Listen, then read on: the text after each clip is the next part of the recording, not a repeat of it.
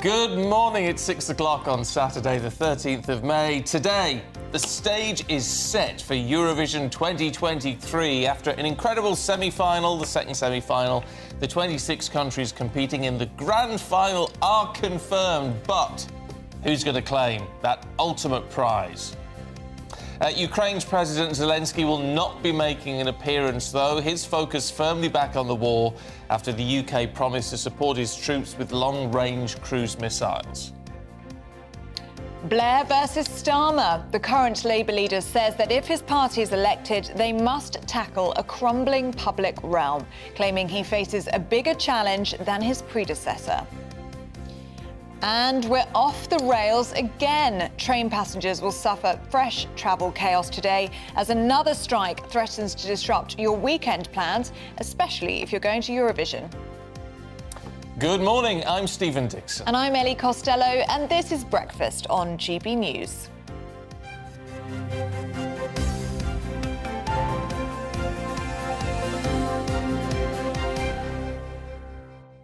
Now, if you like a decent picture, and a historic picture at that, you only have to pick up any newspaper this morning, apart from the Mirror or the Daily Star, because it's all these great pictures of drop it out the bottom. Oh. There you go. It's the King with the Prince of Wales and Prince George. So it's the current King and the next two after that. Official pictures from last weekend. And they're just, I don't know, they're just really nice. Oh, do you know what? I do think it's always quite moving to see these sorts of pictures and to see the line of succession. And it's like looking into the future almost. It's the next 100 years, isn't it? It is, Pretty it's much. the next 100 years. Little George, actually, it's one of the first times I've actually seen him smile with his teeth. Yeah. Is that a weird thing to say? Yeah, it's a bit of a fixed grin, isn't it? It is a bit of a fixed grin, but you don't usually see him smile like that. And it's sweet. He looks like his dad. He's taken after his dad, that's for sure. Yeah. But it is nice to see them all together. Really lovely. So there's loads of specials in all the papers today. So it's really, really nice. And also, of course, Eurovision today. Yes. We've been having a right good sing-song. We have. Eurovision morning. fever in this studio, that's for sure. Yeah, and actually, I've introduced you to the Olsen brothers, "Fly on the Wings of Love," which won back in 2000, Denmark. For good reason. It's a very catchy tune. Very catchy. But we are talking to our entrant from 2000, Nikki French, who had Don't Play That Song Again. Do you know that one? So you're going to have to teach me that one as well. Don't play that song again, reminding me of how it used to be. Which is a great tune, but the Olsen brothers did have it. Oh, I know. Do you know what? Sorry, Nikki, but it's a banger. It's catchy. It has the repetition phrases that we were talking about yesterday. And it's about love. And it's about love, which is what we were talking about yesterday. Apparently, those are the most winning things, aren't they? If you've got repetitive phrases and it sings about love. What was the other thing? I think there were three. I don't know. But anyway, that one definitely had it. We'll have to ask Nikki if she had all of that. We'll ask Nikki. She's just done a new album, actually, of all Eurovision tracks. Oh, really? So that she knows a good Eurovision tune. Yeah. Also, Stephen's got a really good voice. I don't know if we've all appreciated that yet. Very, very good. Do you think? Yeah. Oh, yeah. I would love to be. Yeah. I'd love to be a singer. Would you? Yeah, but I think I'd need You've still got time. I think I'd need to have some training. Oh, well, yeah, but I think you've got a great voice. Nice. I'd love to do that. Go and get a singing teacher. Now's not the time. We'd buy your album. Oh, and aside from his singing career, he's also very good at what he does now. Trick Awards. For some reason, we don't know why, they've extended the voting period, which is brilliant news for us. Yes, it was meant to close yesterday. Yes, it was meant to close yesterday at 5 p.m. It's been extended to next Friday at 5 p.m, so you can still cast your vote. GB News Breakfast is up for Best Multi-Channel News Programme. That's there for you, so you can vote for us for that. And Stephen, our lovely Stephen Dixon, is up for Best News Presenter. So you can go to trick.org.uk and vote for Stephen, and then he'll win, and it's going to be wonderful. And he really deserves it, so please, this is a sign now. We've got an extra week to vote. It's a sign. Well, it's very nice to be nominated. Yes, very nice. So, no excuses now, got it. Another week. No, but what I want to be in is the grand final of the Eurovision Song Contest. Now, that would be something. That would get your nerves on edge, wouldn't it? Could do that. Get your singing lessons. It could be you next. Could be me next year. Anyway, it's set to take place, of course, tonight in Liverpool. Yes, and this year's eccentric music competition is being held in the UK, as last year's winner, Ukraine, was, of course, unable to host it due to the ongoing war. It is exciting. I don't know why. There's something about Eurovision fever. It's just weird and wacky and fun, and we all sort of need a dose of it every now and then. Let's talk to showbiz reporter Ellie Phillips, who's in her hometown for us this morning. Ellie, good morning to you. Is there proper Eurovision fever gripping Liverpool today? Honestly, it's not even just today. I've got to say it's been like this for over a week now. Officially, things kicked off last Sunday night here, but I really think it's been 2 weeks of major events in the city, official, unofficial. I was out and about in the city centre yesterday at the Euro Village, which is, apart from today, it's been a 3 week of huge live events with, you know, acts from Fleur East to Sophie Ellis-Bextor, loads of Ukrainian acts on there, previous winners of Eurovision. It's been absolutely amazing. And to see people walking around in costumes, wearing their flags, just absolutely loving life, embracing the spirit of everything and, you know, embracing Liverpool, all it has to offer. And the overwhelming feeling has been how much Liverpool has really pushed forward that this is Ukraine's Eurovision and we're just honoured to be hosting in this city. And people are just loving it. I've even spoken to people who aren't really Eurovision fans, but who are like, I could just feel this buzz in the city, even if I'm not going to those big official events. You know, the restaurants, the bars, the boutiques, everyone's doing something, whether it's selling different merchandise, putting on a different menu, hanging something in the window. So yeah, it's just been absolutely magical here in Liverpool. Ellie, well, you're such a proud Scouser, aren't you? You're so proud of your hometown. So what's it like for you to be there and to report on this and to see this moment in history? It is a city that's known for its music, isn't it? Yeah, it really is. You know, it's not even just the music heritage. If you look at the Beatles, OMD, Echo and the Bunnymen, the Lightning Seeds, I could go on. But also we have a massive, diverse music scene here today with incredible new artists as well. I actually studied music industry studies, was my master's in University of Liverpool. And I used to run the Liverpool Music Awards. And now I'm, you know, a reporter, presenter, journalist and focus on entertainment. So this for me is ultimate peak career. I feel absolutely honoured to be here reporting on it and just immersed in what's going on. Feel so privileged to be able to go backstage, see things from a unique perspective, interview artists, celebrities attending. And it just, I didn't think I could love Liverpool more than I did before. But this week has just made me so, so proud to be from what I and many people think is the best city in the world. Even those coming who are here from all around the world are like, wow, Liverpool is so friendly. It's so inclusive, it's so diverse. You know, it's a very queer city. People can be who they want to be here. And I think more than ever that this week has shown that in such a beautiful way. And yeah, I've just, honestly, like, I get goosebumps thinking about it. I get really emotional. I'm really worried that I'm actually running on kind of like, you know, just stardust at the moment and maybe a little bit of Bailey's, that by the end of tonight that I'm just going to completely collapse in a heap and just start crying. Do you know what I mean? Oh, probably a lot of Bailey's by the sound of it, Ellie. Who are the best runners and riders, do you think, this year? Okay, so odds are saying that Sweden are going to win.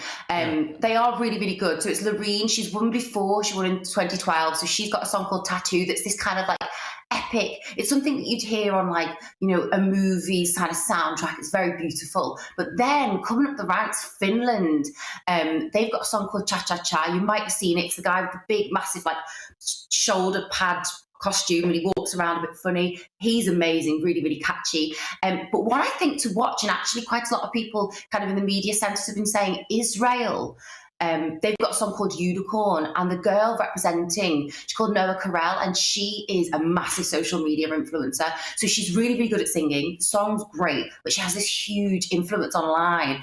And I guess we're going to just see how much that sways things. So TikTok's one of the sponsors, and they put up, you know, these little videos of all the artists, interviews, performances, and hers of all of them go viral. So I'm thinking that might make a difference. We might see. Yeah, so I think it's not clear yet, to be honest. I think. What about Austria? What about Austria? Who the hell is Now, Edgar? Now that, I love Who the that one. hell is Edgar? I mean, we all want to know, don't we? Who the hell is Edgar? So these guys, the ones with the big typewriter in the background of their set, they are amazing. They go down an absolute storm in rehearsals. People love them. The crowd reaction is brilliant. I really think that they could be in with a chance. Norway, I've got a song called Queen of Kings, and once you hear it, like, it just doesn't come out of your head, and you're like, wow, yeah, King, it's amazing. So I think there are about, I want to say like 8 or 9 really standout songs that could do super, super well. But as much as it's the Eurovision Song Contest, genuinely, I feel like it's the Eurovision Performance Contest, because you've got to fill an arena, and if you're just singing with a couple of backing dancers, it doesn't quite cut it. It's all about the production, the levels, if you've got an orchestra behind you, if you've got a million choirs, it's all of the extra stuff that go into it that kind of draw people in and make them vote. So I really feel like this year it's fairly wide open. Maybe Sweden and Finland, but I wouldn't be surprised if someone came through and we were all like, what? So it's exciting, and it'd be interesting to see. But Ellie, you haven't mentioned our entrant, which is May Muller. So what do you think our odds are with her? What do you make of her song? So she's slipped down the kind of rankings in terms of what the bookies are saying. They think she'll get around 10. I would hope she lands top 10. I'm not certain. She's had some vocal problems. She was put on vocal rest day before yesterday for the day. She had a few tech problems in one of her first rehearsals. So I'm not sure. She spoke yesterday at a press conference and said, look, I'm just so happy to be here. And the pressure I could feel with, Sam Ryder came second last year. We're hosting for Ukraine. She's going last tonight. She's like, all those things could make me feel really, really like pressured. But actually, she's like, I'm just embracing it. And no matter what happens, I'm just so lucky. And I think that's the overarching feeling, is that just to be here, just to be on the stage. For a lot of these performers, to be able to say that they've performed in Liverpool in an arena, the home of the Beatles, is such a huge career achievement for them, that I think the winning aspect of it, obviously it'd be amazing, but actually just to be involved in this family and this moment at this point in history for a lot of people is epic. Yeah, no, quite right too. Ellie, really good to see you. Enjoy the rest of tonight, won't you? Be amazing. We'll be amazing. I will do.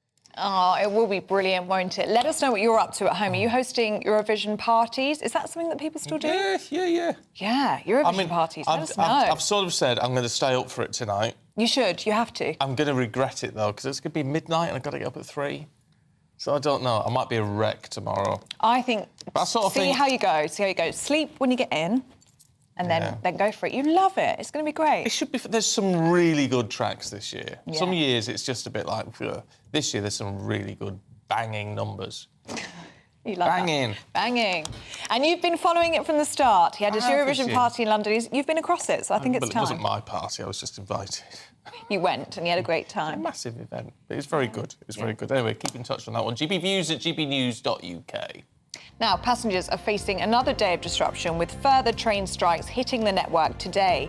Members of the RMT union are walking out on the day of the Eurovision Song Contest final in Liverpool in their long-running pay dispute. Further strikes by the union will be held on the 31st of May and the 3rd of June, which is the day of the FA Cup final at Wembley.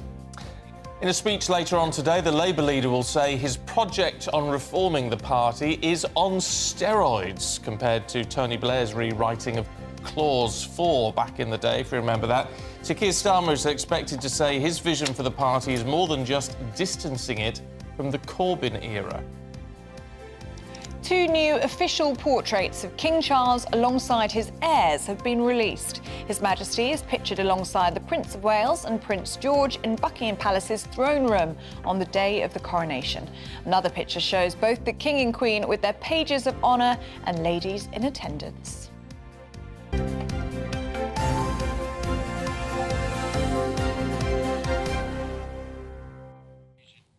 Now, the chief of Russia's Wagner mercenary group has said that President Zelensky was being deceptive after suggestions that Ukrainian forces had captured the city of Bakhmut. Yeah, he says that the situation on the flanks is shaping up according to the worst predicted scenario. Now, that could signal fresh misery for Putin's troops. Well, joining us this morning to help unravel these developments is geopolitical analyst Shane Mason. Good morning to you, Shane. Great to have you with us. And we do need your help to unravel this because there has been different kinds of reports coming out this week. Some Russian military bloggers yesterday reporting that there have been advances from Ukrainian troops in Bakhmut. But it's not been clear, has it? Well, the first casualty of any war is always the truth. And what you'll see is a lot of conflicting information over the coming days and possibly even weeks, because as both sides really do contend and contest over gaining territory in Ukraine, both of them will try and will be attempting to win the information war. And the information war is not always about what you do say, it's about what you don't say and how you say as well. So what's your analysis, from you applying that then to what we've heard, what's your take on where we are? So, well, it seems as though that it is not a very good outcome for Russia. I mean, generally speaking, regardless of what the outcome, whether Ukraine can claim a victory, whatever your victory looks like for Ukraine or not, one thing we know for certain is that Russia will greatly decline in its international influence as a result of its decimated economy and military capacity. Where we are at the moment, what we've learned in the last few hours is that Russian and Wagner forces are retreating to the north of Bakhmut and fleeing to the east. So it seems as though Ukraine does have the upper hand. OK, and this will be significant, I mean, if this is the case, because it's a land gain, isn't it? Which is, we haven't heard about that for several months. Well, it's very interesting because it was only a few days ago where Prigozhin, the head of Wagner, tweeted that there were some gains that his mercenaries or private military contractors were making, and they were around, in his own numbers, 130 metres.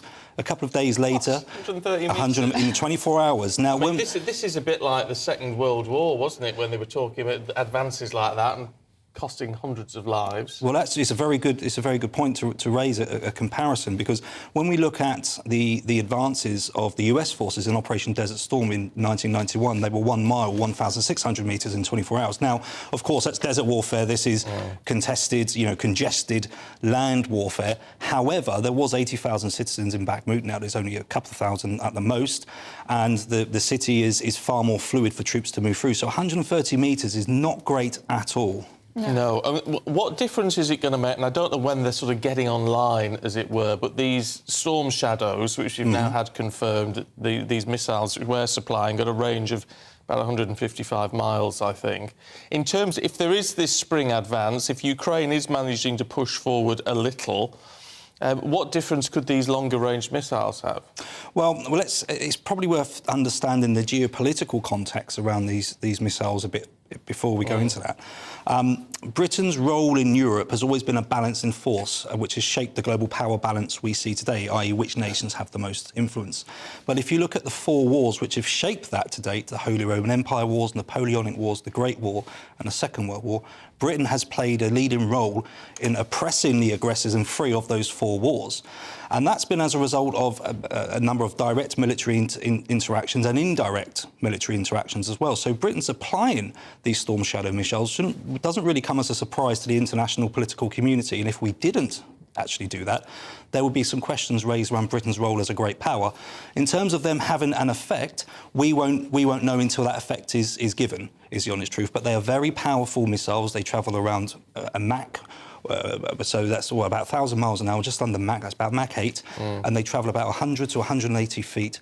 And they've got a special cloaking device, which we can't discuss, of course. Yeah. But they are very, very powerful missiles. They explode twice. Once when they hit the initial target, and then again, so they're aimed for. So it's like armour-piercing sort of thing. A bit like that as well. But they go for high-value targets. They're expensive missiles. They're a couple of £1 million a pop. Yeah. And so using those things, they will be used for things such as ammunition depots and for supply depots as well. Yeah. So high-value targets will be a use. So we're talking about a spring advance and these Storm Shadow missiles. What's the Russian response to all of this going to be? Well, we don't know. Again, to be honest with you, there's so much divide and division within the military and the political ranks in Russia. I don't think they know either. So it wouldn't be appropriate for us to be able to predict.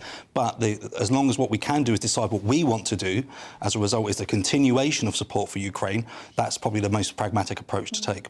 OK. Shane. Oh, no, go. Have you got another one? I'm just intrigued about Russian morale at this stage, because they were told that this was a special operation that would last just a few days, potentially weeks, and we're now way into over a year, aren't we? Almost 18 months into this war, and we're talking about advances in Bakhmut. I mean, it's not what they went in for, is it? No, it certainly isn't. I mean, we can see that if we look at the Victory Day parades, which took place on Tuesday, there was 125 items of military equipment paraded through Moscow's Red Square. That's usually quadruple that. Yeah. So the morale is going to be very low at the meantime as well. You'll see, we've heard a lot of the division and divide where Prigozhin has directly accused the Kremlin of not supplying the ammunition they need. So at the moment, there's not going to be a lot of happy faces in the Kremlin or amongst the troops in Russia. No, indeed. Shane, really good to get your analysis this morning. Thanks very much indeed. Thank you very much.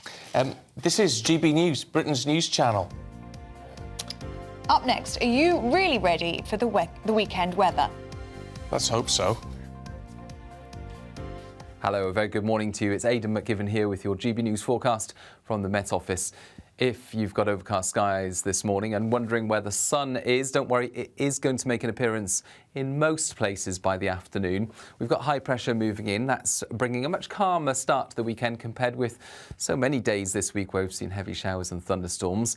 That high pressure not necessarily leading to sunny skies this morning because there is a lot of low cloud on the map, especially across eastern England, the Midlands into East Wales. But through the morning, that cloud will lift, it will break up, and after lunch, I think many places will see the sun finally breaking through.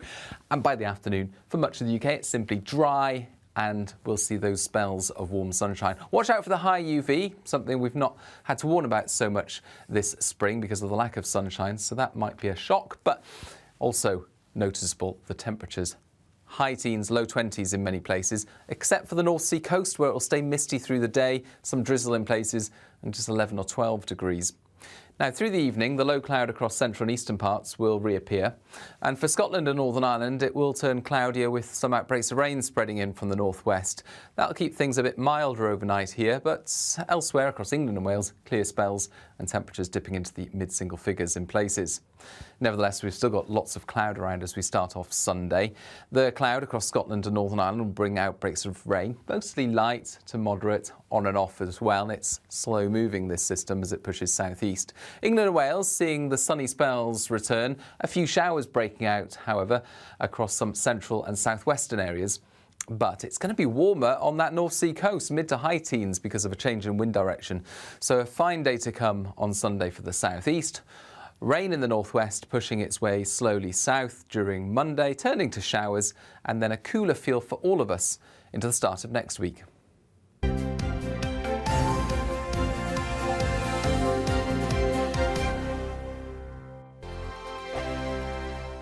Monday to Thursday nights on GB News. At 6, it's Dubes & Co. 7 o'clock, Farage. At 8, join Jacob Rees-Mogg. And at 9, Dan Wootton Tonight, followed by Headliners. On TV, radio and online. This is GB News. It's all about family, being in people's living rooms, all the interaction and getting to know who our viewers and listeners are. When I was young, my dad used to say, Nana, stop arguing. I wanted an outlet that would enable me to give my opinion. People are going through a really hard time right now, and I know that you don't feel like you're being listened to by the establishment. I came to GB News because it's the People's Channel, and I want the audience to have their say on the events of the day. We're dynamic. We do something different. Democracy shows that the wisdom of the nation is in its people. I get to travel to find out what the story is from a personal perspective. The British people aren't fools. We know when we're not being told the full story. We've got to work out how Britain moves forward from this. It's the best country in the world. The establishment had their chance. Now we're here to represent your views. Britain's watching. Britain's watching. Britain's watching. We're proud to be GB News. The People's Channel. Britain's news channel. Join me, Patrick Christie's, Monday to Friday, 3 till 6. We tackle the day's news agenda like you've never seen before. It's high tempo, high octane, the most controversial topics, and the best guests. You will not be able to take your eyes and ears off it. I'm not afraid to ask the questions that you really want answered. 3 till 6 p.m, Monday to Friday on GB News, the People's Channel, Britain's news channel. I'm Andrew Doyle. Join me at 7 o'clock every Sunday night for Free Speech Nation, the show where I tackle the week's biggest stories in politics and current affairs with the help of my 2 comedian panellists and a variety of special guests. Free Speech Nation, Sunday nights from 7 on GB News, the People's Channel, Britain's news channel.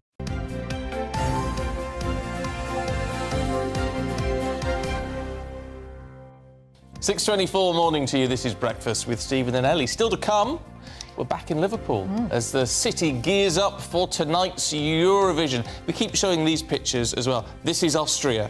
Who the hell is Edgar? Just point that out. That's Loreen, which actually, she's the favourite to win. I think it's rubbish. Stephen's very across the Austria. That's Finland. Entry. That's your cha-cha-cha That's fella. one of the hot faves. Pete Price's faves. Yeah. OK, moving on. Should the government be rewarding stay-at-home mums? One Tory MP claims that our tax system doesn't recognise families at all. We're going to be debating that at about 7:20.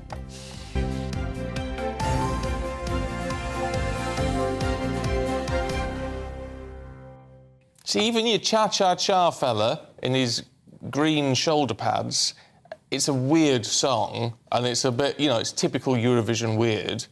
It's still nevertheless irritatingly catchy. Yeah. That's the trick. This is They the have problem. to grab you. They've got 3 minutes on stage. It's got to be catchy. Yeah.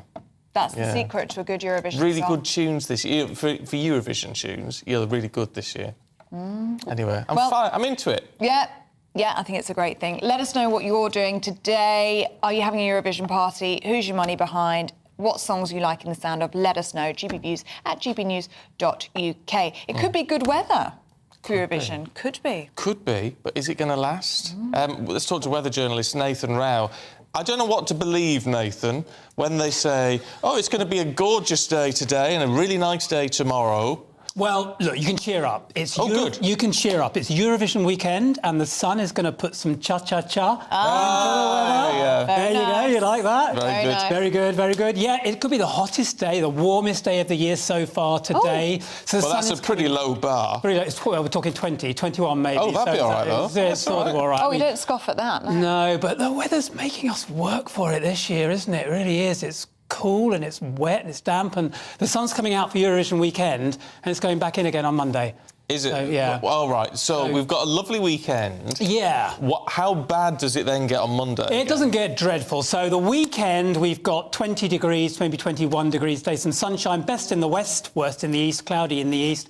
Cold front coming in on Sunday. Then through Monday, it's going to get colder and mistier and cloudier and cooler again. So pretty miserable like we've had. About 10 degrees down from the weekend, maybe. Right. And at the end of the week, it's getting better again. And that's when we think maybe summer may start going. Finally. Yeah, I've had a look at the charts and it looks to be a bit more sustained. Towards the end of the week, the end of May, some warmer temperatures, more sustained. When we talk in these terms, they're very general terms. What are we looking at? Because I always get complaints, understandably so, from my family in the northwest of England, people in Scotland. Yes. You know, is it a different picture for them, or is everyone going to benefit? So today, if you think about the west, if you take the West Midlands and cut it to the west, if you've got the west of the north, which is sort of Cumbria, down through Wales, and then the West Country, Devon, Somerset, all those sorts of places, that's going to get the better weather, higher temperatures. Then to the east, which is East Midlands that way, East Anglia, London, South East, northeastern part of the UK, that's Teesside and Newcastle, they're sort of cooler and wetter, and Scotland is going to be better as well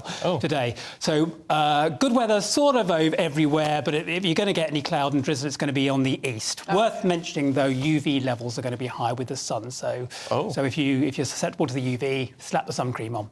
Which you should be doing every day, as I told you. You bought your sun cream, didn't you? I did buy some. Good. I told him you should be wearing it every day because there's always UV. There's always UV. Yeah, even in winter. Yeah, if you go out in the winter, you can get. I've got a friend actually who burns in the winter. It's just a little bit of light and they're vampire. Yeah. You do need to be careful. Nathan, why has the weather been so temperamental? Is there a reason for that? Yes, there is a reason for that. So if you remember, a few months ago we were talking about this sudden stratospheric warming, which is when we got some snow in March. Remember that? Yes, I do. This summer sometimes has a little bit of a hangover into the summer. Now, we got one in 2013. I don't know if you remember that. You probably don't. But in 2013, it was a very, very slow start to summer. April, we were still wrapped up. And it was the same sort of hangover from that sudden stratospheric warming. So it could be a bit of that. Could be. We've also had the jet stream. The jet stream is pivotal in our weather. It sort of dictates whatever's going on. Whatever going on in the weather, you can always pin it down to the jet stream. And the jet stream has been sort of sat over us and dragging in low-pressure systems into the UK. And then it's been slightly to the south, which allows colder air to come in from the north. And what we want is this jet stream to go right up to the north and allow that warmer air in from the south and high pressure to build. When we get high pressure in the summer, we get blue skies and sunshine and warm weather and all the stuff we love, but not too much, because if we remember last year when we got that high pressure and hot weather, we were all hiding indoors because it was too... So is that the key to this? Because, you know, you listen to these things for donkey's years on forecasts and you never quite understand it. So, in effect, high pressure pushes the clouds out the way, yeah, well, in effect. If you think about it, high pressure is getting meteorologically, it's convergence of air above and it pushes the air down, and that leads to clearer skies. That's sort of putting it very simply. Low pressure is the other way around. It goes like that. So when you've got low pressure going up, air, when it contains moisture, it condenses as it gets cooler and forms into clouds. That's what low pressure does. High pressure actually causes clear skies. So in the summer, when you've got high pressure and the sun is in the right place, you get the warmer, higher temperatures. In the winter, when you've got high pressure, it can get very, very cold because all the heat radiates out through the clear skies and back out into outer space. So when people say, right, because people have been saying for a week or two now, we're in for a really hot summer. Have they really? Yes. I mean, is that just pure guesswork? Or? Well, I always say, I've said it so many times on here, you can only really tell sort of 5 to 10 days in advance, which doesn't give us much clue. Summer is 20 days away. The 1st of June is the start of the meteorological summer. Now, the Met Office have got their 3-month summer up until July. They're sort of, it's their outlook. It's not the same as a forecast. It's a 3-month outlook. And they're saying, now get this, there's a 35% chance summer will be hotter than average. There's a 5% chance it will be cooler than average. And there's a 60% chance it will be average. So make of that what you will. So average. Sounds average. So maybe average. And average is about 20 degrees. So there you go. Yeah. Oh well, it's all right. Can't complain about anything. Everything's because it's been. Oh, it's been so on hot. Oh, well, hot is good, but it's been so wet and windy.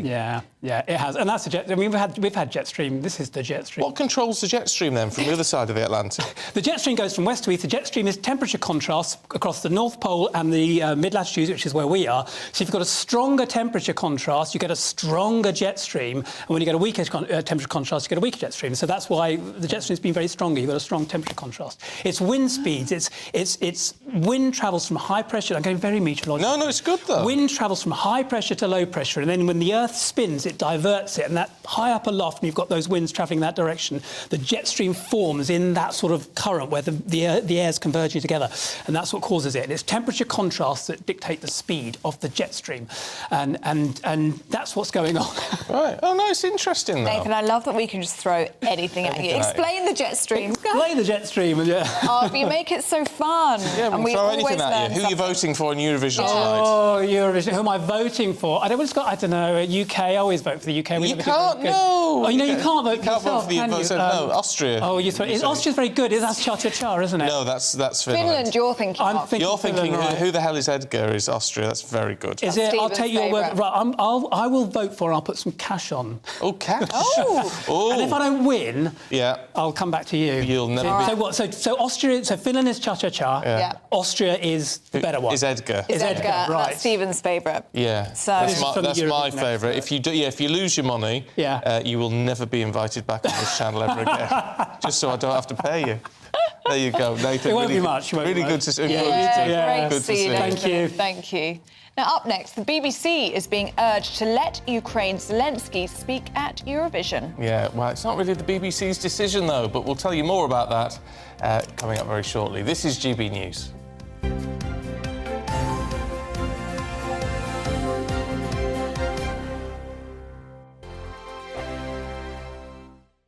I joined GB News because I was sick and tired of not hearing my views being represented, not just mine, but so many people that I knew and spoke to. I just couldn't get my voice out there. I couldn't say anything. I couldn't do anything. Whatever the narrative was, I kind of had to follow it. GB News is there to provide a voice for those who have been ignored by the establishment media. We think different things, we've got a different style. GB News is here to be optimistic and positive about the future. It's real kind of dynamic and flowing, with the audience very much at the heart of it. Like, like a big family. Here at GB News, we talk about the things that matter to you. Hearing the voices from right across our towns and cities, especially our towns. All sides of the argument represented with a heavy dose of opinion. We're on a mission here to make a difference. And the GB News family really is here for you, and whatever time of day you can watch or listen. Britain's watching. Britain's watching. We're proud to be GB News, The People's Channel. Britain's news channel. So Dubes & Co, we tackle the issues of the day with real robust debate, both sides of the fence, battling it out with me in the middle with my forthright opinions and views. And often really interesting things happen because you start with a position and then by the end of the debate you find actually, well, I might not have thought about that one. What we need in this country is 2 new political parties. You should maybe think about doing a 2024 calendar. I'm Michelle Dewberry and I'm keeping you company right through until 7 o'clock this evening. GB News, The People's Channel, Britain's watching. Westminster is going around in ever-decreasing circles, followed by the media. Britain is broken. How on earth did we get into this mess? But more importantly, how do we get out of it? Join me at 7 p.m, Mondays to Thursdays on Farage, here on GB News. We will have open, rational debate. We've got to work out how Britain moves forward from this. Join us here on GB News, the People's Channel. Britain is watching.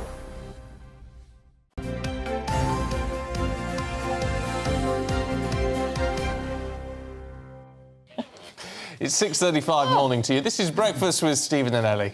Let's take a look at today's front pages for you now. And We Three Kings is the front page of The Telegraph with a gorgeous portrait of the King, the Prince of Wales and Prince George. It's a lovely photo, isn't it? Very nice. That picture's getting everywhere, actually. One day, my son and grandson, this will be yours, is what it says in the Express this morning. Can you imagine that's what he actually said? No.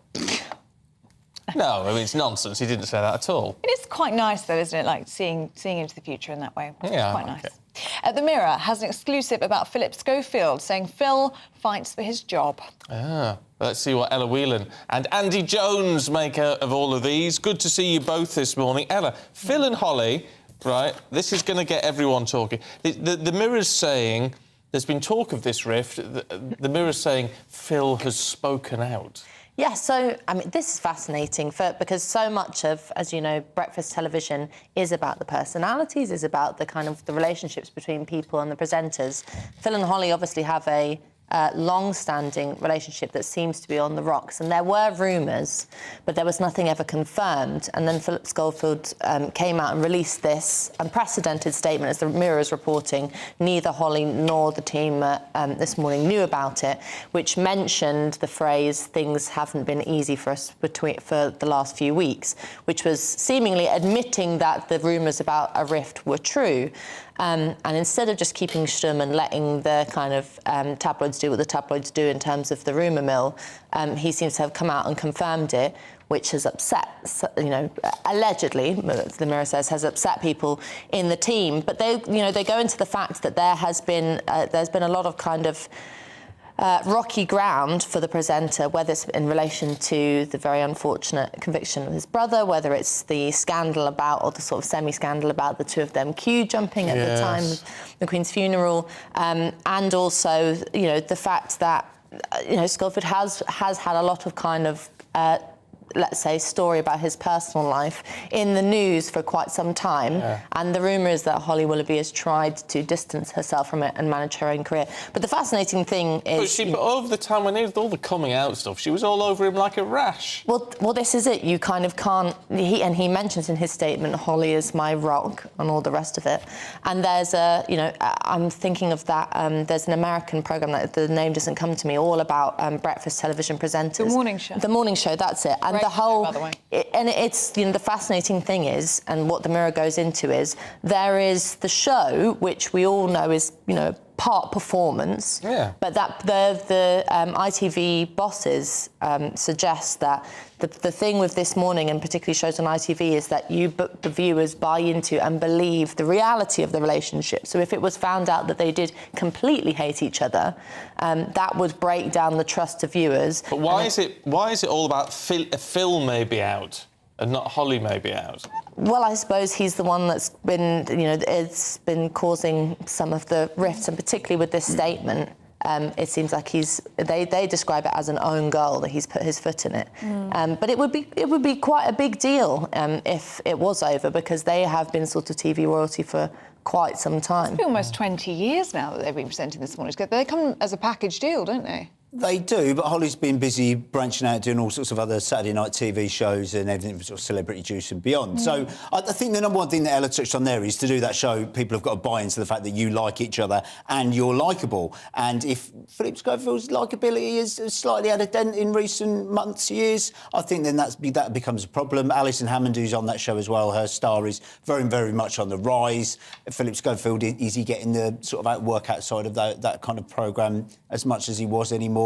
Is it time for a change? It feels to me a little bit, to use football parlance, this is the point where a Premier League manager's lost a lot of games and he's about to get the push, and it's a case of if not and when. I also think the other thing I'd say is if two of you have had a rift, the only way of making that worse is by one of you coming out and saying there's been a rift and the other one saying nothing and being cross about it. So it doesn't really feel like the very fact one of them's released a statement and one of them hasn't, that this rift has been particularly healed. No, it's very difficult when you work with someone who is difficult, though. It's extremely hard. It's extremely hard work. Just saying. Nightmare, isn't it? Having to pretend you like each other. Obviously not here. Honestly, it's a nightmare. Fake it till you make it. We have the worst time, don't we? Worst time. Nothing but row. Every shift's a misery. Anyway. Anyway, I'm joking, love you. Andy, let's have a look at the eyes, shall we? And Sunak is guilty of managed decline of the Tory party. Yeah, from one unhappy relationship to another. I mean, if you really want warfare on screens, it's the Conservative Party at the moment. The Conservative Democratic Organisation or something is having a meeting at the moment, which is all the big figureheads of the right side of the Conservative Party. That's Patel, that's Rees-Mogg, that's all of that sort of cabal. Priti Patel is going to accuse Rishi Sunak of managed decline of the party and the economy, I dare say. Nothing but contempt for our foot soldiers, she says. I like some foot soldiers if they're a bunch of sort of henchmen going about their day's work. At war. Roughing up the country. And she says Sunak is guilty of taking down a vote-winning political giant. I assume she means Boris Johnson rather than Liz Truss. Yes. And some Tory MPs, naming no names, I assume she means Sunak as part of this, have done more damage than any opposition could manage. So this is very much claws out. This is obviously after the evisceration in the local elections. This is obviously after various bumps in the road for the Conservative Party and Priti Patel, who has obviously been shuffled from front bench to a little bit further back. Well, no, she wasn't shuffled out, she left. Yeah, quite. That was her own decision. Left, push, etc. But she's no longer in the spotlight the way she was. So again, there's the personal grudges here, etc. But the good ship Sunak isn't sailing very well at the moment. No. Is that fair though, Ella? Because I mean, yes, local elections were not good for the Tories last week, but the polls were suggesting that the gap was actually closing between Labour and the Tories under Rishi Sunak. He has been seen to be the man to get things done, like Windsor Framework, for example. Yeah, but the problem with the Conservative Party is that they are obsessed with themselves. I mean, Andy is right in that they are, it's very, very... it's not very often I agree with Priti Patel, but she was right on the fact that they're doing more damage to themselves than the opposition can do. I mean, the opposition, Labour Party, is pretty much sitting back and just saying, carry on, here's some more rope to hang yourselves with, because their internal infighting has meant that a lot of policy making is ground to an absolute halt. Yeah, but this, although you say you agree with Priti Patel, she may have a point, but saying it in public is part of the problem. Well, exactly. Yeah, I think everybody wants this government, or at least somebody in power, to be competent and solve some of the massive dramas that we are facing. I'm tired of this psycho nonsense from the Conservative Party. It's been going on for a year almost. So, and again, Priti Patel is pretending like she's had no involvement in this. I mean, most of the nonsense and drama that the government currently faces under Sunak were things that inherited from the Truss Johnson era, which we was a significant part of. Certainly, again, the problems with, the small boats, asylum seekers arriving in this country, Priti Patel, that was very much on her watch as well. Yeah. Can we have a look at the Telegraph and Eurovision, Ella? Yes. Because it says, their headline says, the BBC is told to let President Zelensky speak at Eurovision. It's not the BBC's decision, it's the EBU, the European Broadcasting Union. Exactly, and so it's all a bit of a mess, but the fact is that Tim Davies sits on the EBU, and the allegation is that whether or not he had something to do with discussions, he claims that he didn't. But the main story in this is that almost every single politician in this country anyway has come out and demanded that Zelensky should have been allowed to speak. Now, I am a big fan of Zelensky, and I think that the solidarity for Ukraine and its fight back against Russia is of the utmost importance. I also don't think that that a song contest, which yes, it always has been some level of political, should be forced to allow a world leader who is engaged in a political battle to make a speech. And so you can sum it up by what Rishi Sunak, someone from Downing Street said, which is that Zelensky and the people of Ukraine are fighting for what they are fighting for. It's not political, it's fundamental. And that's a complete misunderstanding, because it's not this. It is political. It's a deeply political issue, and to allow that to open the door to have addresses from world leaders in Eurovision would mean that if there was another conflict in another year, if there was another issue, why wouldn't you let there be announcements from anyone who had anything that they said? Well, this is not political. It's just about human rights, or it's just about being nice, or whatever. Yeah. But in this case, doesn't it not seem like the elephant in the room? I mean, we are all meant to be in Ukraine watching the Eurovision Song Contest. Well, not all of us, but if you had to, you're meant to be in Ukraine watching this, but we can't. We're hosting it because we came second, because they're fighting a war. I mean, is that not the elephant in the room? Would you not want that? Well, it does.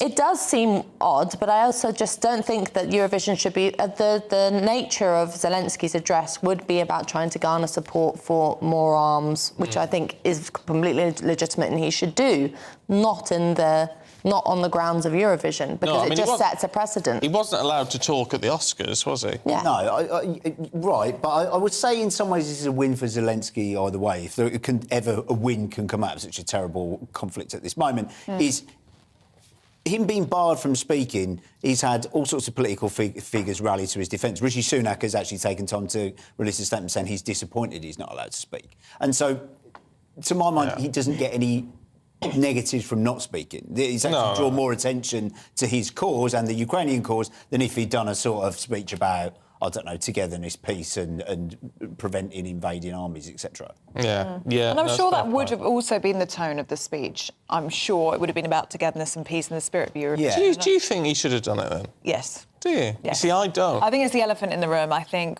I don't. I just sort of think... But I do think it should have been controlled. I think this is a song contest. Yeah. And let it be a song contest. Yeah. As much as there's always been politics in it, but much smaller politics. Or at least everybody pretended that it wasn't political. Yeah. But I think you're right, Ella, in the sense that it always has been political, the Eurovision Song Contest, on some sort of level, even if it's just down to the voting and you vote for your nearest neighbour, which is what we so often see. But I don't know what my point was there.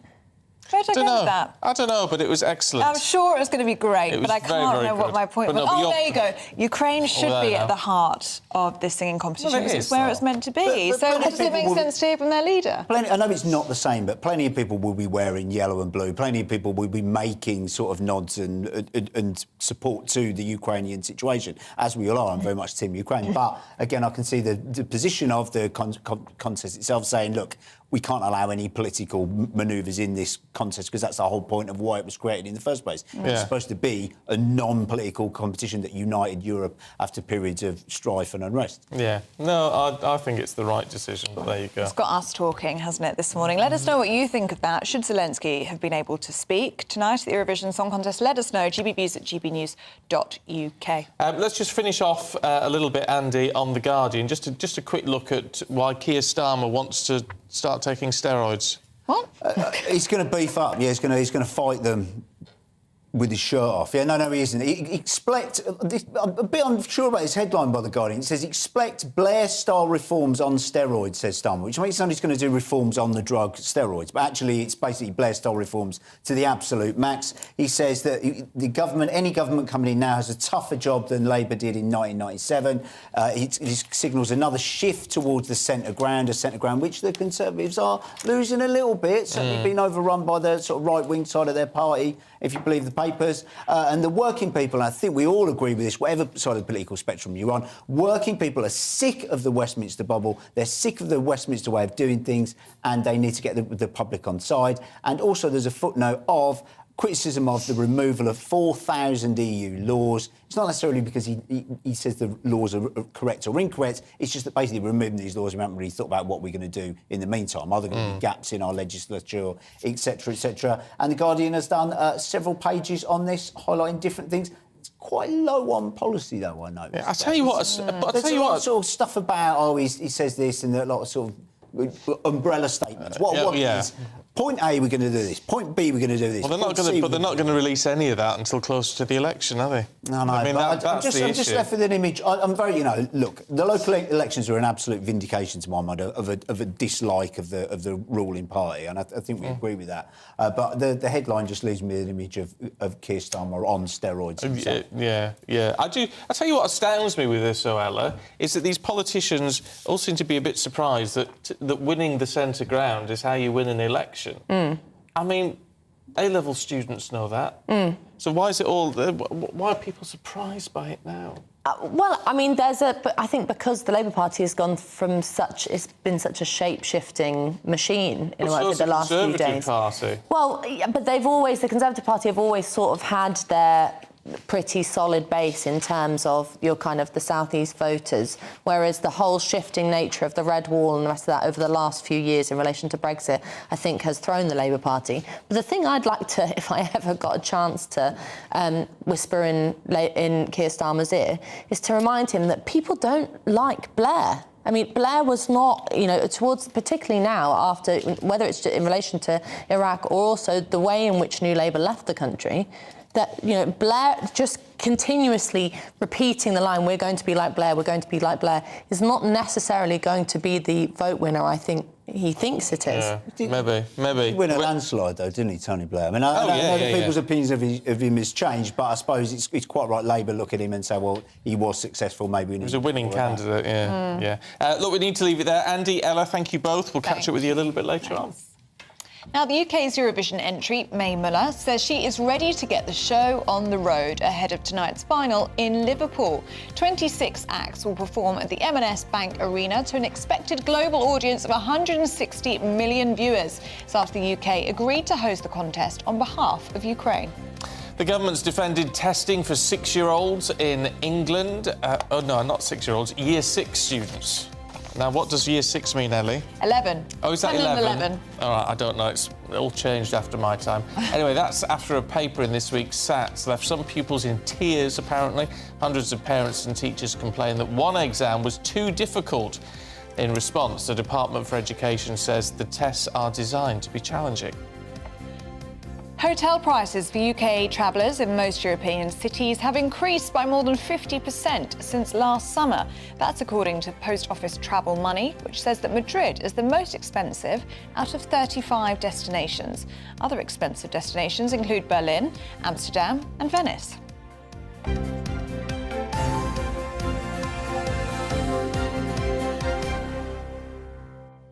Never got my head around these years that they use now. Well, what did you have in your day? Well, like at secondary school, yeah, you had year 1, 2, 3, 4 and 5. Oh. And that was it. And what about primary school? Well, the same. You had infants, and then you had juniors 1, 2, 3, 4. Oh, right. And then sixth form. Oh, sixth form, yeah, we had sixth form, yeah. But you'd have reception to year 6, you wouldn't have that? No. In primary school? No. Oh, well. No, so I'm totally baffled by it. I've no idea what's going on with these youngsters now. I can teach you the ways, don't worry. Go on. Right, excellent. Now, British homeowners are set to feel the effects of rising interest rates, some due to face monthly payments increase of up to £200. Yes, the Bank of England increased the base interest rate on Thursday, making it the 12th consecutive rise in the last 2 years. Let's talk to housing and property expert Richard Blanco. Richard, good to see you this morning. I mean, look, there's no doubt this is going to bite a lot of people. Good morning. Yes, that's absolutely right, Stephen. Although, interestingly, some research out by the Resolution Foundation suggests that 80% of outstanding residential mortgages are actually fixed. So it's not feeding through as quickly as it might do. And so in terms of, the Bank of England wanted to use this lever to kind of stop people from spending as much, it doesn't feed through straight away. Having said that, some 1.5 million people will come off fixed rates at some point this year, and many of them will have fixed a couple of years ago at rates as low as 1.25%, and will be refixing, if they decide to fix again, at rates between 4 and 5% at the moment. So that's going to be a really hefty jump that lots of people will be finding themselves in. Really, really difficult. What's your advice to people that are coming off of fixed-rate mortgages now and are seeing that massive jump? Is it right to go for another fixed and it will be higher? Or do you think tracker and hopefully things start to come down? Yeah, ride the wave a little bit. It's a very good question. And I mean, obviously do speak to a mortgage broker, because everyone's individual situation is different. But interestingly, at the start of this year, brokers were tending to suggest going for trackers because we were hoping that rates would start falling later on this year.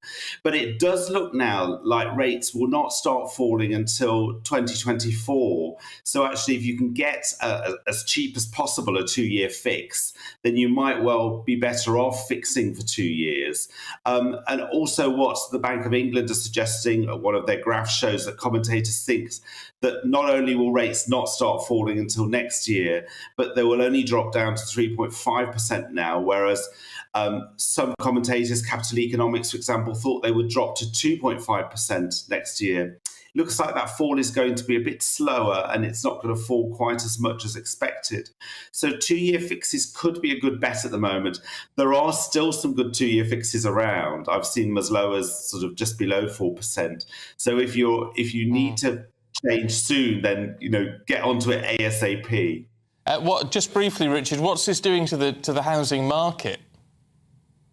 Well, it's certainly making people think twice about taking out a new mortgage and buying at the moment. We've seen the market slow down.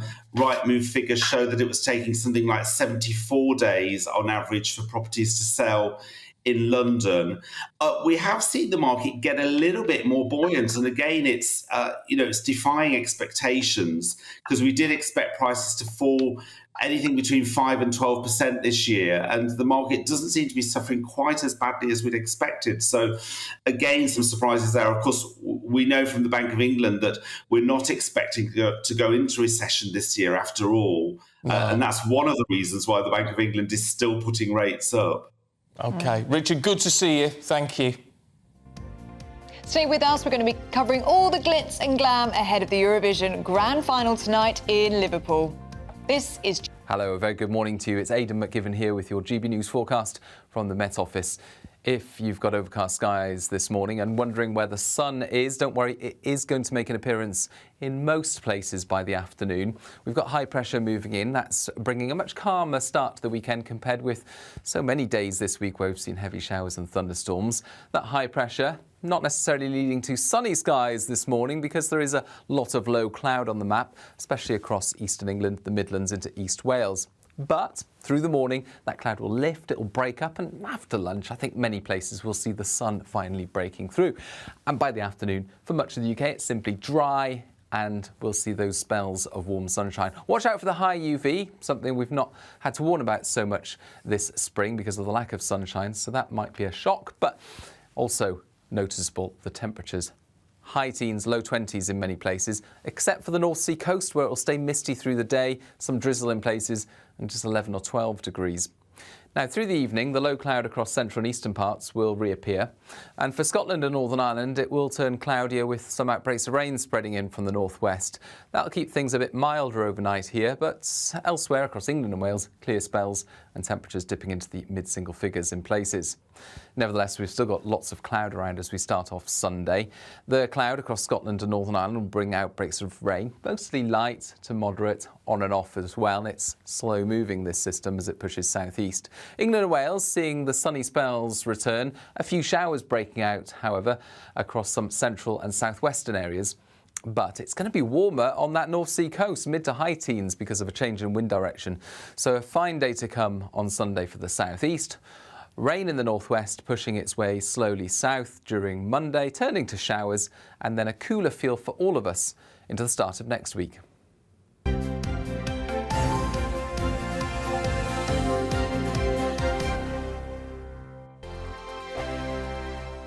First and foremost, I am a GB News fan, and I was before I was working here. Just love the fact that we're asking the questions that a lot of establishment media won't ask. With a bit of a twist, we not only want to inform you, but we want to keep you entertained. It's worth the drive because you get in and the team's all ready and waiting, they're itching to go, and it's a proper little family. GB News is the people's channel. It's the audience that makes the programme sing. We're giving our viewers and our listeners a voice. I see the thousands of your letters, tweets, emails, you name it, coming in. Britain is broken. How on earth did we get into this mess? But more importantly, how do we get out of it? The establishment had their chance. Now we're here to represent you. It's time for something different. It's time for GB News. I'm very patriotic. I believe in Britain. Our best days lie ahead. Britain's watching. Britain's watching. Join us here on GB News. The people's channel. Britain's news channel. Monday to Thursday, 9 p.m. till 11 p.m. Join me, Dan Wootton. I'll bring you the sharpest takes and hottest debates. Do you not believe in prisons? I don't believe in prisons. I'm completely stunned. I guarantee you there'll be no spin, no bias, no censorship. I actually was personally quite offended by it. And no reason to go to bed. So I guess they've always been quite woke. That's Dan Wootton tonight on TV, radio and online. Monday to Thursday from 9 p.m. till 11 p.m. on GB News. The People's Channel, Britain's news channel. I'm Simon Evans. Join me on GB News for Headliners at 11 p.m. What's the scoop? I'll be joined by two of the country's top comedians. That's right. As we take a look at tomorrow's newspapers tonight. We're going to get into trouble. If it's a big story, we'll be covering it. Spill some tea on him. There we go. But we'll also have some fun. I wouldn't stick up a bank. My father didn't love me. So anyway. Headliners every night from 11 on GB News, the People's Channel, Britain's news channel.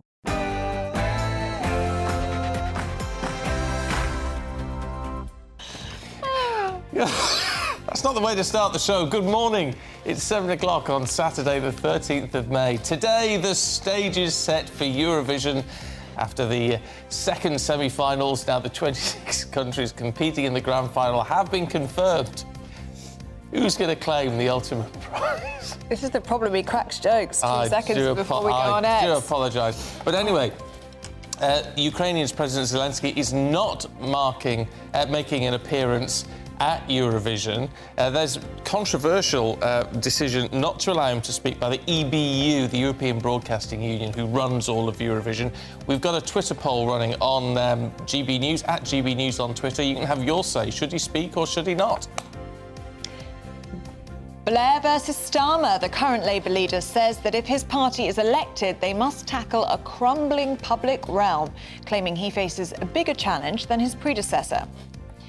And we're off the rails again. Train passengers will suffer fresh travel chaos today as another strike threatens to disrupt your weekend plans, especially if you're going to Eurovision. I'm Stephen Dixon. Good morning. Good morning. I'm Ellie Costello. This is Breakfast on GB News.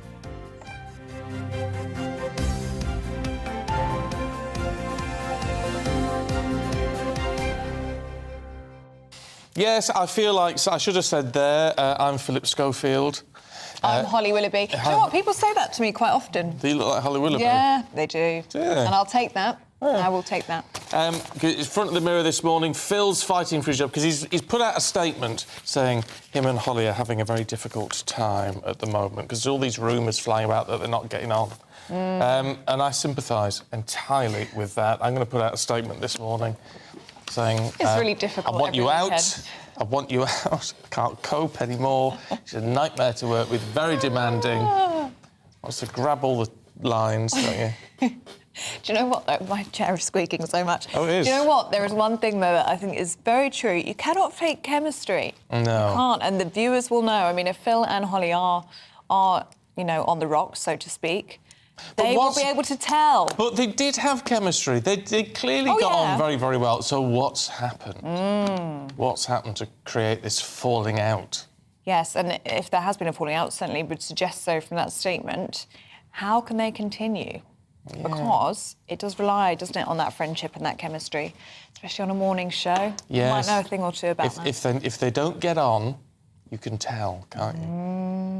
And also, Alison Hammond, who's often the replacement presenter, is very popular. She drives me Oh, does she? Oh, I think she's funny. I quite like her. So there is someone waiting in the wings who would be very, very good replacement. I think maybe Dermot as well. But, you know, we don't all... Dermot O'Leary, that's it. We all like different people, don't we? Yes. See, I'm not a fan of watching it. I mean, I don't really watch Alison Hammond, but I just find it all a bit grating. I find her quite funny. But, you know, each to their own. Yeah. I suppose I'm not the right audience for this morning. Well, you're probably having a nap, aren't you? No. I'm probably having a nap as well. I have a nap in the afternoons. Oh, right, well, there you go. But let us know, because if it does come to an end, that is the end of TV royalty couple, isn't it? It's a big deal. I think they've been together on This Morning for almost 20 years. Is it that long? Well, Philip's been on it since 2002. I don't know when Holly joined. Oh, yeah, he was on it with Firm Britain, wasn't he? The Firm Britain? Yeah, Firm Britain. She was great. She was good. She's giving it all Didn't up. her husband used to be the chef? Ex-husband. Ex-husband used to be the chef. Yeah, she was married to somebody else first, and then she married the chef. Oh, you're very across all Phil that. Vickery, wasn't it? Phil Vickery, they've split up now. Yeah, so, I mean, they've been together a long time, and it'll be interesting to see as well, can Holly, there's the reports in the papers at least, that she's trying to separate herself from Phil Schofield. Maybe he's become a toxic brand. Maybe he has, and is she able to do that, or do they come as a package deal because their friendship has been so well publicised, and they do Dancing on Ice together, don't they? Oh, is this what you're going to do to me at some point? Never, darling. Leak statements. No, never, never. I couldn't imagine us ever falling out. I'm trying to think when Holly started... Anyway, I'll find out for you, but it's been a very long time. But do give us your views on that, please. Yes. We could host Eurovision together. We'd be quite good tonight doing Eurovision. Yeah, you'd be good at singing as well. I could sing. I'll sing all the entrants for you. The grand final is taking place tonight, of course, in Liverpool. Yes, and this year's eccentric music competition is being held in the UK as last year's winner, Ukraine, was unable to host it due to the ongoing war. OK, let's talk to Eurovision fan and art critic Adam Solomons. I don't know if the two work together, really, because it's not fine art, all of this, is it, Adam? But it is a bit of European Eurotrash fun. Yeah, totally. And I think it's something that British people ought to be more interested in than they've been in the past. I think the last couple of years, Britain's done better than expected. And I think we should be proud of that. You know, there's been a sense that Britain's been left out of the conversation in recent years. And this year it's all different. So we should celebrate it where it happens. Adam, who are the runners and riders for you? Who do you think is going to be doing well tonight? Who are the ones to watch? Well, I think it's Sweden, which is being shown now, and also Finland. They're the two favourites. They're kind of the most conventional choices, perhaps, but they are also the ones that we should be most expecting to go very far. Hold on. I think the Loreen track, which is Sweden, I've got some Swedish friends, so I've got to be careful. Yeah. I think it's quite weak. I think you listen to the whole thing, you're expecting it to kick off, and it never quite does. I think it's a very fair point. I think there's this perfect Eurovision song formula that's been established by so many different countries, and I don't know if we're going to get tired of it. It's winning so far. There's the sense that the certain chord progression and the certain performance that just keeps doing really well. I'm sorry to say, Stephen, I think it might win tonight, but equally, I hope not. Yeah. What about May Muller? I think she'll do really well. I think if we get top 5, we should be really happy with ourselves. But the host I put in inverted commas because we're not really the host, but we are. We should do well enough. I don't know if we're going to win, and if we get top 5, we should be happy. Adam, I want to touch on that perfect formula that you just mentioned there, because we were talking about it yesterday. There was some research out from the University of Winchester, and they said it's basically down to repetitive phrases or words, which is in your favourite song, which is which is Austria's entry. You don't get more repetitive than that, but it works. And the theme of love as well, Adam, is the other thing. If you sing about love, you're more likely to win. What do you make of that? It's a really interesting theme because the jury are sort of supposed to be record producers and music experts. They're supposed to kind of know more about music than the rest of us, and yet they tend to align with what the public go for. So it's kind of an interesting conflict there. These kind of vaguely generic pop songs tend to win, and I think we're going to expect the same for the years to come. Yeah, I mean, I tell you what, it is fascinating this year that I think that there are quite a number of strong contenders this year. I mean, they might not be the best songs in the world, but they're catchy.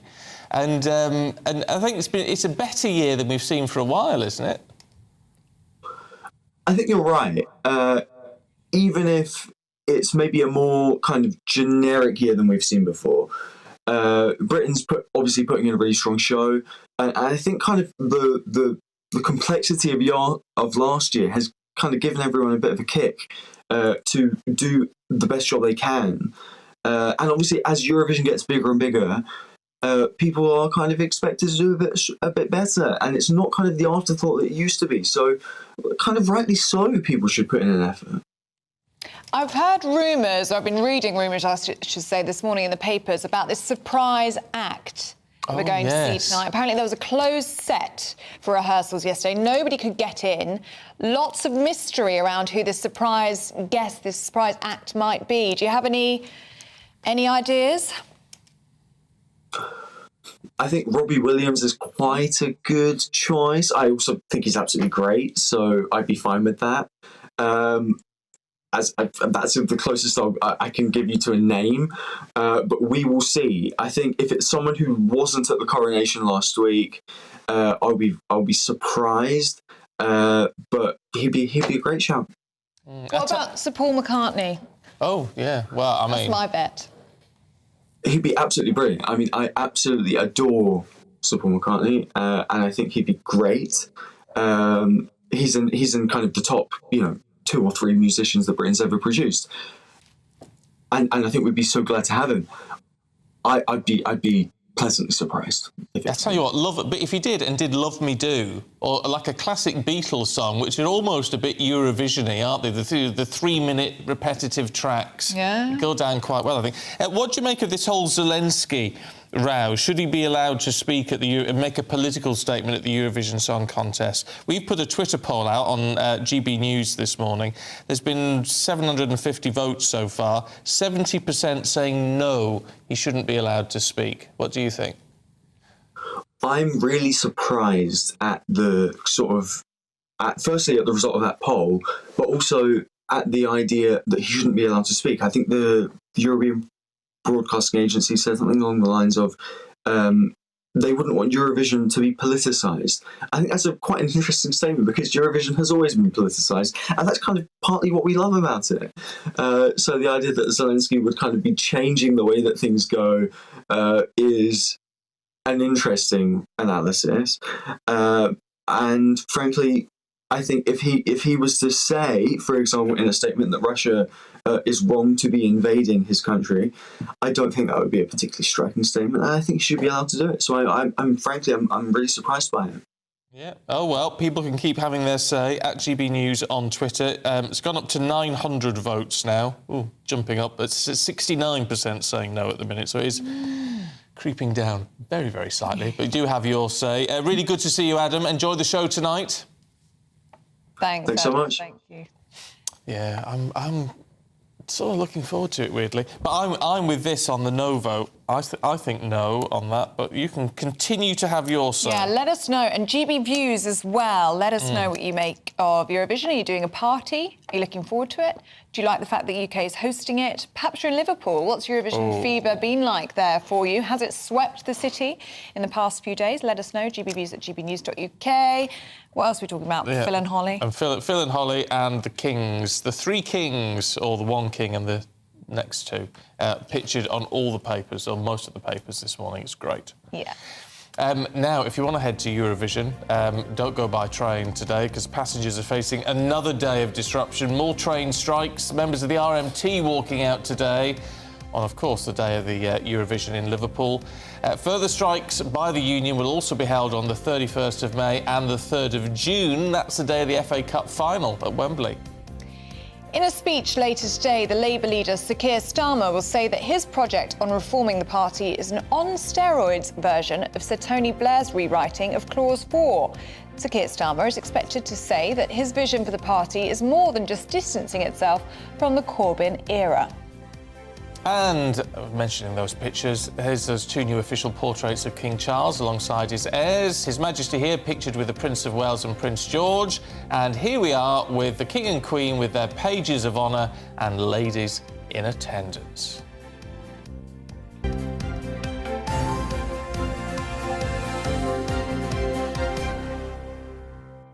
One of those ladies is her sister. Oh, really? The Queen's sister. That's quite and the nice. other is a close friend. Oh, So there you go. That's quite nice, isn't it? And they're not called ladies in waiting anymore, they're called ladies in attendance. Yes, well, if I was raised to a powerful position, I'd have... I can totally see happening, by the way. Yeah. Lord Dixon. Yeah, can you oh, it imagine? suits you. Very nice. Lady Costello. You could be my lady in waiting or whatever. Yeah. You know, you'd carry my robe and make me cups of tea and I things. don't know if wouldn't he'd be they? very good at that, though. I'm sure you'd pick it up. I'm sure you'd be fine. Do you think? Yeah. Do you see that meme that went really viral at the coronation? It was like, oh, it's really nice that they decided to bring some spare Camillas just in case, because they were all wearing Wear the same outfit. really similar outfits. Yeah, It's nice. anyway. It's like a uniform. Quite amusing. But, yeah, do get in touch. Keep all of your views, your news, your greetings coming in. gbviews at gbnews.uk. Now, the chief of Russia's Wagner mercenary group has said that Ukraine is breaking through Russian lines in Bakhmut. Yeah, he's been publicly blasting Russian top brass for a week now and said Ukraine's counter-offensive is going full steam ahead and that the worst-case scenario, for Russia, that is coming true. Well, earlier we spoke to geopolitical advisor Shane Mason, who told us that Russia's international influence will suffer further blows. Casualty of any war is always the truth. And what you'll see is a lot of conflicting information over the coming days and possibly even weeks, because as both sides really do contend and contest over gaining territory in Ukraine, both of them will try and will be attempting to win the information war. And the information war is not always about what you do say, it's about what you don't say and how you say as well. So what's your analysis, from you applying that then to what we've heard, what's your take on where we are? So, well, it seems as though that it is not a very good outcome for Russia. I mean, generally speaking, regardless of what the outcome, whether Ukraine can claim a victory, whatever your victory looks like for Ukraine or not, one thing we know for certain is that Russia will greatly decline in its international influence as a result of its decimated economy and military capacity. Where we are at the moment, what we've learned in the last few hours is that Russian and Wagner forces are retreating to the north of Bakhmut and flee into the east. So it seems as though Ukraine does have the upper hand. In terms, if there is this spring advance, if Ukraine is managing to push forward a little, what difference could these longer-range missiles have? In terms of them having an effect, we won't know until that effect is given, is the honest truth. But they are very powerful missiles. They travel around a Mach, so that's about 1,000 miles an hour, just under Mach. That's about Mach 8, and they travel about 100 to 180 feet. And they've got a special cloaking device, which we can't discuss, of course. Yeah. But they are very, very powerful missiles. They explode twice. Once when they hit the initial target, and then again, so they're aimed for. So it's like armour-piercing sort of thing. A bit like that as well, but they go for high-value targets. They're expensive missiles, they're a couple of £1 million a pop. Yeah. And so using those things, they will be used for things such as ammunition depots and for supply depots as well. Yeah. So high-value targets will be a use. A couple of £1 million a pop. I mean, that's the thing. We talk about all the javelins that we sent over, the anti-tank missiles. They're £75,000 each per shot, which is a lot of money, but a few million quid. Yeah, yeah. Wow. And actually, Ben Wallace in the House of Commons, he didn't actually admit to how many of those missiles we're sending over, so quite interesting, isn't it? I don't know how many we've got. No, don't know. You are watching GB News. Up next, should the government be rewarding stay-at-home mums? Should they have a tax break? That's after this.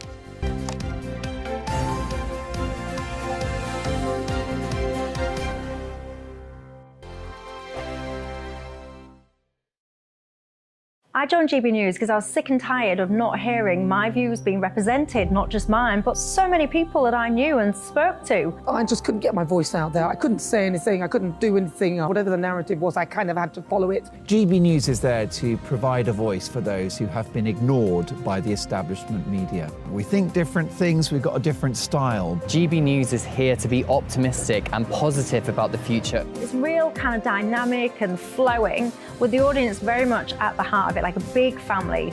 Here at GB News, we talk about the things that matter to you. Hearing the voices from right across our towns and cities, especially our towns. All sides of the argument represented with a heavy dose of opinion. We're on a mission here to make a difference. And the GB News family really is here for you, and whatever time of day you can watch or listen. Britain's watching. Britain's watching.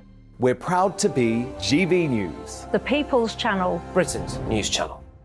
Monday to Thursday, 9 p.m. till 11 p.m. Join me, Dan Wootton. I'll bring you the sharpest takes and hottest debates. Do you not believe in prison? I don't believe in prisons. I'm completely stunned. I guarantee you there'll be no spin, no bias, no censorship. I actually was personally quite offended by it.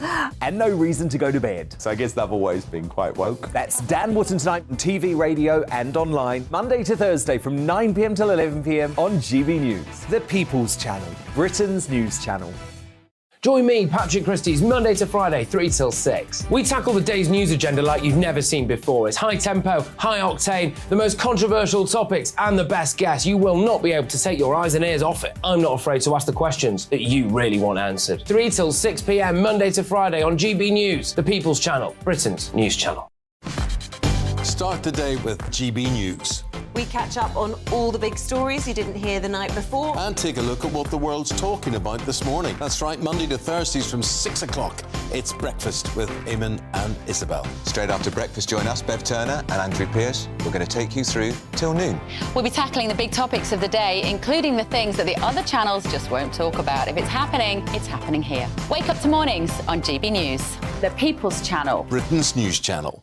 Join us every night on GB News at 11 p.m. for Headliners, which is 3 top comedians going through the next day's news stories, which is exactly what you need, because when the establishment has gone crazy, you need some craziness to make sense of it. So join us 11 p.m. every night on GB News, the People's Channel, Britain's news channel.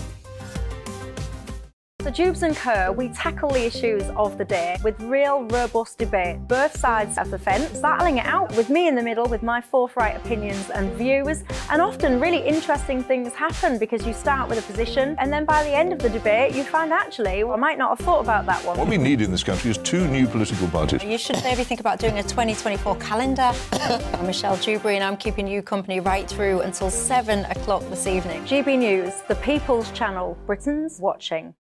Every Sunday from 11, join Michael Portillo. There will be topical discussion, looking at the week before and the week to come. So kick back and relax at 11 a.m. on Sundays on GB News with me, Michael Portillo. GB News, the People's Channel, Britain's news channel.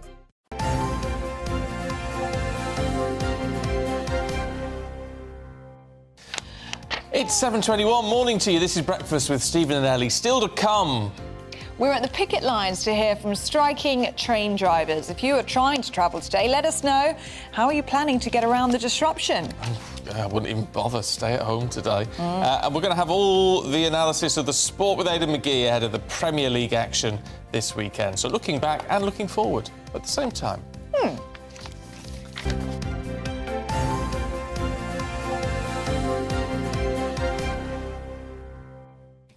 Now, stay-at-home mums should get tax breaks to raise their children. That, at least, is according to a Tory MP. Yes, Miriam Kate said that government plans to help only working mothers with childcare costs was so unconservative that it made her cry. Let's talk to parenting vlogger Anna Cribb, who says being a full-time mum is hard enough. They shouldn't be pushed back to work. And journalist Julie Cook says stay-at-home mothers don't need tax breaks. Let's start with you, I guess, Anna, on this one. Why is it, do you think, that we should be... It's not rewarding stay-at-home mums, is it, but giving them a break? Yeah, absolutely. I think it's a real shame that it's becoming so unaffordable to stay at home with your children and to make that choice. And I think, you know, the cost of living these days makes it a virtually impossible decision to make, but one that's really, really important. It's important for mums, and it's important for the family and the children, for mums to be able to choose, or parents to be able to choose to be at home if they want to. And I do believe we should be rewarding that choice.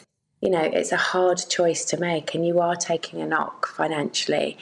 And I think we're all too much about pushing mums back to work sooner than they want to go, or sooner than the family actually needs. Julie, what do you make of this? I mean, you can understand, can't you, in a cost of living crisis, it can be really, really difficult. Mums will feel like they have to go back to work. Yes, I completely agree. And as a mother myself, I had to make that choice. I started working again when my children were 11 weeks old and 12 weeks old, so really early, and that was necessity. But I think this is a bit of an empty gesture, and I think it's too simplistic. I think, first of all, if you are a stay-at-home mum, you don't need help with childcare costs because you are doing the childcare. That's your role that you have chosen. But number two, the trouble is, as a society, is you have to change the whole structure to make that viable, not just give some tax breaks. Mortgages are based on two people's salaries now.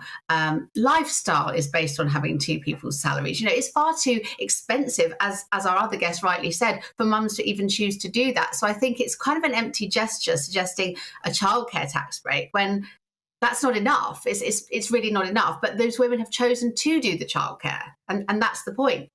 Yeah, I mean, that's a fair point, Anna, isn't it? I mean, it's, you know, you can't encourage people to stay at home with something that isn't actually going to, you know, add to the finances a great deal. You know, so most people, it is absolute necessity that both parents are working. I agree, but I do think, you know, I think there needs to be rewards for mums who want to be at home and who want to, you know, it can be really breaking in so many other ways to stay at home and choose to be a full-time mum. And to make it financially breaking as well is a really sad thing. You know, it shouldn't be based on whether it's financially viable for you to stay at home with your babies. You know, I found it a very, very difficult decision to give up my career and stay at home. It was something that I chose to do, you know, and 17 years later, my eldest was 17 yesterday, I'm still paying the price for making that choice financially. So I do believe that the government should be supporting mums that want to make that choice to stay at home. I think there needs to be more, and I think that Miriam has highlighted something that we need to look at here. You know, it has turned into a bit of a party political argument, you know, with talk of it being, you know, us going back to Thatcherism, but it's not about that. This is just about the family and supporting at-home families rather than outsourcing to childcare, which is a real shame so young, you know, and I completely understand some people have to do it. And I nanny myself, so you know, I do support other families who are going back to work, where both parents are going back to work, and I fully support them having time for their relationship as well. But I think it's really important that, you know, we are allowed to choose to have a parent home with babies and with toddlers. You know, I think that is healthy. I do think it's healthy for young children to have time at home with the family and with one caring parent. And Julie, I mean, Anna just pointed there to Miriam Cates's comments, and Miriam Cates talks about it being unconservative, doesn't she? She says that women are making an investment in society by deciding to have children and stay at home and rear them, and that investment needs to be protected and it needs to be honoured. Can you see that argument at all? I can see, yeah. I mean, I agree completely that a child's best place is with its mother. I mean, that's non-negotiable. I think everybody would say that. But unfortunately, in the last sort of 50 years, our society has shifted to such a degree that being a stay-at-home mum now by many, many women and men is kind of derided. And I don't think that's right, but it's kind of seen as a bit ridiculed, the easy way out. And I completely agree with our guest. It's not the easy way out. I mean, trust me, I found it very difficult. So I think it is the hardest job in the world. But the trouble is, with the way our society has shifted, and as I mentioned, it being about 2 salaries now, and financially, it's also a cultural shift that I think will be very hard to come back from. And the freedom women get from going back to work can't be overlooked either. Yeah, but that's a problem, Julie, isn't it? In terms of that cultural shift, doesn't that then move the focus away from the welfare of the children, the benefits to the children, onto the, dare I say, more selfish aspect of this is better for my career? And I don't want to blame that. I don't want to lay that just on women, because men could choose to stay at home and be the stay-at-home parent either. But for either parent, it becomes a bit more selfish, doesn't it? I think it could be seen as selfish if you're in the position where it is a choice. You know, you can be a stay-at-home mum, or you can go back to work for your own selfish desires. But I think in most cases of families in this country, it is a necessity. You know, you can't pay the mortgage. Most families can't pay the mortgage with one salary. They can't run a car with petrol costs, do a weekly shop, all those things. So I think although the gesture is well-meaning, perhaps, and I say that, you know, as a politician, it is well-meaning for them, but I think it's non-workable because everything's so expensive. It's not just about choice. It's literally about living. You need 2 salaries, really, to live, unless you're incredibly well off. And those women can choose to be stay-at-home mothers because tax rate doesn't matter. It's, you know, you're earning enough to survive anyway because perhaps your husband or your partner is well off enough to support you. I mean, Anna, this isn't only about a financial decision. I mean, Julie touched upon there that word of being ridiculed. Do you think that stay-at-home mums are respected for staying at home and deciding to be a mum as their full-time job? No, not at all. I think society has changed. I think, you know, working mums are celebrated so much more than the mum who stays at home with the children. And it is a tough decision. I think it's something that we need to reward. It's something, you know, it's a very, very difficult decision to make. And, you know, one of the words which the other guest used was freedom to go back to work. You know, and what we don't have so much now is the freedom to be able to stay at home with your children. You know, and we're not asking a question here about whether it's the better thing to be at home with your children. You know, it's giving that choice, and I feel less and less women are given the choice to stay at home with their children and to prioritise family and the home. And, you know, we need to give that choice back. So there needs to be rewards. There needs to be the ability to choose to stay at home if that's what we want to do. You know, it shouldn't just be the freedom to go back to work. It should be the freedom to be able to stay at home with the children. OK, Anna Cribb, Julie Cook, really interesting to talk to both of you this morning. Thank you very much indeed. And if you've got a view on that, gbviews@gbnews.uk. I'm in a difficult position because I don't have children. No, neither you do don't I. have children. No. So we're not in that position. However, I do think... I mean, my mum took time off. She's a teacher. Took to when me and my brother were little, she was at home. And I wouldn't... I mean, she went back to work afterwards and we were sort of back in school age and what have you. But I wouldn't change that for the world. It was like a really lovely time, and it's when you build relationships and things. But if we're in a position now where families simply cannot afford to do that. Yeah. Has it become a luxury? But then if they're forking out so much for childcare, Maybe it's not a bigger balance as you'd think. I don't The know. career impact as well for women, though. If you take several years of work, that affects your pension. It affects, obviously, your ability to get promotions and things once you come back. Yeah. I mean, you miss out on all those skills. You see, would you want to, if you had a young child, would you want to give up this? No. Well, no. I mean, my mum only took a few weeks off with me. She said she couldn't cope with you. She couldn't cope with me. No, she actually did. She said, it's too much. I couldn't do it. I had to get back to work. I think I'll probably be quite similar to her because we're very similar people. But I don't know, because it hasn't happened yet, has it? But I'd like the option, I think, to make that decision for myself. Let us know what you think. Perhaps you're a stay-at-home mum. Let us know what you make of that. Do you think you should get a tax break for deciding to stay at home with your children? Is it an important job? Should it be reflected that way? Job. Let us know what you think. The idea that being a housewife or a house husband is almost a dirty word now, you daren't say it, I think is ridiculous. It's an important job and a valuable job. So there you go. But almost financially impossible, I think, for most families now. It's difficult. Let us know what you think. gbnews@gbnews.uk. Now, Labour wants to make working from home a legal right. We'll have more on that story and the rest of today's headlines next in the papers. This is Breakfast on GB News.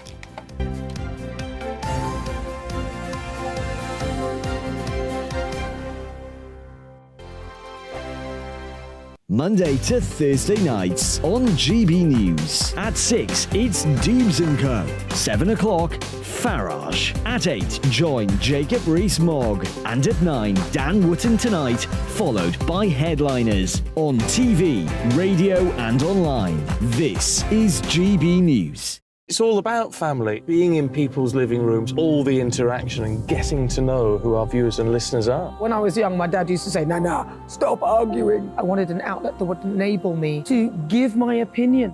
People are going through a really hard time right now, and I know that you don't feel like you're being listened to by the establishment. I came to GB News because it's the People's Channel, and I want the audience to have their say on the events of the day. We're dynamic. We do something different. Democracy shows that the wisdom of the nation is in its people. I get to travel to find out what the story is from a personal perspective. The British people aren't fools. We know when we're not being told the full story. We've got to work out how Britain moves forward from this. It's the best country in the world. The establishment had their chance. Now we're here to represent your views. Britain's watching. Britain's watching. Britain's watching.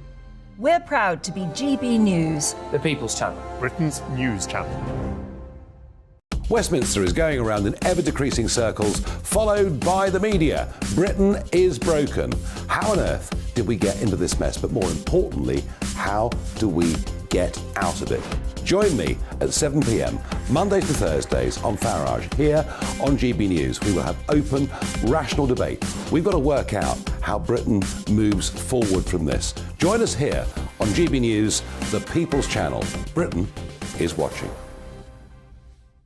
I'm Jacob Rees-Mogg, the Member of Parliament for North East Somerset and a former government minister. For years, I've walked the corridors of power in both Westminster and the City of London. We need to have the arguments, the discussions on how we make it better. Crop failures, famine, war, suffering on a scale completely unimaginable. We are putting the cart before the horse. As Charles I said at the scaffold, he was the true defender of liberty. Yeah, I've completely derailed the conversation. Join me Monday to Thursday at 8 p.m. on GB News, Britain's news channel. GB News has its own late-night paper preview show, Headliners, where comedians take you through the next day's top news stories. You don't have to bother reading the newspaper, we've got it covered for you. Headliners, every night at 11 p.m. and repeated every morning at 5 a.m. We won't send you to sleep like some of the other paper review shows out there. GB News, the People's Channel, Britain's news channel.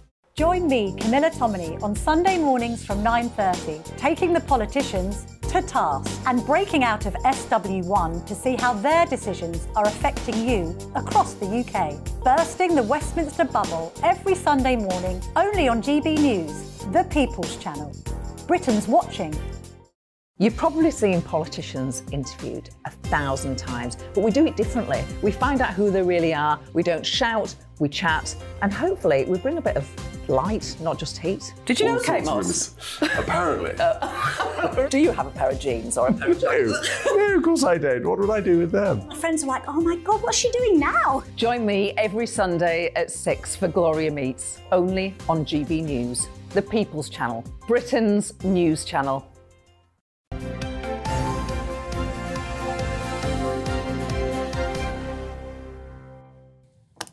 This is Breakfast with Stephen and Ellie. Good morning to you on this Eurovision special day. And let's take a look at today's front pages for you now. And We Three Kings is the front page of the Telegraph, almost sang it there, with a gorgeous portrait of the King, the Prince of Wales and Prince George. Yeah, it's an interesting caption on our next page, which is the Express. One day, my son and grandson, all this will be yours. No, I don't believe he ever said that. No, I don't. Probably to be fair. Yeah. But, you know. It is a Lion King quote, yes. Is it? Good point, yes, yes. I can't remember the name of the dad in Lion King. Mufasa, thank you very much for being told in our ear, with Simba, and he said, this will be, one day, son, this will all be yours. They're looking out of the kingdom. Oh, it's a bit tragic if we have to quote The Lion King, a cartoon over a picture of our king. Of our royal family, yes, not so good. Hey, what's the world come to? And this is the... What paper is this now? Oh, it's the Mirror. This is the Mirror. The Mirror has an exclusive about Philip Schofield, saying Phil is fighting for his job. Apparently there's a rift with Holly Willoughby. It's interesting, because that's an exclusive for the Mirror, but it's also an exclusive for the Sun. Oh. So there you go. It's not very exclusive. How they work this out? Philip Schofield confronted Holly Willoughby in a tense phone call shortly after their rift was made public. How do they know that? According to The Sun, he's very upset. So maybe that's their exclusive line. We don't know. Dear me, it's going to be one to watch, I think, that one. Oh, and Holly Willoughby joined this morning in 2009, by the way. Oh, 2009? Yeah. Right, So, there you go. 14 years 14 years. Still a long time, isn't it? Yeah, I won't be working with you in 14 years. You've bidding me off. I'll be retired, hopefully, Oh, by then. Yeah. Don't leave me. I will. I'll be retired by then. Someone just said in our ear in the gallery, you can be looking after my kids. Not in a million years. Not with your squawking brood that you'll have. No. Oh, no, thank you. I shall be swanning off to the Caribbean or the south of France or something like that. I don't blame you. You deserve it. Yeah. Anyway, a long time before any of that. Yeah, sadly. Let's go through the papers then with Ella Whelan and Andy Jones. Morning, you two. Morning. What's this in the Times about star statues, Andy? Absolutely. Let's play a historical quiz. Let's see if we can save the government some money. So, historical quiz, ladies and gentlemen at home. Which Billy Bremner, any links to slavery? Leeds United footballer legend Billy Bremner, any links to slavery? Well, you wouldn't think so. Right, OK, good. Comedian Tony Hancock, Hancock's Half Hour. Any links, historical or otherwise, to slavery?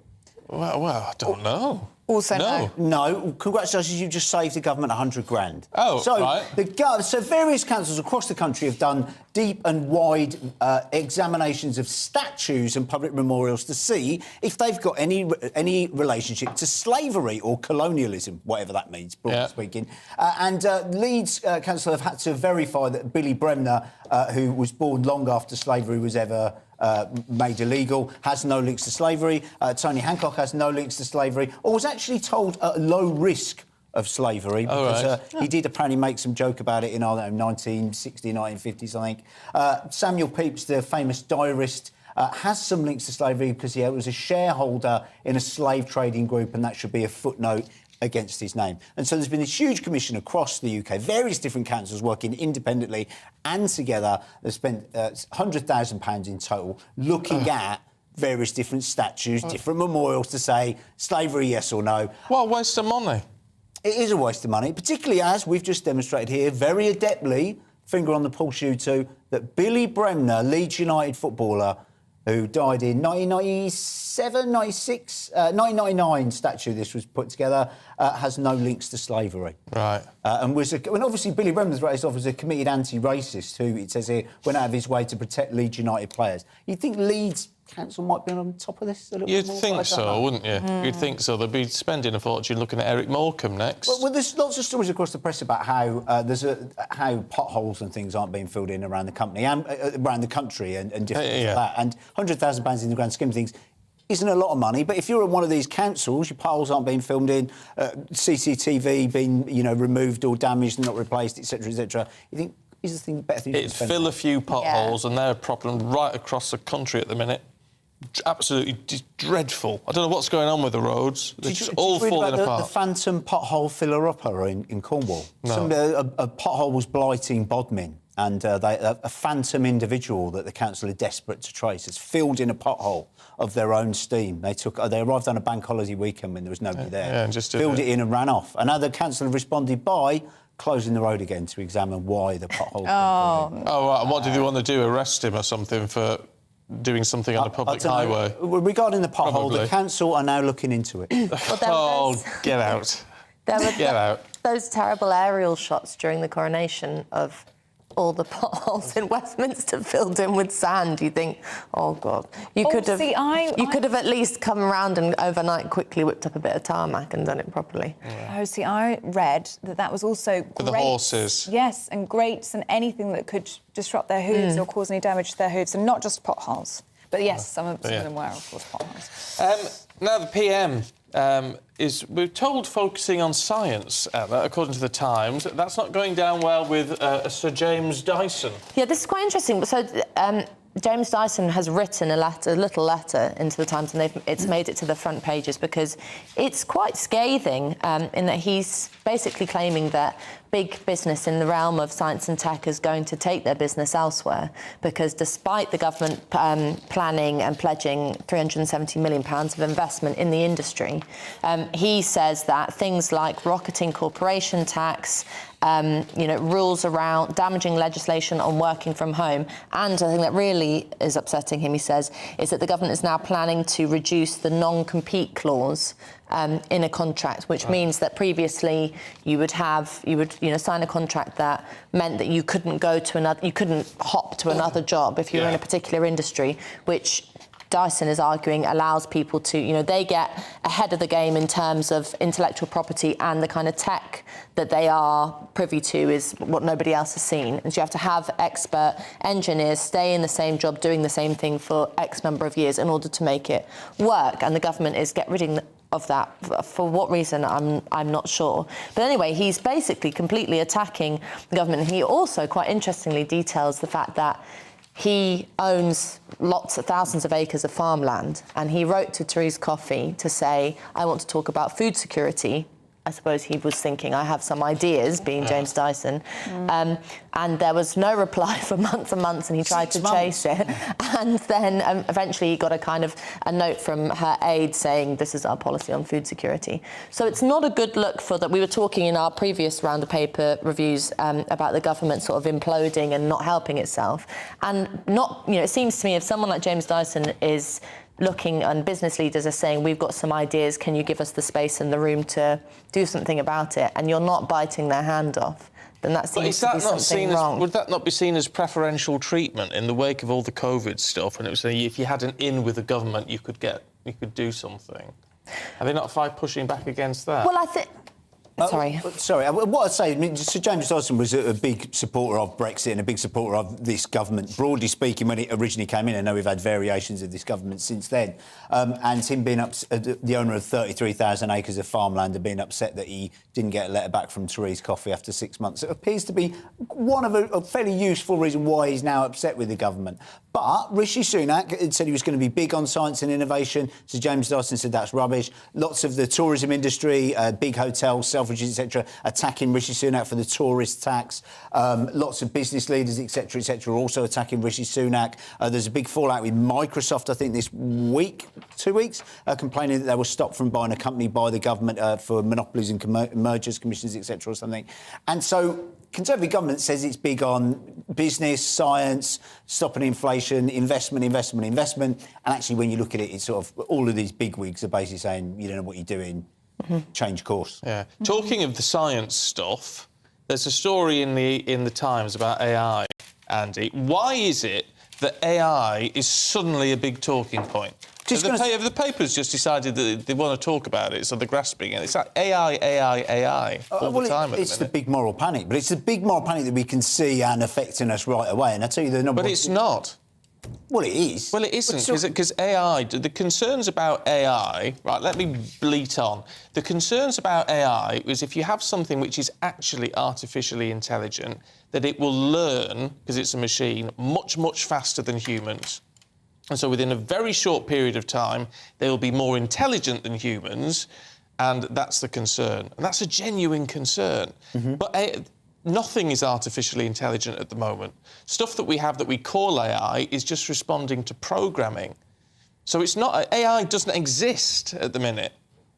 Yeah, it isn't creating any new knowledge, but what it is doing is farming everything that's ever been committed to text or the internet and producing it in easy, quicker form than any human being could ever manage. And it is going to swap and change jobs. And everybody from this gentleman in the Times is talking today, Professor Stuart Russell, who is one of the leading bigwigs on this, and everyone from Elon Musk to Apple co-founder Steve Wozniak are basically saying, look, governments need to not give this a light touch. This is going to replace jobs. This is going to replace... could be AI TV presenters, AI journalists, we could all be swapped. And also we need to look at things like fraud, because let's face it, fraud is absolutely through the roof at the moment. We can't get hold of online fraud properly. And the idea of somebody being able to sort of replicate your voice, whole personality, anything you've committed to the internet, any knowledge that you'd have to have for that job, it's quite scary, especially when we think about working from home. You know, if you're the boss of a company, or even if you're an underling at a company, how are you even going to know that the person you're speaking to is real if you're speaking to them on a screen? I mean, it could just be an imagination of everything that person's done previously. Yeah, but that's years and years away. I don't know. We thought the smartphone was years and years away, and then suddenly it was in your hand. Oh, I don't know. I think some of the problems with like ChatGPT bots and things like that is much less kind of sci-fi. The robots are going to take over, and much more kind of mundane. Like lots of teachers that I know are having real, genuine problems with the fact that lots of the essays they're receiving from their students are obviously created by ChatGPT, and lots of students are admitting to the fact that they, get them. They say to the bot, "Do this amount of reading and pull me some quotes." But the solution isn't. It's not rocket science. You just get them to do it in the classroom or sit exams or have some discipline. I'm much more positive about AI actually, because I think there are lots of jobs that can be lots of the kind of grunt work of particularly admin and things like that. If that can be wiped away with robots to be able to do that, if it can come up with different formulas or all the rest of it, that's great. And then human beings can spend their time doing the things that we're best at, which is, no matter how much you plug into a ChatGPT, it's never going to be able to write a novel like you. It's not going to be able to create a film, or at least it can't at the moment. I think we should be much more positive about why humans are different and why we can do things that robots will never be able to do, rather than engaging in the kind of the moral panic. Because, like you say, at the moment at least, they're still a tool that we use, and so they're only as good or as bad as what we put into them. But also, we're not going to have any time to be reading novels anyway when we're all working in a salt mine because AI's taken all of our jobs. Oh, God. Let's be absolutely clear on this. Look, been watching Colin China are against it. Elon Musk is against it. Apple are against it. I mean, we need to have a serious conversation about where it may lead to, rather than waiting for the worst to happen and then trying to deal with it. Oh, well, look forward to Apple scrapping Siri then. Yes. There you go. Good luck with that. Thank you both, Andy, Ella. We'll catch up with you in the next hour. Thank you very much. Now, at 7:49, the UK's Eurovision entry, Mae Muller, says she's ready to get the show on the road ahead of the final in Liverpool tonight. 26 acts performing to an expected global audience of 160 million viewers. They're just off now. Wandering off. Bye-bye. How are you get in, Stephanie? At least you know it's live, right? It's live. It's wandering out. Oh, sorry. There you The go. government has defended testing for 6 students in England after a paper in this week's SATs exams left some pupils in tears. Hundreds of parents and teachers have complained that... Sorry, I always hear the door open and then it's was too difficult for 10 and 11-year-olds. In response, the Department of Education says the tests are designed to be challenging. Oh, dear. Too hard. I don't want 10-year-olds in tears. Well, no, but it's meant to be hard. Otherwise, what's the point? Well, it must have been really hard, Where's resilience for these children? Yeah. Hotel prices for UK travellers in most European cities are up 50% in the last year. That's according to the Post Office, which says Madrid is the most expensive place to go.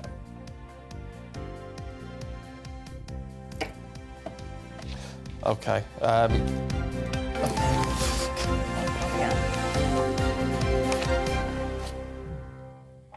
Oh, we've got some tech issues, as you can probably tell this morning. Again, you can tell it's live. But you know what we do when there's a tech issue? We say we need to fill. And so who better to fill with delight is showbiz queen, Morning. Stephanie Tetchy. Morning to you. How are you? I'm fabulous. How are you? Well, you look fabulous, You always are darling. fabulous, darling. Now, let's talk I'm a Celebrity, should we? I'm a Celebrity. It's finally come to a wrap, which some viewers are quite happy about because I don't know how the new format actually went down well with viewers. A lot of people are preferring the old one. It was pre-recorded last year in South Africa, but we do have a new I'm a Celeb legend who was Mylene Glass yesterday. She was put through her paces yesterday. She went through some gruesome eating challenges against Jordan Banjo, including eating 60 mice tails and sorry, breakfast viewers, and also 40 spoons of fermented tofu. So, you know, during this series, we've seen, you know, previous contestants which we've known and loved come back, but Mylene has been crowned. They've ditched the title of King and Queen of the Jungle, so she is I'm a Celeb legend, the first one. Is it? Have we cared about this series? I've got to be honest, I didn't know it was happening. To be honest, I haven't really cared about it. It's obviously made good showbiz news and stuff like that, but I think people prefer when it's live. People prefer it in Australia. Like, the public haven't really been able to vote in this series. So I think this may be a first and the last of this series, unless they do some changes. They had the right characters, but sometimes you can just miss the formula that you need to make it a success on TV. Yeah, and part of I'm a Celebrity is that winning formula, isn't it? And also, do you think there's something in the fact that the cast, if you call it that, they're all legends. They're all people that we know so well, and there is almost a great thing about I'm a Celebrity is people coming together that haven't met before, and you've got all that drama. And that's what makes it spicy. And as well, the public usually get to vote to see these celebrities go through these challenges where they haven't been able to do it with this. And I think because it hasn't got that live element as well, it's made it quite boring. But kudos to Mylene Glass anyway for winning. She was put through her paces, and she said the reason she signed up was for her children. So I'm really? Sure yes, not for the vast amount of cash that they paid you, Marlene. Well, that's obviously Marlene. But yeah, so she said she'd done it for her children. So kudos to Mylene for that. I don't believe her. You don't? No, you do it for the cash. But do you ever do I'm a Celeb, guys? I do it. Depends what they offer. You would be great. Depends what they offered. Sure. Yeah. It'd be literally about the money. I know, the amount of money ITV has got. I love that you're honest about that, though. Oh, yeah. I mean, it looks horrific to me. I can think of nothing worse. But if they said, here's £250,000... Oh, yeah. That would you? You'd go, well, yes, yeah, all right then. Yeah, but would you sleep in a coffin with mice all over you? Well, for that amount of much money, I'd do anything. Would you do it, Stephanie? I think I would do it, but I think I'll get a bit ratty after a while. I'd want, like, all my, like, glam goods Creature and stuff. comforts. Yeah. Oh, you'd be a diva. But I would be up for it. I do like adventures, but yeah, I would. I'd get hungry. Yeah. My concern. Now, Ukraine. President Zelensky at Eurovision tonight. Should he be allowed to speak? On our poll, 3,700 people have voted so far. 67% say no. Ooh, that's a big amount. I do think Zelensky should be able to make a speech, maybe not something which is so political, but, you know, the reason why Liverpool are hosting it this year is because it can't be hosted in Ukraine because of the invasion from Russia. So I think he has every right to kind of even set the tone for the night. But it makes it overtly political, doesn't it? Well, I think that's a bit hard to avoid, Stephen, because I think the reason why we've had to shift tune this year is because of politics and because of Russia at the moment. So I don't think you can kind of hide away from that. And music and politics tend to go hand in hand. Phil Band's been in touch and says Eurovision is political enough already. It's a song contest hosted for Ukraine. That's enough. Not a political rallying podium for any politician. I understand Phil's point of view, but I think as well, like, I think Ukraine has been through so much as a country, and Zelensky's been at the forefront of that, and I think he should have been allowed to say something, like Rishi Sunak said. Yeah. What about Jack here, who says, this I find shocking, Stephanie. I really don't understand the excitement about Eurovision, says Jack. I've never seen it and have no plans to change that. Get in the Eurovision spirit, Jack. It happens once a year. It's a big cheese fest. And it's great to see, like, we only hear about UK talent or American talent in the music industry. And I think this is one of the nights on the music calendar we get to hear about different European talents and the young, bright things that are coming back. And, you know, Eurovision's been around since, God knows, the 50s. Yeah. And I just think it's one of those staple things on the calendar, which should be loved. I wish I was hosting a Eurovision party. Oh, You should be, yeah. And who's your favourite? So you liked Belgium. Belgium. Good stuff, yeah, because of you. I just loved it. I loved his hat. I loved his performance. I think he's going to do really well. But I do think Sweden's going to win. Yeah. Sweden just have the knack of just picking the right songs, great artists. So I think it's going to be a Swedish affair tonight. We shall see. We shall see. Stephanie, thank you. Thank you, Stephanie. We've got more glitz and glam from Eurovision coming up. This is GB News. Oh, lovely, Stephanie. Hello, my favourites. Hello. You guys okay? Yes, all right. Good. I joined GB News because I was sick and tired of not hearing my views being represented, not just mine, but so many people that I knew and spoke to. I just couldn't get my voice out there. I couldn't say anything. I couldn't do anything. Whatever the narrative was, I kind of had to follow it. GB News is there to provide a voice for those who have been ignored by the establishment media. We think different things, we've got a different style. GB News is here to be optimistic and positive about the future. It's real kind of dynamic and flowing, with the audience very much at the heart of it, like a big family. Here at GB News, we talk about the things that matter to you. Hearing the voices from right across our towns and cities, especially our towns. All sides of the argument represented with a heavy dose of opinion. We're on a mission here to make a difference. And the GB News family really is here for you, and whatever time of day you can watch or listen. Britain's watching. Britain's watching. We're proud to be GB News, The People's Channel. Britain's news channel.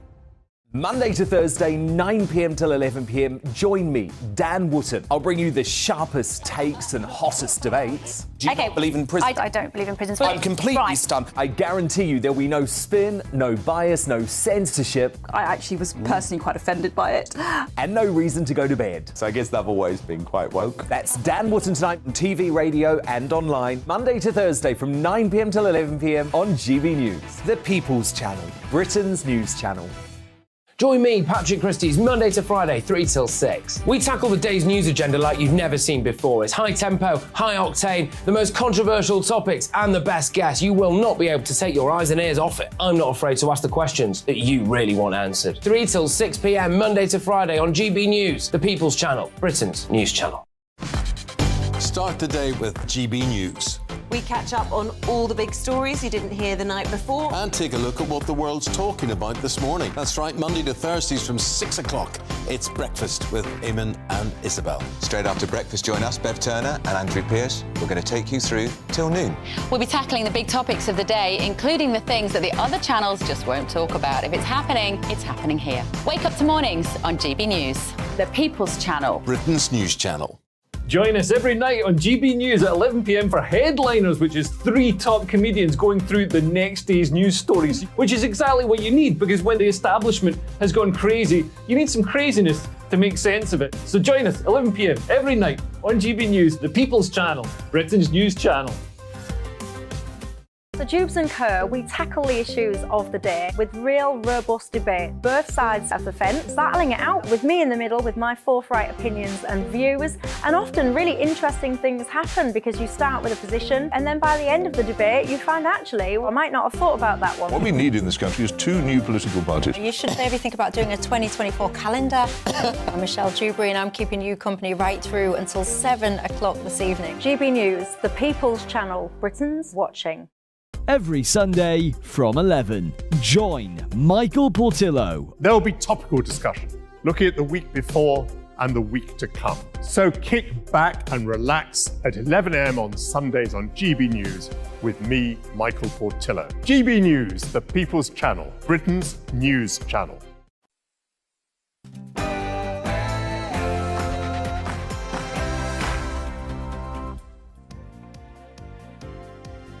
13th of May. Today, the stage is set for Eurovision. After the incredible second semi-final, now the 26 countries competing in the grand final are all confirmed and ready to go tonight. But who's going to claim the ultimate prize? Well, Ukraine's President Zelensky won't be making an appearance tonight. His focus firmly back on the war after the UK promised to support his troops with long-range cruise missiles. Blair versus Starmer. The current Labour leader says that if his party is elected, they must tackle a crumbling public realm, claiming he faces a bigger challenge than his predecessor. And we're off the rails again. Train passengers will suffer fresh travel chaos today as another strike threatens to disrupt your weekend plans, especially if you're going to Eurovision. Morning to you. I'm Stephen Dixon. And I'm Ellie Costello, and this is Breakfast on GB News.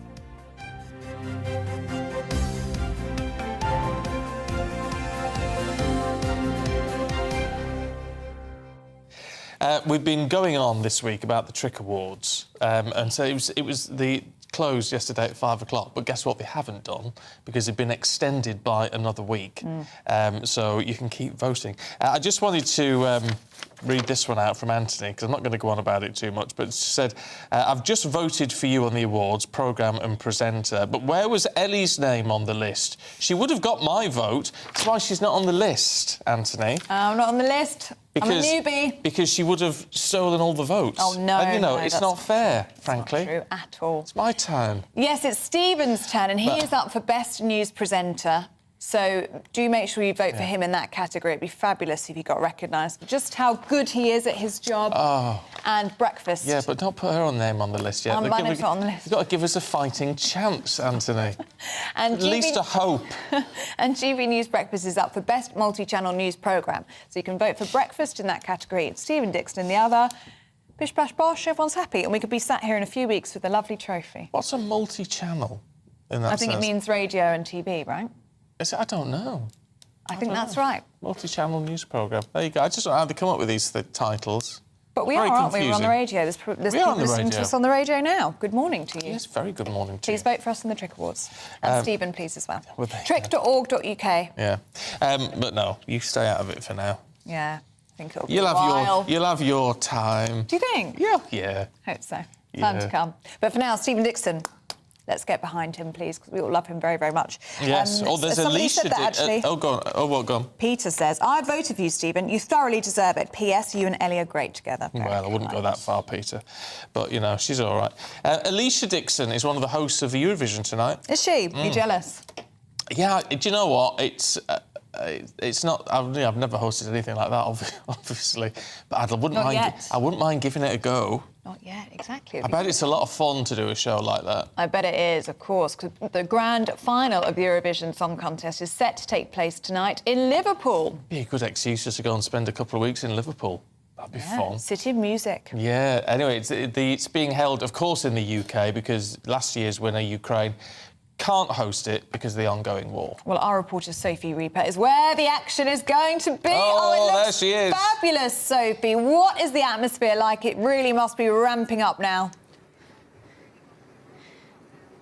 It is indeed, Ellie. Very good morning to you both. As you say, tonight, after many, many months of preparation and build-up, it is the Eurovision Grand Final. Now, it's a little bit of a sleepy start in Liverpool this morning. I think people are having a bit of a Saturday lie-in in order to build up their energy for what is sure to be a very big night tonight. But thousands, tens of thousands of people will be pouring into Liverpool in order to soak up the atmosphere. And those who are lucky enough to have got tickets will be heading here to the M&S Bank Arena in all of its glory. Now, tonight we'll see 26 countries battle it out for that coveted Eurovision trophy. But even those people who didn't get tickets will be coming into the city. They'll be soaking up the atmosphere. They'll be listening to the music. And most of all, they'll just want to enjoy the show.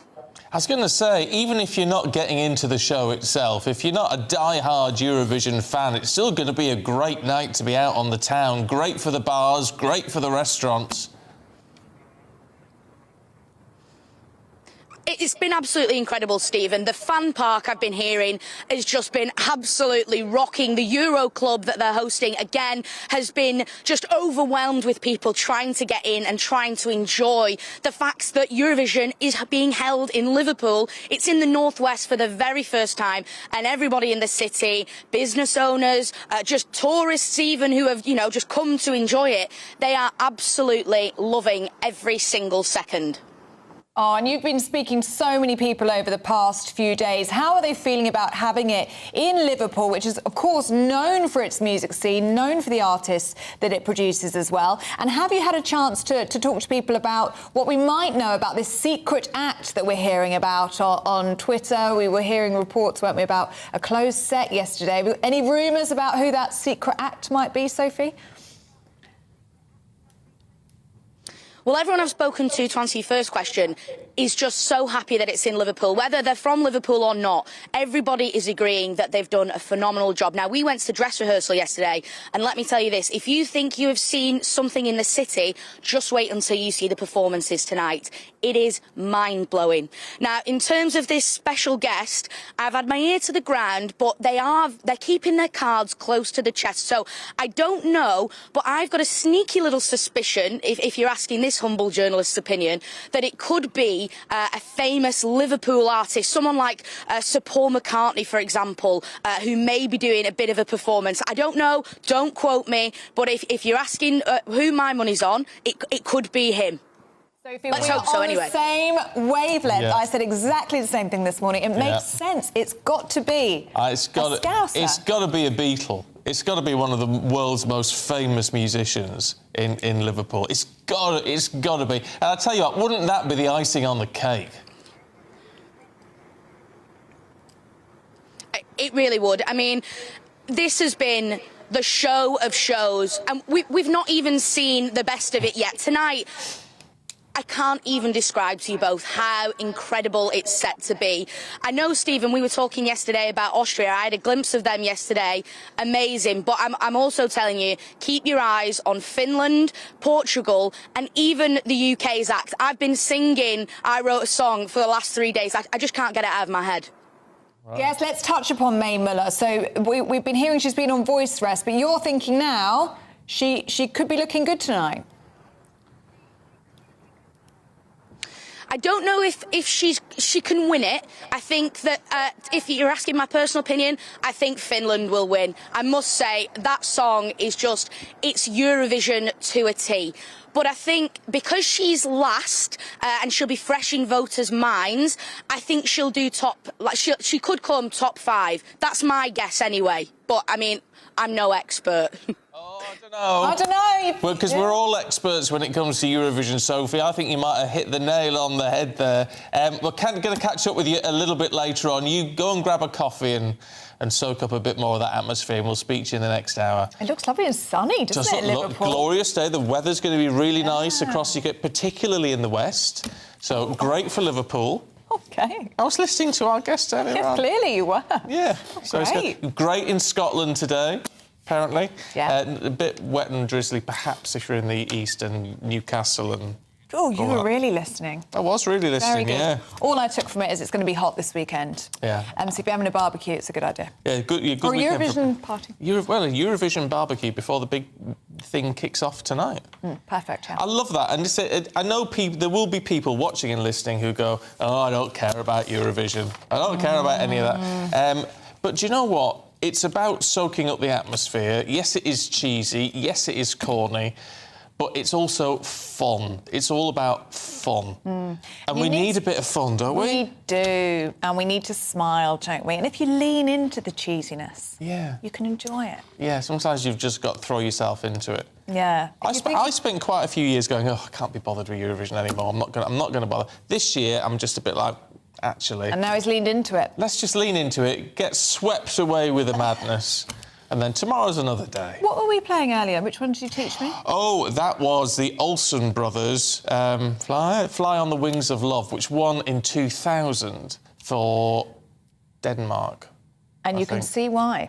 Very, very good. You see that? And you'd never heard that before? Never heard it, and I was invested. Earworm. About 2 minutes in, yes. Great tune.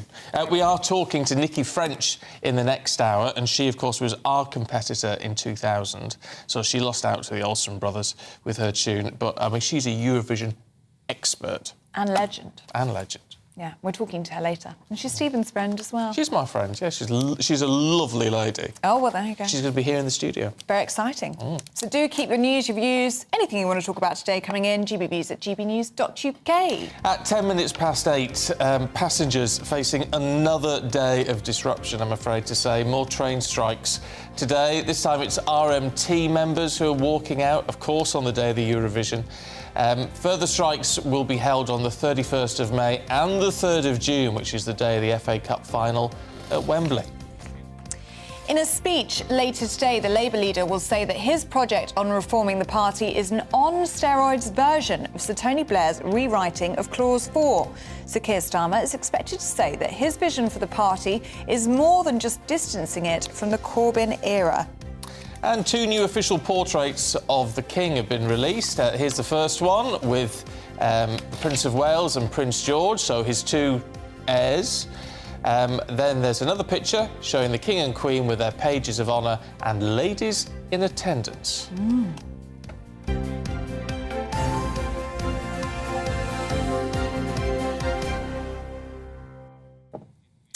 Now, the chief of Russia's Wagner mercenary group has said that President Zelensky was being deceptive after suggestions that Ukrainian forces had recaptured the city of Bakhmut. Yeah, he said that the situation on the flanks is shaping up according to the worst predicted scenario for Russia, that is. So that signals more misery, it would seem, for Putin's troops. Well, joining us this morning to help unravel these new developments is Politico reporter Stefan Boscher. Good morning to you, Stefan. Really good to have you with us. And it does need unravelling this because we've had conflicting reports in the past few days about this spring offensive and movements being made by Ukraine in Bakhmut.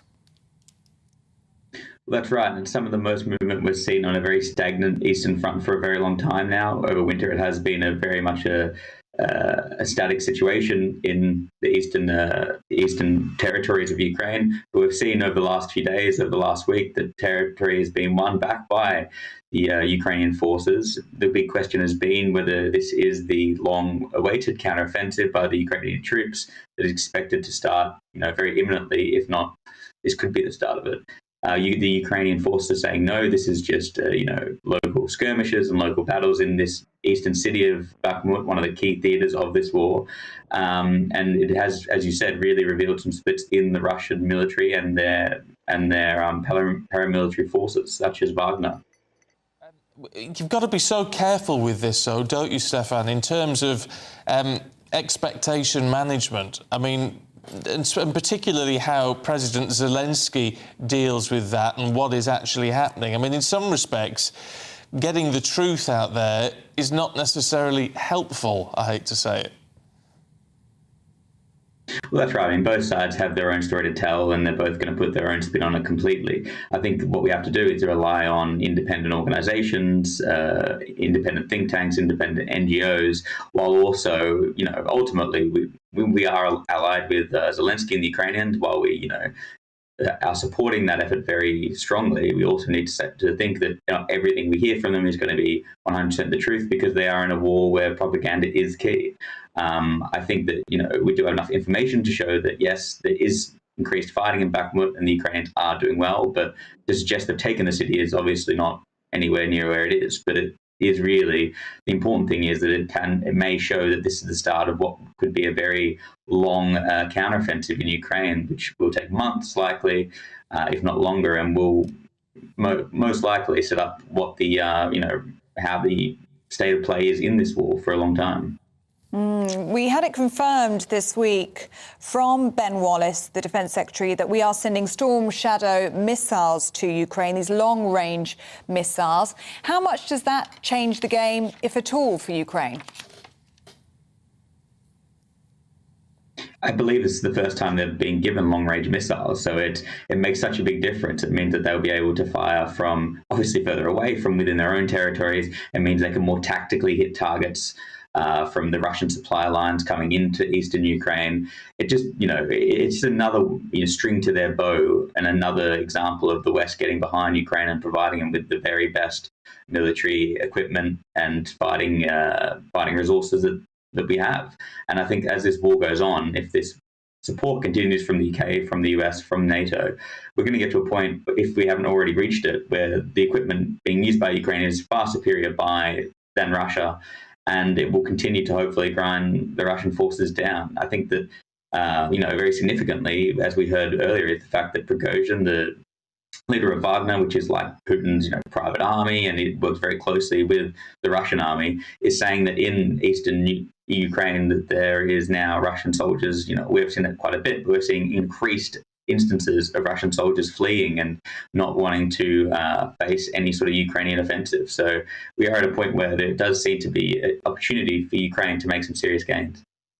There's a problem with that, though, isn't there? That you wonder, the more Putin is backed into a corner, and he doesn't seem to be taking a lot of guidance from those people who may know a lot of stuff, it's at what point does he decide to, I was going to say, push the nuclear button. It's not necessarily that he would go nuclear, but the fact he would just launch a major offensive using whatever resources he's got available and really decide it's all or nothing.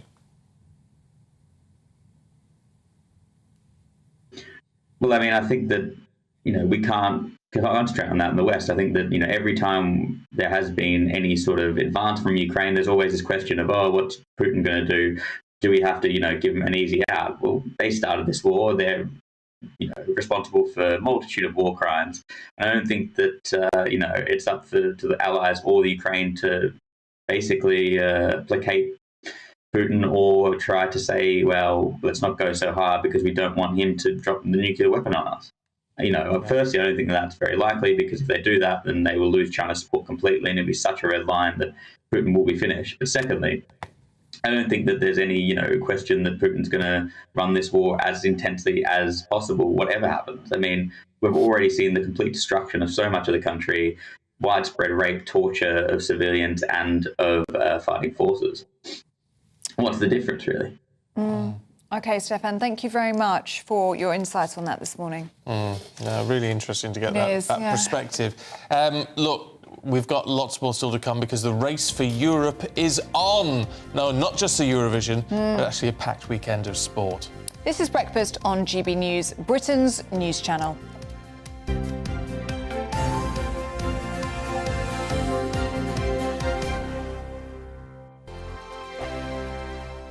Monday to Thursday nights on GB News. At 6, it's Dubes & Co. 7 o'clock, Farage. At 8, join Jacob Rees-Mogg. And at 9, Dan Wootton Tonight, followed by headliners. On TV, radio and online. This is GB News. It's all about family, being in people's living rooms, all the interaction and getting to know who our viewers and listeners are. When I was young, my dad used to say, Nana, stop arguing. I wanted an outlet that would enable me to give my opinion.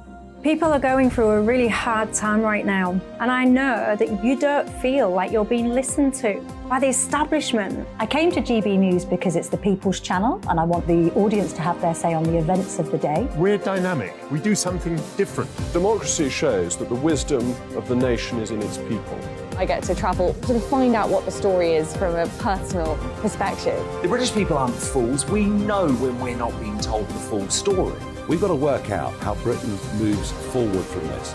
It's the best country in the world. The establishment had their chance. Now we're here to represent your views. Britain's watching. Britain's watching. Britain's watching.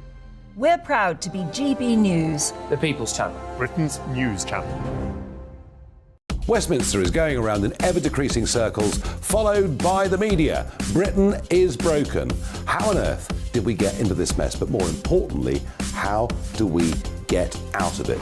Join me at 7 p.m, Mondays to Thursdays on Farage, here on GB News. We will have open, rational debate. We've got to work out how Britain moves forward from this. Join us here on GB News, the People's Channel. Britain is watching. I'm Jacob Rees-Mogg, the Member of Parliament for North East Somerset and a former government minister. For years, I've walked the corridors of power in both Westminster and the City of London. We need to have the arguments, the discussions on how we make it better. Crop failures, famine, war, suffering on a scale completely unimaginable. We are putting the cart before the horse. As Charles I said at the scaffold, he was the true defender of liberty. Yeah, I've completely derailed the conversation. Join me Monday to Thursday at 8 p.m. on GB News, Britain's news channel. GB News has its own late-night paper preview show, Headliners, where comedians take you through the next day's top news stories. You don't have to bother reading the newspaper, we've got it covered for you. Headliners, every night at 11 p.m. and repeated every morning at 5 a.m. We won't send you to sleep like some of the other paper review shows out there. GB News, the People's Channel, Britain's news channel. Join me, Camilla Tominey, on Sunday mornings from 9:30, taking the politicians to task and breaking out of SW1 to see how their decisions are affecting you across the UK. Bursting the Westminster bubble every Sunday morning, only on GB News, the People's Channel. Britain's watching. You've probably seen politicians interviewed 1,000 times, but we do it differently. We find out who they really are, we don't shout, we chat, and hopefully we bring a bit of light, not just heat. Did you know Kate Moss? Apparently. Do you have a pair of jeans or a pair of jeans? No, of course I don't. What would I do with them? My friends are like, oh my God, what's she doing now? Join me every Sunday at 6 for Gloria Meets, only on GB News, the People's Channel, Britain's news channel.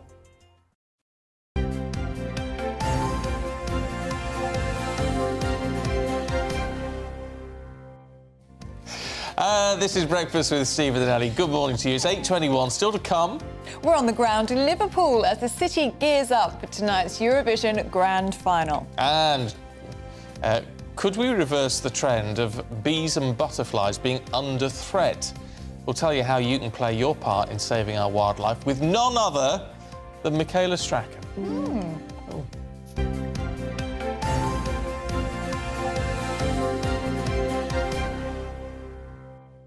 Sorry, that was my computer beeping because I had the volume up in the break because we were just trying out the Finnish entry for Eurovision, Cha-Cha-Cha-Cha, Yeah. which is catchy. Very good, It's a bit actually. weird. It's a bit weird, but it sort of works. So you haven't been hearing that all morning. People have been telling you Finland, Finland, Finland. You're like, no, Austria. And now I think Austria's better. No, Austria's better. Oh, right, OK. Talking about good but weird, Ada McGee's here. How are you? Not too bad, actually. Couldn't resist. Not too bad. I know. You've got a key fact about the Finnish entry, haven't you? Yeah, well, a guy called Aki Riolahti, who played for Crystal Palace between about 2001, I reckon, probably about 2006, 2007, played in the Premier League for Palace. He put out a tweet the other day saying, you know, English and Finnish have to stick together. Please vote for my better half, Katri, who is in that, who must be singing, I think, or dancing maybe or something. Yeah. Yeah, I went to his birthday party in Wimbledon. I don't think any of them sing in that entry, but it's catchy nonetheless. I know. He was a great guy. He was absolutely dotty, and he really adapted to. He knew a journalist in Britain, and he was a friend of mine, a guy called Paul Brown. And he got him to Crystal Palace, and he really adapted to British culture really well. He got himself a column in I think it was the Guardian or the Times or something like that. And he was absolutely barking mad. He lasted here a long time, but it wasn't any surprise to me to see that he's got a link with Eurovision. Yeah. Yeah. But he's All pleading the for best support. people are, Ada. Exactly. All the best people are.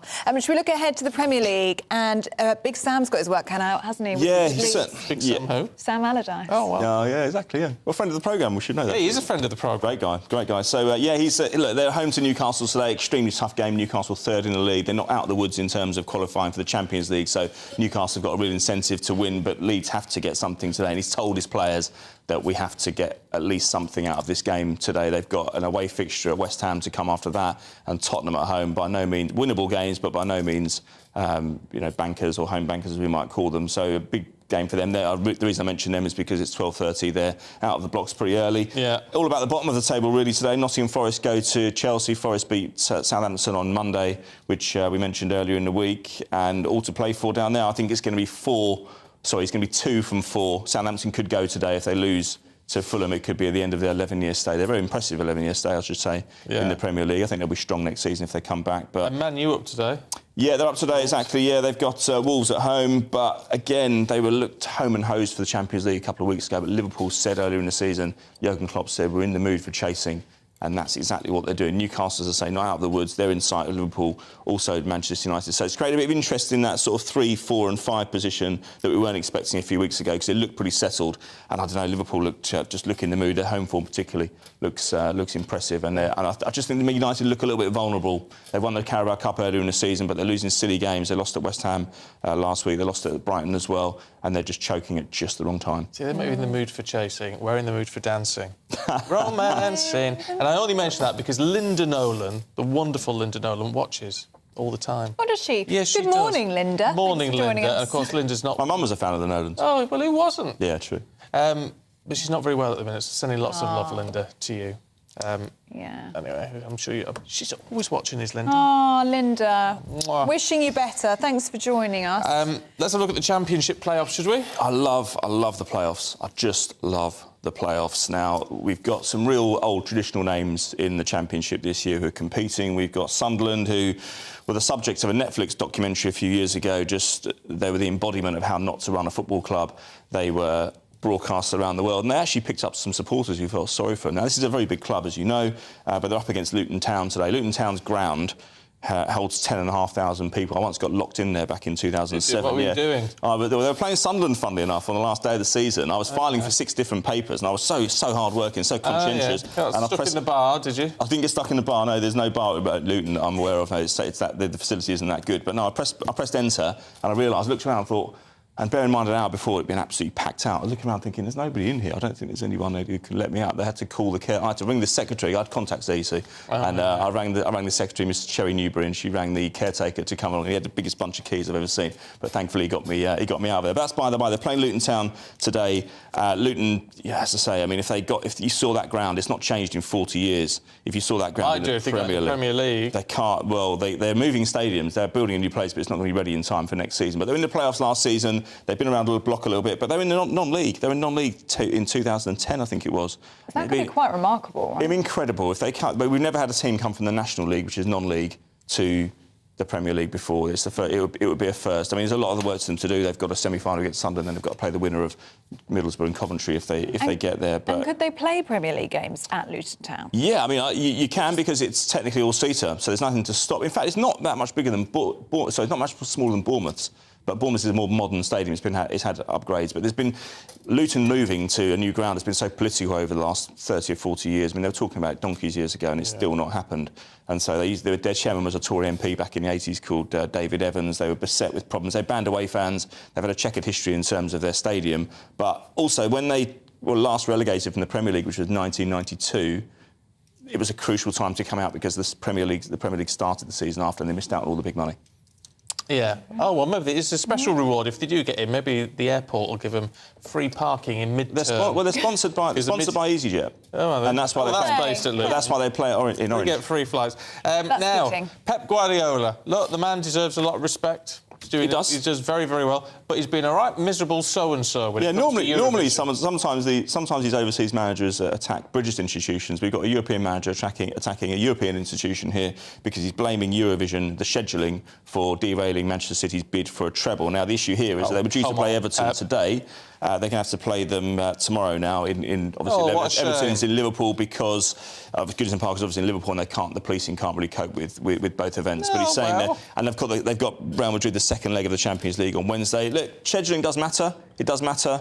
But that's why you've got your squad. That's why you spend £1 billion trying to win these trophies, because you're going to have bodies in reserve to call upon when necessary. And you know what? They're playing so well at the moment. They're looking so imperious that I don't think the scheduling is going to be a problem. I think it will be the least of their worries. Well, it's just worried that Italy isn't going to win the Eurovision, isn't he? No, he's Spanish. Is he? Yeah. Well, not a chance, Pep. Maybe that's what it is. Maybe he's jealous. I'm sure he likes the Italian entry. I thought Guardiola sounded quite Italian. Yeah, he does. Yeah, you can't blame me for that. McGee sounds Irish, but I'm only half Irish. You're on your dad's side. Yeah. Well, that's why McGee sounds Irish. Yeah. Oh, yeah. I hadn't thought of that. Oh dear. Right. Who do I have to work with? I thought she was bad. I've got to do an all now. She's got an Irish surname. Oh, I do. Castillo. It's what? Castillo. That's where I should say it. Should you? It's the Irish way, yeah. Yeah. Say it again. Well, the Irish way or my way. Yeah. Castillo. Oh. Where's it from originally then? Logic. Oh, County Mayo. County Mayo. Yeah, and he thinks it's really funny. What about you? Northern. So no, it's actually Scottish. It came over. We were one of the Catholic immigrants who went to Northern Ireland. So we probably caused all that trouble. Oh yeah. Our ancestors did anyway. I mean, you wouldn't think speaking to me, you wouldn't think that, would you? But it's a good day to be Catholic today. Yeah. According to the Daily Star. Thou shalt have more rumpy pumpy. Only if you live in Italy. It says, how's your father, does it? How's your father, yes. Yeah. Enough of that. Indeed. Labour wants to make working from home a legal right. We'll tell you more about that in the papers. This is Breakfast.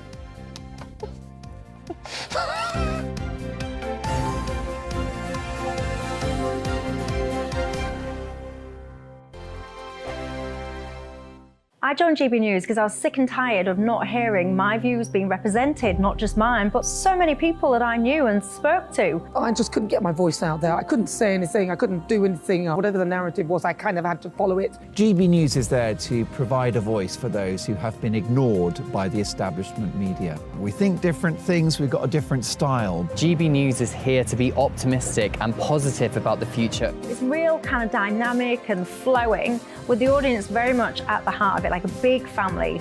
Here at GB News, we talk about the things that matter to you. Hearing the voices from right across our towns and cities, especially our towns. All sides of the argument represented with a heavy dose of opinion. We're on a mission here to make a difference. And the GB News family really is here for you, and whatever time of day you can watch or listen. Britain's watching. Britain's watching. We're proud to be GB News. The People's Channel. Britain's news channel. Monday to Thursday, 9 p.m. till 11 p.m. Join me, Dan Wootton. I'll bring you the sharpest takes and hottest debates. Do you not believe in prison? I don't believe in prisons. I'm completely stunned. I guarantee you there'll be no spin, no bias, no censorship. I actually was personally quite offended by it. And no reason to go to bed. So I guess they've always been quite woke. That's Dan Wootton tonight on TV, radio and online. Monday to Thursday from 9 p.m. till 11 p.m. on GB News. The People's Channel, Britain's news channel. Join me, Patrick Christie's, Monday to Friday, 3 till 6. We tackle the day's news agenda like you've never seen before. It's high tempo, high octane, the most controversial topics and the best guests. You will not be able to take your eyes and ears off it. I'm not afraid to ask the questions that you really want answered. 3 till 6 p.m, Monday to Friday on GB News, the People's Channel, Britain's news channel. Start the day with GB News. We catch up on all the big stories you didn't hear the night before. And take a look at what the world's talking about this morning. That's right, Monday to Thursdays from 6 o'clock. It's Breakfast with Eamon and Isabel. Straight after breakfast, join us, Bev Turner and Andrew Pearce. We're going to take you through till noon. We'll be tackling the big topics of the day, including the things that the other channels just won't talk about. If it's happening here. Wake up to mornings on GB News, the People's Channel, Britain's news channel. Join us every night on GB News at 11 p.m. for Headliners, which is 3 top comedians going through the next day's news stories, which is exactly what you need, because when the establishment has gone crazy, you need some craziness to make sense of it. So join us 11 p.m. every night on GB News, the People's Channel, Britain's news channel. So Jubes and Co, we tackle the issues of the day with real robust debate, both sides of the fence, battling it out with me in the middle with my forthright opinions and views. And often really interesting things happen because you start with a position and then by the end of the debate you find actually, well, I might not have thought about that one. What we need in this country is 2 new political parties. You should maybe think about doing a 2024 calendar. I'm Michelle Dewberry and I'm keeping you company right through until 7 o'clock this evening. GB News, the People's Channel, Britain's watching. Every Sunday from 11, join Michael Portillo. There'll be topical discussion, looking at the week before and the week to come. So kick back and relax at 11 a.m. on Sundays on GB News with me, Michael Portillo. GB News, the People's Channel, Britain's news channel.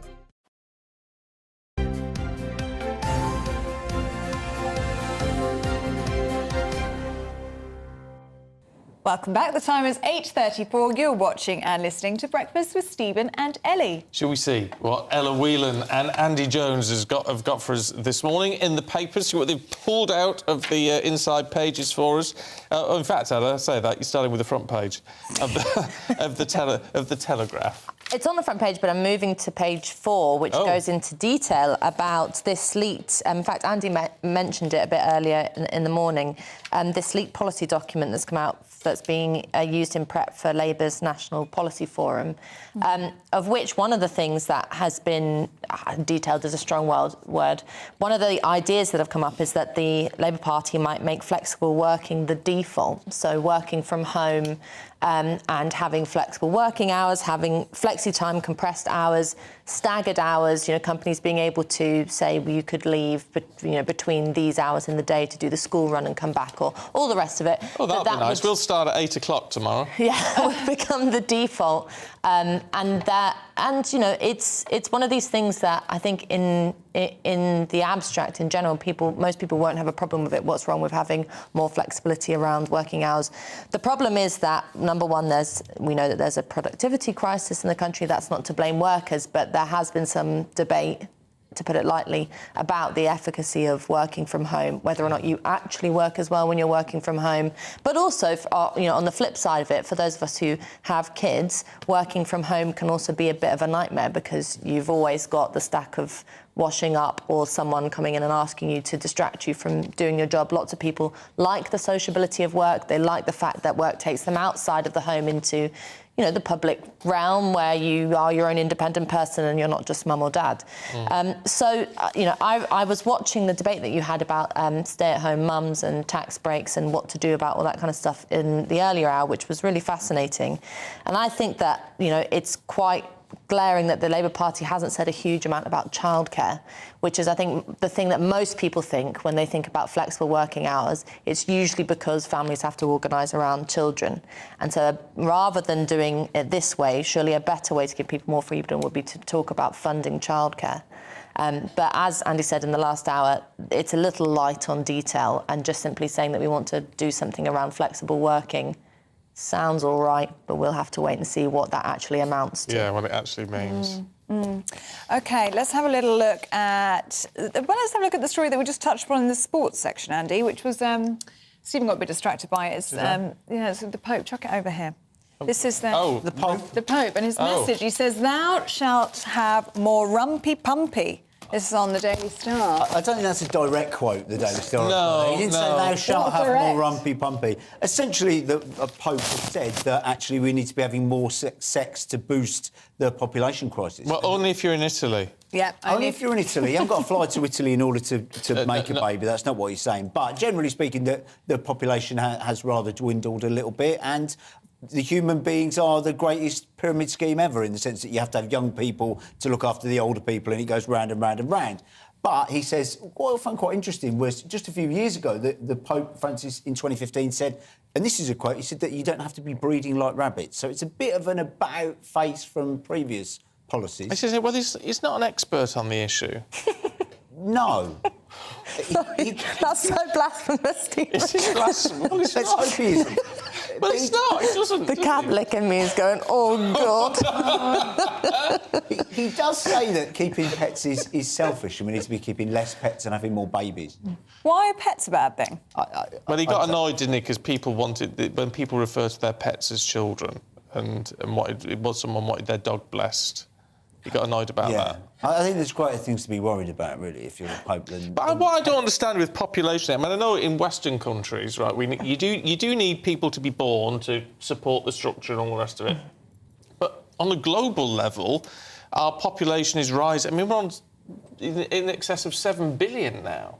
I mean, it's jumped up by 1 billion in the last 15 years. Well, I think I always get a bit itchy when we talk about having babies in these instrumental terms, as if anyone decides to have a child for the good of the planet or for the good of the social care system. That's just not what happens. Because the Pope says. Or indeed because the Pope says.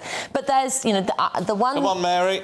The one way in which I will agree with the Pope... The Pope said this. ...is that what I find really galling, I don't know if you've ever seen it, I live in Hackney, so it's particularly terrible, is where I'll be walking down with the buggy and I'll see someone coming towards me with a buggy, and then I realise it's not a buggy, it's a dog in a buggy. Yeah. And there is a trend, particularly among my generation, it seems, for people to treat their pets as if they are literal children, having them in seats next to them on the cafe and things like that. And I've turned into a real Karen about it because I just can't stand it. Yeah. But people are only going to have babies when they have things that they have enable to have them babies. So, for instance, comfortable housing, affordable housing, comfortable financial security and a future that they can invest in and believe in. And I feel like those things have been shaken to the core in successive governments. Yeah. Fair point. I'm intrigued by this in the Times, Ella. It's concerns over obesity fears, which is a fair point, but I'm just more interested in what on earth is a Kit Kat cereal bar, because it sounds delicious. Yes, well, Kit Kat, Nestle have released Kit Kat cereal, so... Oh, it's an actual cereal? It is an actual... it's not a bar. It looks like it is an actual cereal that you pour milk on in the morning, so like the style of... it's not just another type of bar, it's something like Cocoa Pops or things like that.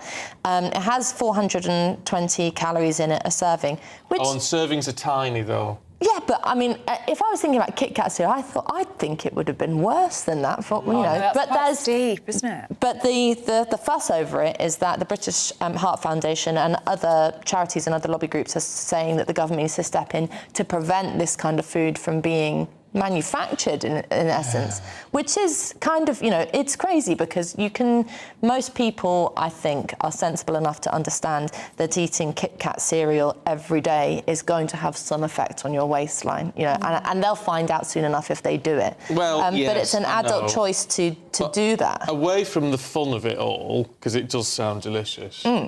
But, it is effectively having chocolate bars for breakfast. Yeah. Which is not ever a good thing. It's not a good thing, but I don't think anyone seriously does think it is a good thing. I don't know. But people see breakfast cereal in a box and think I can eat this every day. Yeah. I think that's part of the psychology of it. I think if you ask them brutally, is this healthy, they'd say no. But I think they get into the habit of opening it, feeding it to kids, etc., etc. Although I couldn't possibly comment on whether it's a good or bad idea until we've had a live taste test on air. Yeah. Because I think the good part of my brain says this is a terrible idea. The hungover 3 a.m. part of me thinks this is a great thing to eat. Yeah, I mean, the problem is 400 odd calories per serving. But you all know what it's...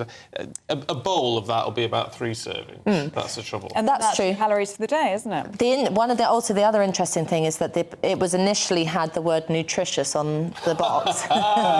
Which was then Nestle was forced to take it off. But there is a kind of interesting debate to be had about what is nutrition, because we think of nutritious as healthy. That's what when we say the word nutritious, you think it's good for you, healthy. It's not actually what it means. Something like this could fuel you, it could give you energy. Yeah. It is food. It's not food that you should be having every single day. Yeah. But I think we need to get away from this sort of myopic view of the idea that anything that's a bit bad for you, sugar or tasty or whatever, is evil. I think we're kind of demonising. Absolutely. But you've got to be... All the labelling is crazy, isn't it? Anything that says it's low sugar is normally high fat, and everything that says it's low fat is often high sugar or very high carb or things that people are buying... Because people are buying things in a hurry, aren't they? Yeah. And so they buy things that say organic and vegan on it, thinking it's really healthy, and actually it may not be. Also, you see this thing with chocolate bars now with added protein.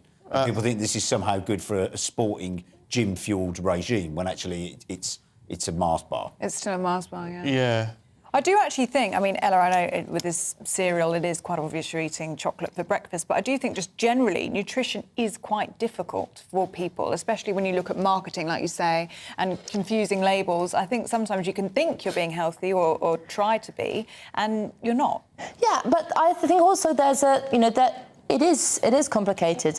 I remember when I was trying to lose weight when I was a teenager, finding out things that things that you don't think are necessarily that bad for you, like what kind of oil you cook with can make a really big difference and things like that. But I also remember when my mother was going through some medical treatment, she got access to a nutritionist and we went together, and she wanted the nutritionist to really tell me off because I was having a fry for breakfast every morning. Me and my dad would have a fry before I went to school and I loved it.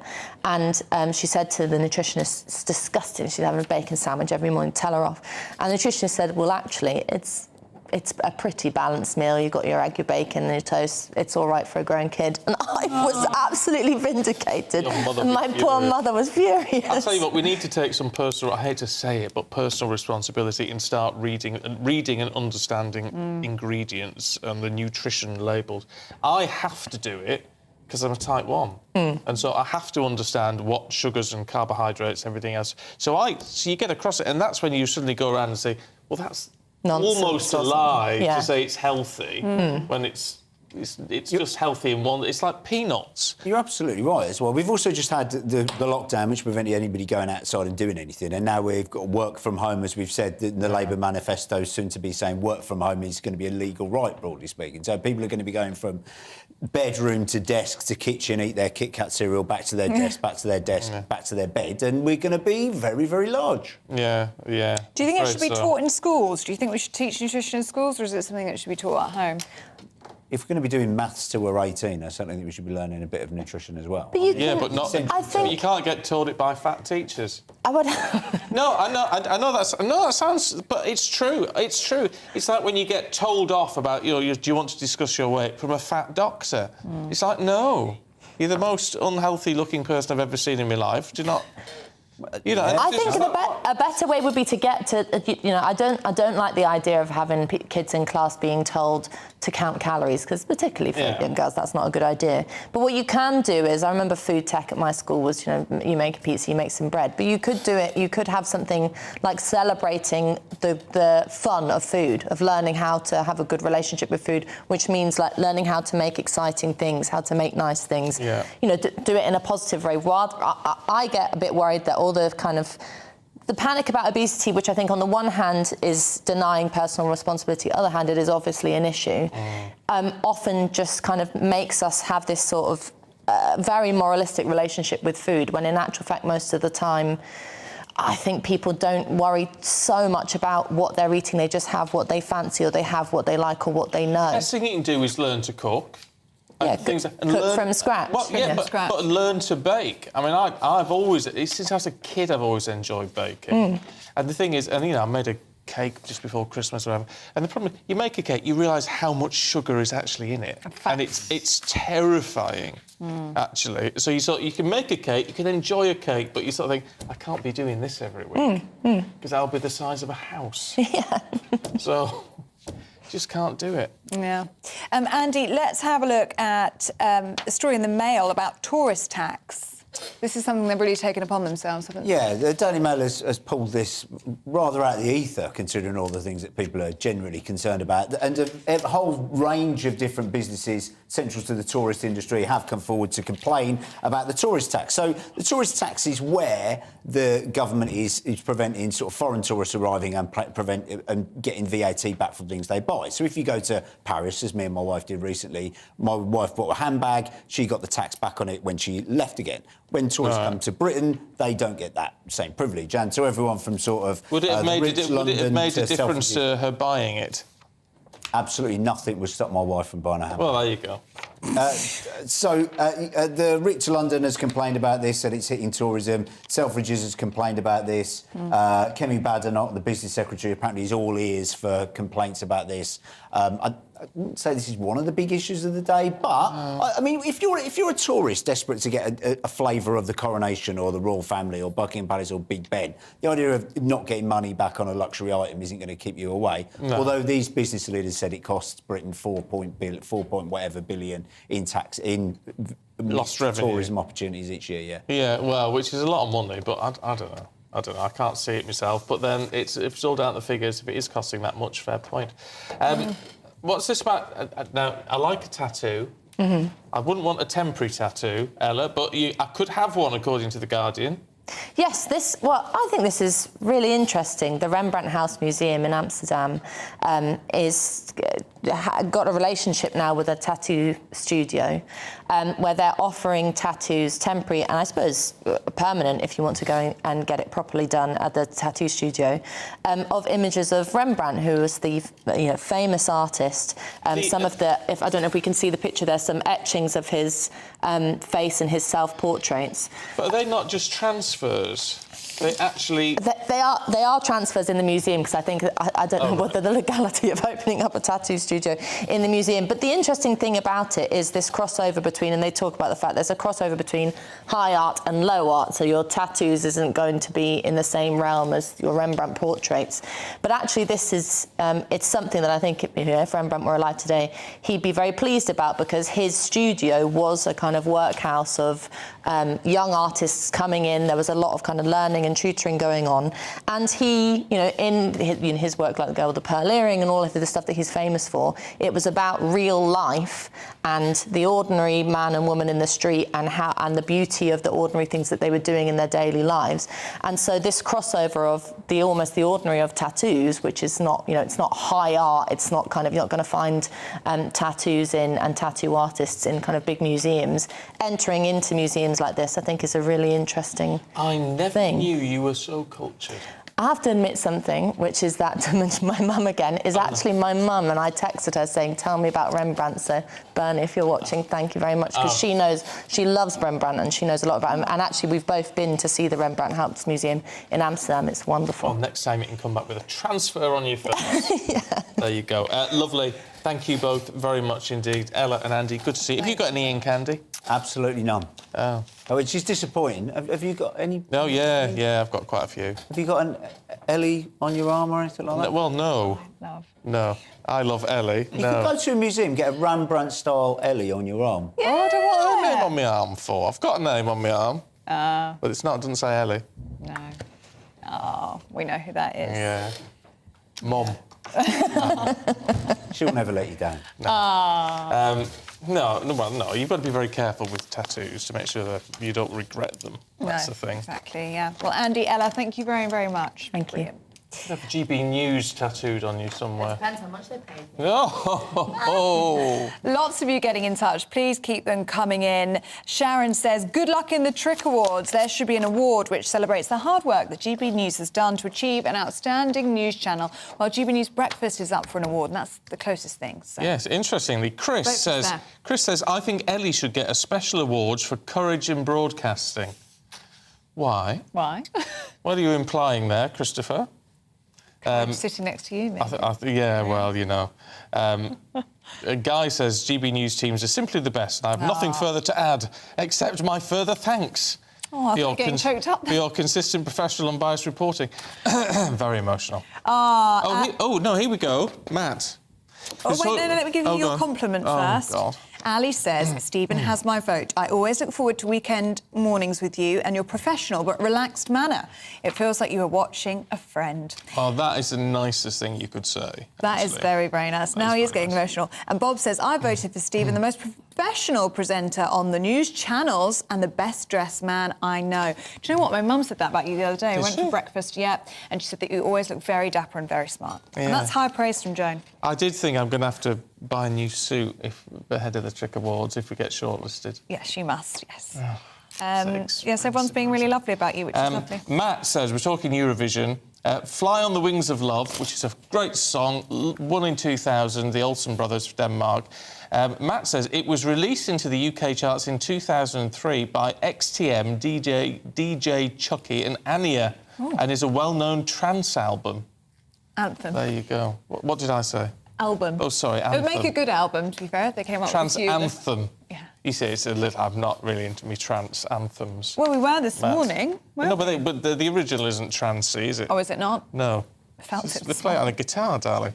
It was good, though. Very, very catchy. And Emma and Sean have been in touch. Again? Touch. They got in touch yesterday, didn't they? Well, hello, you're having a great time. They're still in Gran Canaria on their holiday. We love that we can cast your show onto our phones here. Another sunny day planned over here. We love you guys presenting together. Oh, well, you have a lovely time out there. Have a cocktail on us. Oh, yeah. Well, not on us. I'm not going to send you the money. You can cheers to us and cheers to Stephen in the Trick Awards and keep voting for him. Yes, because voting was meant to close at 5 p.m. today. No, yesterday. But they've extended it for a week. Yeah, exactly. Because apparently they've had... Well, there was some issues with the website. Kept crashing, didn't it? Too many votes for you, Stephen. You're crashing the website. Yes. Now, Nev has just voted for GB News. Well done, Nev. Thank you. What I need to do is a new suit, but it's a pale... The one I've seen is a paler blue. And I don't know if that looks too much like I'm going to a wedding or not. Summer months, though, I think that could look quite nice. Maybe, do you think? Yeah. It's getting it right for screen, isn't it? But, you know, just dark blue stuff. I always seem to wear dark blue, so it'd be nice to have a change. Oh, there's the Trick Awards thing. If you scan that QR code on your phone, you can then vote for the programme on that, or go to trick.org.uk. Yep, Stephen's up for Best News Presenter, GB News is up for Best Multi-Channel Programmes. Get your votes in, it's open until 5 p.m. next Friday.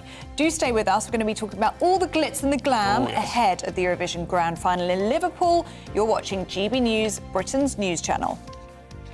Hello, a very good morning to you. It's Aidan McGivern here with your GB News forecast from the Met Office. If you've got overcast skies this morning and wondering where the sun is, don't worry, it is going to make an appearance in most places by the afternoon. We've got high pressure moving in. That's bringing a much calmer start to the weekend compared with so many days this week where we've seen heavy showers and thunderstorms. That high pressure not necessarily leading to sunny skies this morning because there is a lot of low cloud on the map, especially across eastern England, the Midlands into East Wales. But through the morning, that cloud will lift, it will break up, and after lunch, I think many places will see the sun finally breaking through. And by the afternoon, for much of the UK, it's simply dry, and we'll see those spells of warm sunshine. Watch out for the high UV, something we've not had to warn about so much this spring because of the lack of sunshine, so that might be a shock, but also noticeable the temperatures. High teens, low 20s in many places, except for the North Sea coast where it will stay misty through the day, some drizzle in places, and just 11 or 12 degrees.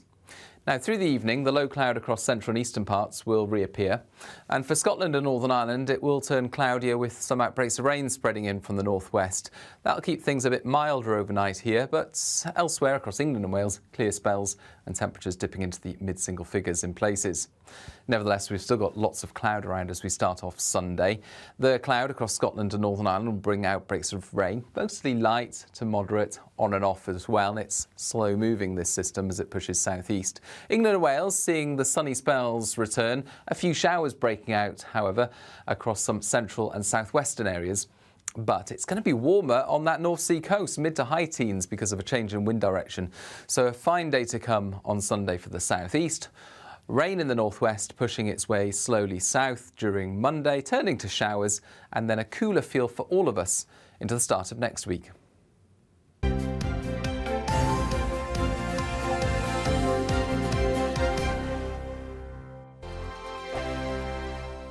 Monday to Thursday nights on GB News. At 6, it's Dubes & Co. 7 o'clock, Farage. At 8, join Jacob Rees-Mogg. And at 9, Dan Wootton Tonight, followed by headliners. On TV, radio and online. This is GB News. It's all about family, being in people's living rooms, all the interaction and getting to know who our viewers and listeners are. When I was young, my dad used to say, Nana, stop arguing. I wanted an outlet that would enable me to give my opinion. People are going through a really hard time right now, and I know that you don't feel like you're being listened to by the establishment. I came to GB News because it's the People's Channel, and I want the audience to have their say on the events of the day. We're dynamic. We do something different. Democracy shows that the wisdom of the nation is in its people. I get to travel to find out what the story is from a personal perspective. The British people aren't fools. We know when we're not being told the full story. We've got to work out how Britain moves forward from this. It's the best country in the world. The establishment had their chance. Now we're here to represent your views. Britain's watching. Britain's watching. Britain's watching. We're proud to be GB News. The People's Channel. Britain's news channel. Westminster is going around in ever-decreasing circles, followed by the media. Britain is broken. How on earth did we get into this mess? But more importantly, how do we get out of it? Join me at 7 p.m, Mondays to Thursdays on Farage, here on GB News. We will have open, rational debate. We've got to work out how Britain moves forward from this. Join us here on GB News, the People's Channel. Britain is watching. I'm Jacob Rees-Mogg, the Member of Parliament for North East Somerset and a former government minister. For years, I've walked the corridors of power in both Westminster and the City of London. We need to have the arguments, the discussions on how we make it better. Crop failures, famine, war, suffering on a scale completely unimaginable. We are putting the cart before the horse. As Charles I said at the scaffold, he was the true defender of liberty. Yeah, I've completely derailed the conversation. Join me Monday to Thursday at 8 p.m. on GB News, Britain's news channel. GB News has its own late-night paper preview show, Headliners, where comedians take you through the next day's top news stories. You don't have to bother reading the newspaper, we've got it covered for you. Headliners, every night at 11 p.m. and repeated every morning at 5 a.m. We won't send you to sleep like some of the other paper review shows out there. GB News, the People's Channel, Britain's news channel. Join me, Camilla Tominey, on Sunday mornings from 9:30, taking the politicians to task and breaking out of SW1 to see how their decisions are affecting you across the UK. Bursting the Westminster bubble every Sunday morning, only on GB News, the People's Channel. Britain's watching. You've probably seen politicians interviewed 1,000 times, but we do it differently. We find out who they really are, we don't shout, we chat, and hopefully we bring a bit of light, not just heat. Did you know Kate Moss? Apparently. Do you have a pair of jeans or a pair of jeans? No, of course I don't. What would I do with them? My friends are like, oh my God, what's she doing now? Join me every Sunday at 6 for Gloria Meets, only on GB News, the People's Channel, Britain's news channel.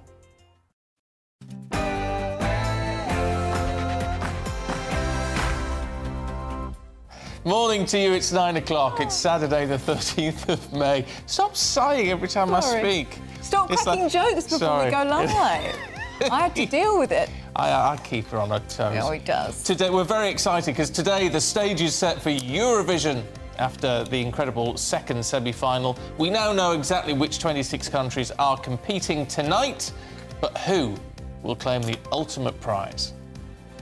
What we do know is Ukraine's President Zelensky won't be making a video appearance. His focus now firmly back on the war after the UK promised to support his troops with long-range cruise missiles. Blair versus Starmer. The current Labour leader says that if his party is elected, they must tackle a crumbling public realm, claiming he faces a bigger challenge than his predecessor. And we're off the rails again. Train passengers will suffer fresh travel chaos today as another strike threatens to disrupt your weekend plans. Morning to you, I'm Stephen Dixon. And I'm Ellie Costello, and this is Breakfast on GB News.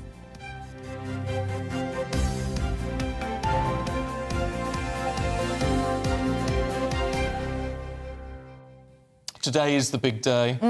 It is Eurovision Day. And do we normally get this excited? No, but it's not normally held in the UK or in a great city like Liverpool. Cultural, fun, exciting. Music. Lots of legends there. What is not to love? I tell you.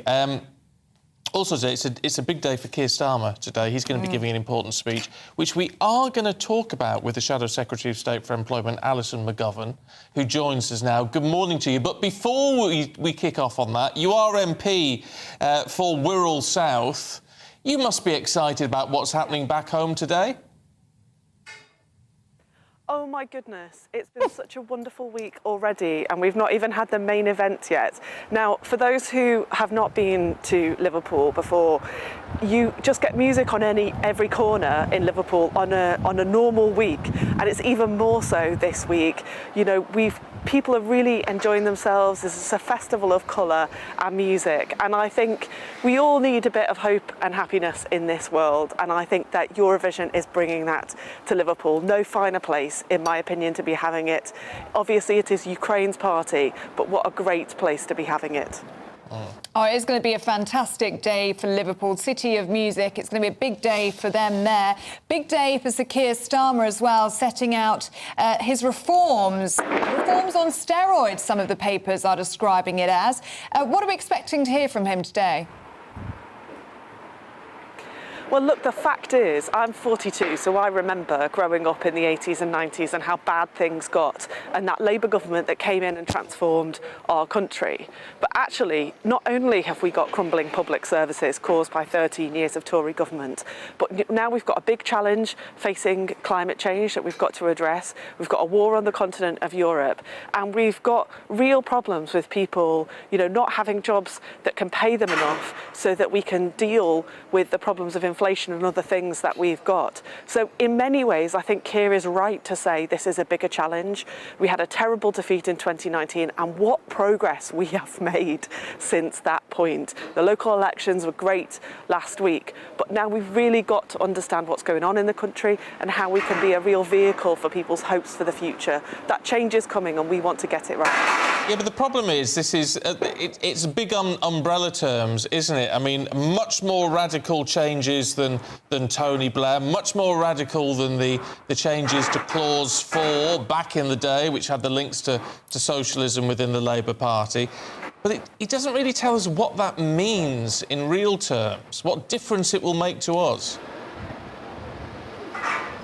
So what we mean is we want to see change, yes, that deals with today's problems. So on the NHS, for example, we've identified funding to bring more staff in to help tackle waiting lists. But we also want to have a healthier society. So that means better public transport. It means, as I said before, good jobs that don't just mean that people can, look after their family, but also mean they get promotion at work and have better skills. And we've got ideas about how we can change job centres so that we can do that. Now, of course, we know the election is coming, and we're working on our manifesto, and we'll set out more details about what's in that manifesto. But, we've got to understand that people really want hope and change, and we've set out some of the ways in which we'll do that, but there's more to come, because we really need this country to be able to address these big things that we're facing, climate change, the changing types of employment, and really give people that hope in what's coming for the future, not what they've had for the past 13 years.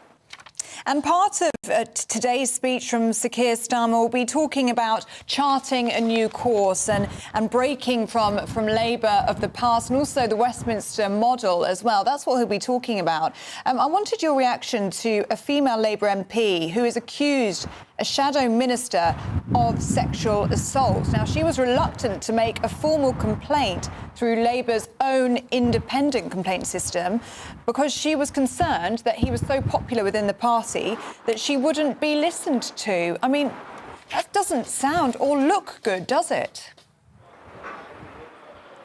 Well, I've been part of a group of women MPs who've campaigned for these new independent systems that we've got. We've got an independent system of investigation now in Parliament, and so does the Labour Party.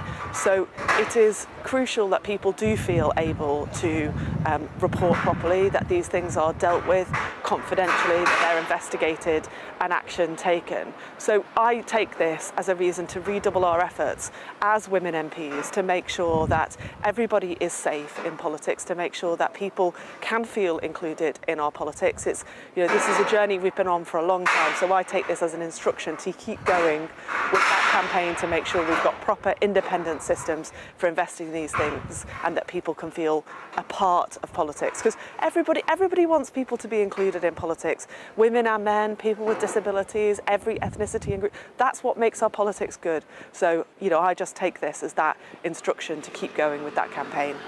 Yeah, and of course that's something that you feel really passionate about, people feeling a part of politics, like you said, any race or religion. And on that note, I wanted to ask you about Diane Abbott. She's obviously had the whip removed at the moment. She's been suspended from the party over a letter which was deemed anti-Semitic by Sir Keir Starmer himself, actually labelled it as that. Do you think that she should go further and step down as an MP as part of this distancing new Labour, Sir Keir Starmer's new Labour, with perhaps a Labour that we recognised under Jeremy Corbyn? I think that should be investigated and dealt with properly under the Labour Party's systems. When Keir became leader, we were still under investigation for what had happened with anti-Semitism, and it's right that he sought to radically change that and to rip that anti-Semitism out by its roots. So I think that our processes, which are now in a much better place, should be allowed to continue. But as I was saying just now, this is just I think, an instruction to all of us who care about progressive, inclusive politics, that we can never be resting, that the job will not ever be done, and we always have to keep making sure that we are that inclusive place. And yes, of course, I mean the Labour Party, but I mean politics as a whole. People have to feel that they can be a part of it. And I think over the past 13 years, I'm not sure politics has served the country that well. We should be that space for debating ideas about how we can change our country. You only get to do that if everybody can feel a part of it. So to me, those progressive values are really important for that purpose of inclusion, and I just know that we can never give up on making sure that politics happens in a way that does genuinely make people feel included.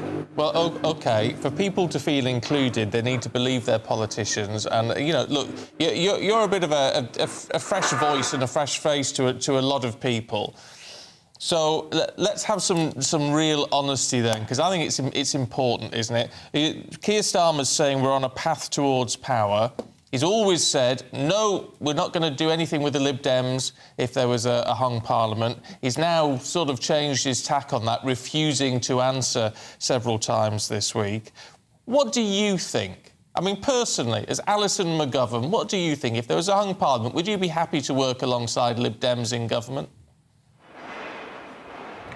You'll expect me to say this, honestly, but I don't want a hung parliament. I've experienced that hung parliament, and I know that our system works best when people vote in a general election for a manifesto for a party that gets elected with a majority Labour government, and that we're then able to get our business through the House of Commons and get the job done. I mean, I understand why people want to, ask these questions, but we just need to get that majority Labour government. So whilst I get it, people need to think about the place of smaller parties. Actually, the thing that we're campaigning for is that majority Labour government. Well, look, at least I can tell you, at least that is a straightforward answer, which I very much appreciate. Alison McGovern, good to see you this morning. Thanks very much indeed. Thank you. Well, do you know what? I quite liked her. I've not interviewed her before. No, neither have I, no. Pretty straight talking. Now, whether you agree with her or not is a different kettle of fish. That's up to you. But at least she was straight talking. Mm. And likes Eurovision. So it's and likes tick from Eurovision. you.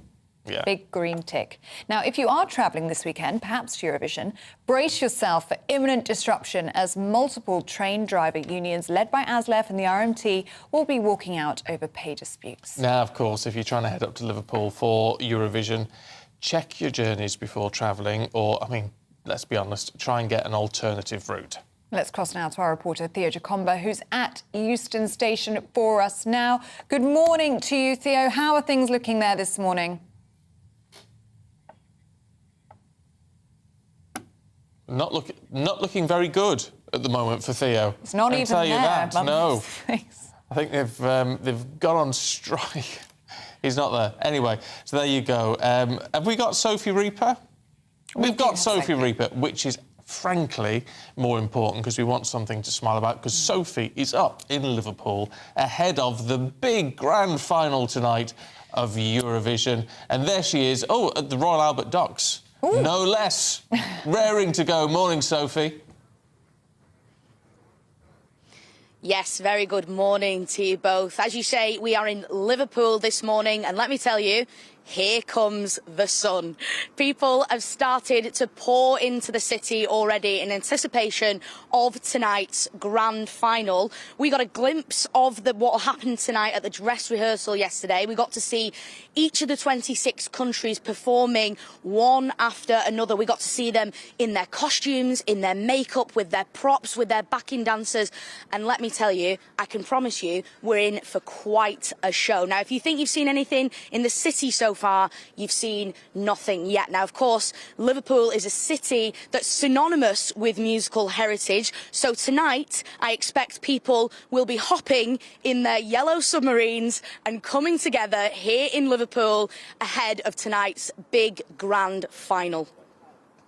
I tell you what, in terms of that yellow submarine, is that an indication that we may see Paul McCartney tonight? Well, as I was telling you earlier, guys, that's my guess. I think if you want an act that's both famous for music and famously associated with Liverpool, excuse me, who else could you ask for but Sir Paul McCartney? To me, it's the obvious answer, but who knows, maybe they actually will surprise us with someone that nobody's expecting.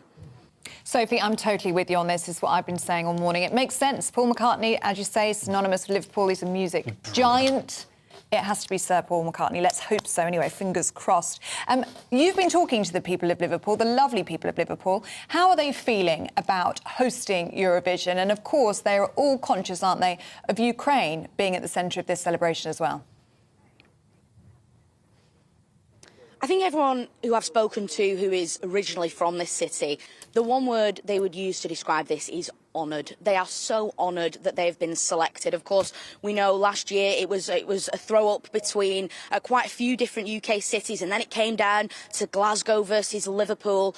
But I think they are so happy it's here. We've had it several times before Eurovision. I believe 9 times it's been in the UK. We've had it in London, Birmingham, Harrogate even, Edinburgh, Brighton, but it's never come to the Northwest. And we're better in the Northwest than someone with somewhere with such a rich musical history. Of course, it's not just the Beatles, as everyone always comes back to, but, you know, Echo and the Bunnymen, the Wombats, Cast. There are so many. The list goes on and on. It truly is a hub of music. And I think everyone here is just so excited to be representing not only for Liverpool and the UK, but also for Ukraine. That has been something that has been evidence from the start, that they really want to make it about these two countries coming together. And that is, in fact, the strapline of Eurovision this year. It's united by music. And I can tell you, it definitely is. Lovely stuff. Sophie, thanks very much indeed. Really good to see you this morning. Thank you very much. Now, let's cross live now to Euston Station, where RMT General Secretary Mick Lynch is there for us. Good morning to you, Mick Lynch. Really good to have you with us on the programme. We've just been speaking there to our reporter Sophie Reaper at Eurovision. We've touched upon the huge disruption for people trying to get up to Liverpool, because obviously many train lines aren't running. Are you deliberately targeting the Eurovision Song Contest? No, we're not targeting any event. There's football matches at Wembley today. We hope people enjoy them. We hope that Eurovision goes well and that the whole thing is a success. The reason we're on strike today is because of the Tory anti-trade union laws. The talks broke down 2 weeks ago. We have a 6-month mandate that runs out tomorrow. This is the only day under that legislation with 2 weeks' notice that we could take this action following that breakdown of discussion. So we've now got another mandate that came in after that announcement. We got it a week ago or so, and that runs on for another 6 months. So the way that the Tories have constructed the trade union legislation, which is, we know, is hostile to the trade unions and working people, it means that we have to take this action today. It's the only day inside that mandate that it can happen. Look, I know it's difficult talking about negotiations that are ongoing and all the rest of it, but what has been put on the table and what do you want to see on the table? Because I think that's what people are missing at the moment. They don't quite know exactly what you want. You want more money, you want a change in the conditions or better conditions or certain securities, but what exactly is it? Well, what's been put on the table is thousands of job cuts that they want to bring in. They want to shut every booking office at every station in Britain. They want to change our members' terms and conditions in a detrimental way. And they're saying that is necessary so that they can increase efficiency to create more profit for the private sector train operators. They will make £400 million in profit this year. And the government has spent over £1.25 billion on this dispute, which would have funded a reasonable pay rise. What we've been offered is a 9% offer over 2 years, but we haven't had a pay deal for 4 years. So that's basically 9% over the last 4 years, which isn't good enough for our people. It's not as good as the Network Rail offer. And they also want us in the document to declare that the dispute is over and then go and negotiate a load of detrimental changes. And we're not prepared to do that. We're not going to give up our mandate and our leverage at the negotiating table halfway through the dispute. So there are a lot of preconditions on it that we just cannot accept. But the fact is that this government is determined to keep this dispute going. because they've got issues in healthcare and with the nurses and the doctors, with the teachers, and they're trying to clamp down on working people's pay so that they can transfer that wealth to the rich people of this society, where dividends and profits are up, the stock exchange is up, the economy is growing, but they want to do that on the basis of low pay, and we're not prepared to accept that. We want our people to earn a decent living. They work around the clock, 365 days a year on shift work, and we haven't had a pay rise. So what's on the table isn't good enough. So we need to improve on that, and we're ready to negotiate an agreement whenever they want to get back to us. Where do we go from here, though, Mick Lynch? Because, you know, you're speaking there about the government wanting to keep this going. We were interviewing Hugh Merriman yesterday, Minister of State for Rail, and he was saying that a very good offer had been made to the unions and it hadn't been put to the members. And he said if it was put to the members, this could all be put to bed. He was suggesting it was the unions that were blocking this and wanted to keep it going. It's not a good offer, is it? It's less. It's not a good offer because it's less than half the rate of inflation. Inflation in these last 2 years has been over 20%. They've offered 9% for that period. So we would be selling our members out if we just took that at face value. But on top of that, the stipulations they've put is that we must give up this campaign while we haven't negotiated that second year.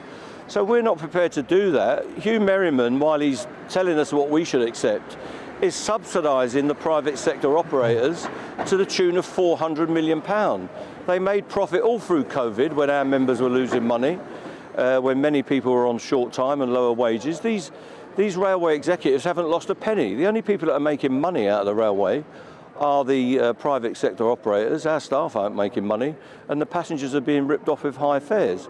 And at the same time, the taxpayer is subsidising private sector companies who are making handsome profits. So Hugh Merriman's got it wrong. He needs to make sure that the private sector operators are offering a reasonable deal to our people, and then we'll be a good party in trying to negotiate a settlement. But at the moment, we're not there, and we cannot put this offer to a referendum because he's asking us or requiring us as part of this deal to declare that this dispute is over when we've still got another year of it to run, in the sense that they want to make changes in the second year that have not been agreed, which will be detrimental to our people. Look, in the last, well, more than 6 months, I mean, since June last year, you've been running this on a strategy of periodic strikes, you know, a few days of strike action, pretty severe, and then back to normal. We're talking to your former Assistant General Secretary, Steve Headley, yesterday, who says, look, that as a tactic hasn't worked, isn't working. As you look towards this new 6-month mandate, are you looking at changing that? Well, we speak to our members. We go round to our branches and speak to our members and the officials on the ground, the people who are on the picket lines, and they feed into us how they want to keep this campaign going. We said at the very beginning, when we started balloting, this will be a long-term campaign, and we have to dig in to see this through, and that's exactly the tactics that our members want. They are completely behind what we've done already and what we might be doing in the future. And we listen to our people who are members of the union, not people that have retired from the union. We listen to the people that are paying their subs and are losing their wages in these strikes. They dictate and decide what our tactics will be, and we'll be reviewing it again next week. And we will put down a campaign of action that is sustainable, that keeps the pressure on the employers and the government to come to the table and make a reasonable deal. OK, Mick Lynch, RMT General Secretary, really good to have your time this morning. Thank you. Well, still to come for you this morning. How can we all fight back against dwindling wildlife? We'll find out from Michaela Strachan. This is Breakfast on GB News.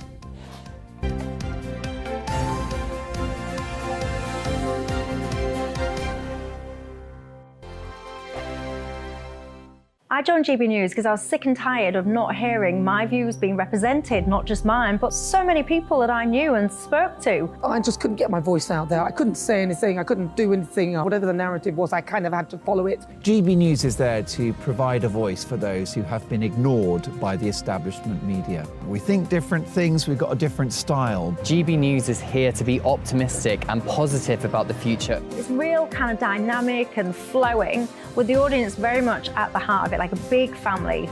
Here at GB News, we talk about the things that matter to you. Hearing the voices from right across our towns and cities, especially our towns. All sides of the argument represented with a heavy dose of opinion. We're on a mission here to make a difference. And the GB News family really is here for you, and whatever time of day you can watch or listen. Britain's watching. Britain's watching. We're proud to be GB News, The People's Channel. Britain's news channel. Monday to Thursday, 9 p.m. till 11 p.m. Join me, Dan Wootton. I'll bring you the sharpest takes and hottest debates. Do you not believe in prisons? I don't believe in prisons. I'm completely stunned. I guarantee you there'll be no spin, no bias, no censorship. I actually was personally quite offended by it.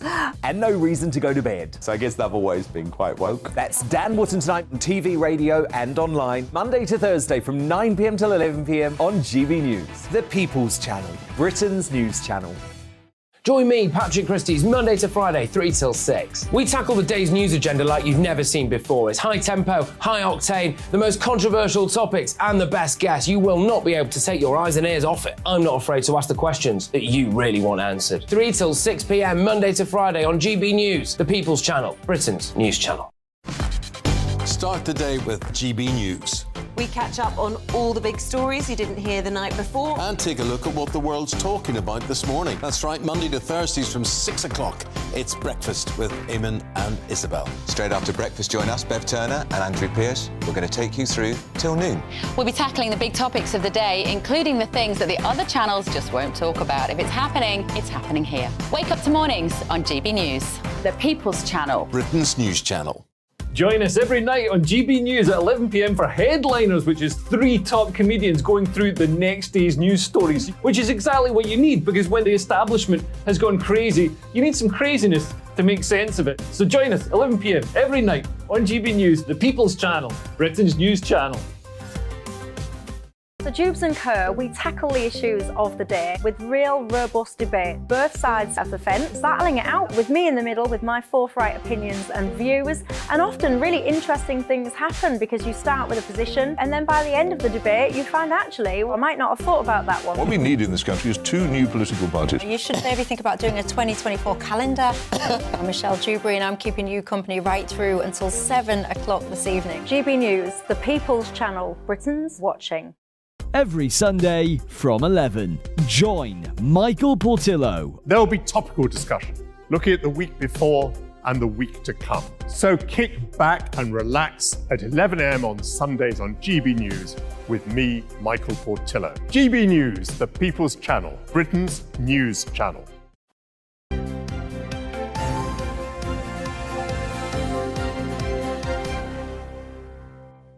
Good morning to you. This is Breakfast with Stephen and Ellie Costello.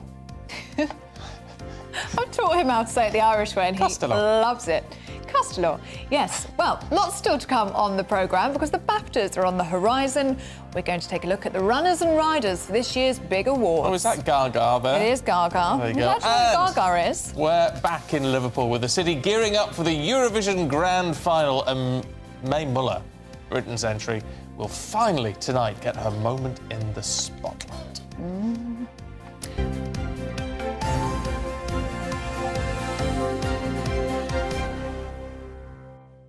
Now, our bees and butterflies have been in decline for a long time now, with a loss of habitat and pesticides being pretty big contributing factors. Yes, but there is hope, as research shows that gardens left to grow wild and free have more species of bumblebees and other wildlife than those that are kept sprayed and tidy. Let's bring in the one and only Michaela Strachan, who joins us now. Really good to see you this morning, Michaela.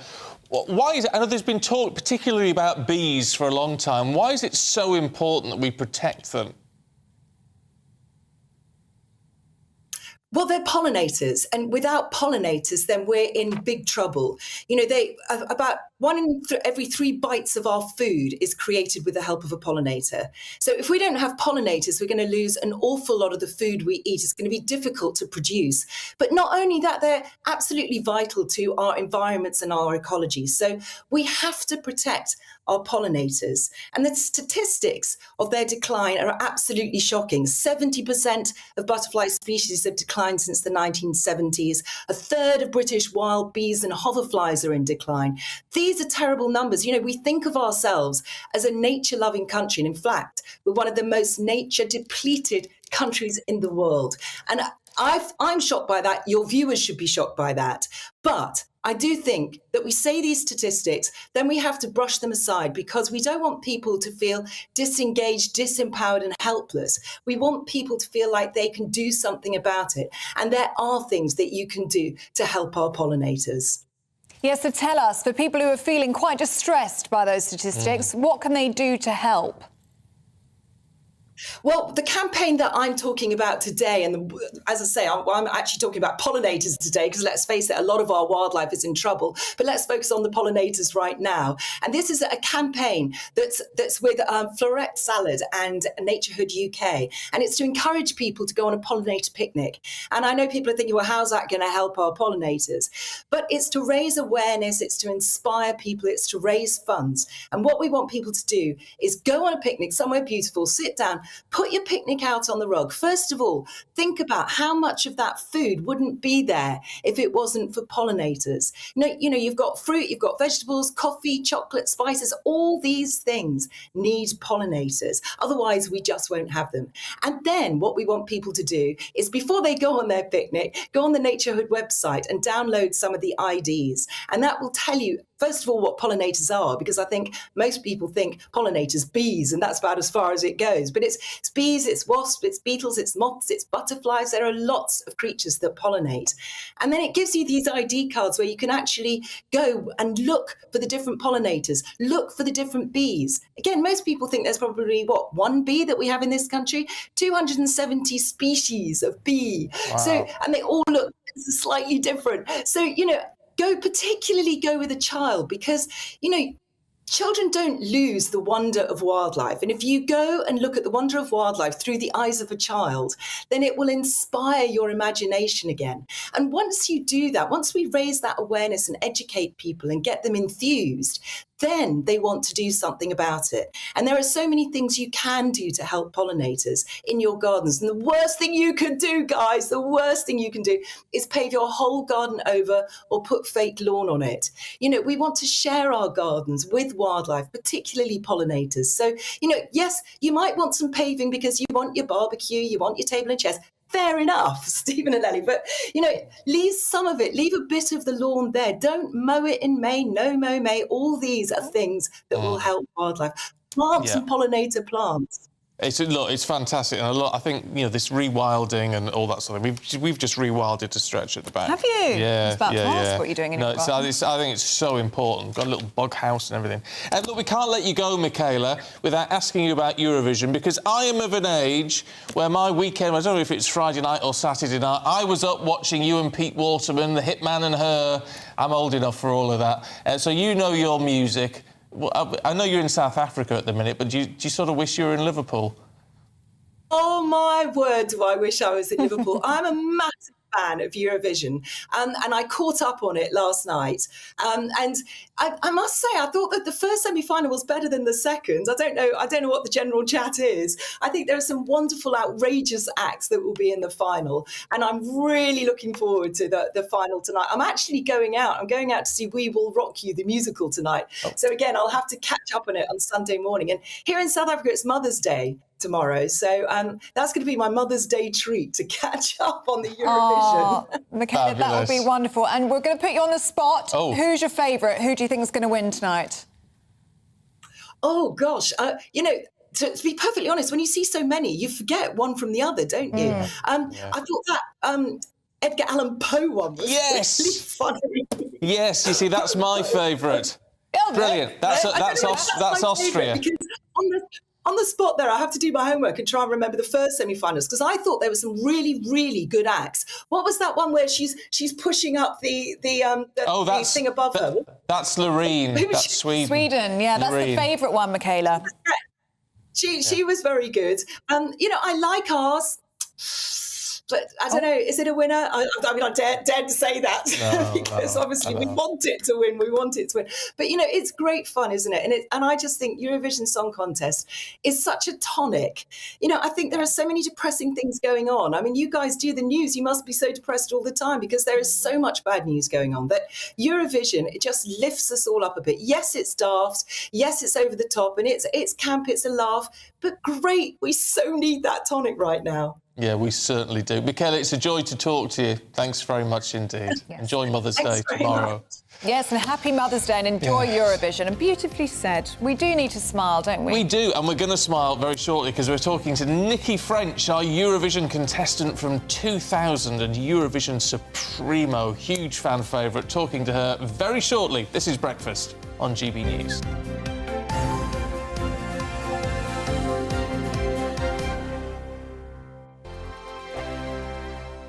Monday to Thursday nights on GB News. At 6, it's Dubes & Co. 7 o'clock, Farage. At 8, join Jacob Rees-Mogg. And at 9, Dan Wootton Tonight, followed by Headliners. On TV, radio and online. This is GB News. It's all about family, being in people's living rooms, all the interaction and getting to know who our viewers and listeners are. When I was young, my dad used to say, Nana, stop arguing. I wanted an outlet that would enable me to give my opinion.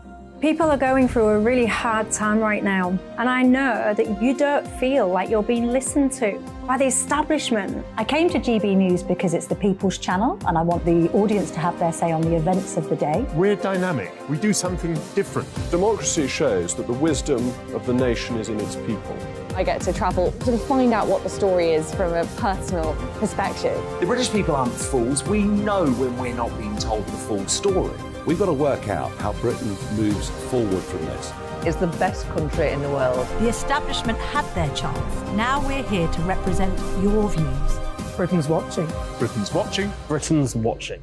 We're proud to be GB News. The People's Channel. Britain's news channel. Westminster is going around in ever-decreasing circles, followed by the media. Britain is broken. How on earth did we get into this mess? But more importantly, how do we get out of it? Join me at 7 p.m, Mondays to Thursdays on Farage, here on GB News. We will have open, rational debate. We've got to work out how Britain moves forward from this. Join us here on GB News, the People's Channel. Britain is watching. I'm Jacob Rees-Mogg, the Member of Parliament for North East Somerset and a former government minister. For years, I've walked the corridors of power in both Westminster and the City of London. We need to have the arguments, the discussions on how we make it better. Crop failures, famine, war, suffering on a scale completely unimaginable. We are putting the cart before the horse. As Charles I said at the scaffold, he was the true defender of liberty. Yeah, I've completely derailed the conversation. Join me Monday to Thursday at 8 p.m. on GB News, Britain's news channel. GB News has its own late-night paper preview show, Headliners, where comedians take you through the next day's top news stories. You don't have to bother reading the newspaper, we've got it covered for you. Headliners, every night at 11 p.m. and repeated every morning at 5 a.m. We won't send you to sleep like some of the other paper review shows out there. GB News, the People's Channel, Britain's news channel. Join me, Camilla Tominey, on Sunday mornings from 9:30, taking the politicians to task and breaking out of SW1 to see how their decisions are affecting you across the UK. Bursting the Westminster bubble every Sunday morning, only on GB News, the People's Channel. Britain's watching. You've probably seen politicians interviewed 1,000 times, but we do it differently. We find out who they really are, we don't shout, we chat, and hopefully we bring a bit of light, not just heat. Did you know Kate Moss? Apparently. Do you have a pair of jeans or a pair of jeans? No, of course I don't. What would I do with them? My friends are like, oh my God, what's she doing now? Join me every Sunday at 6 for Gloria Meets, only on GB News, the People's Channel, Britain's news channel.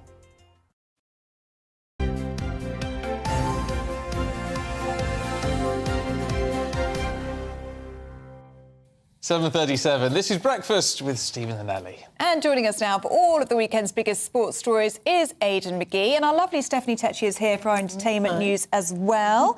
Aidan, let's start with you then. Start with the Premier League, shall we? And Big Sam, he's got his work cut out. Yeah, he has. All eyes on the bottom of the table today, really. It's a real dogfight going on at the bottom. The bottom 5 sides are in trouble. Southampton could go today after 11 years in the Premier League if they lose to Fulham at Craven Cottage. That one is at, is that 3 o'clock? No, it's at Southampton, actually, but it is at 3 o'clock.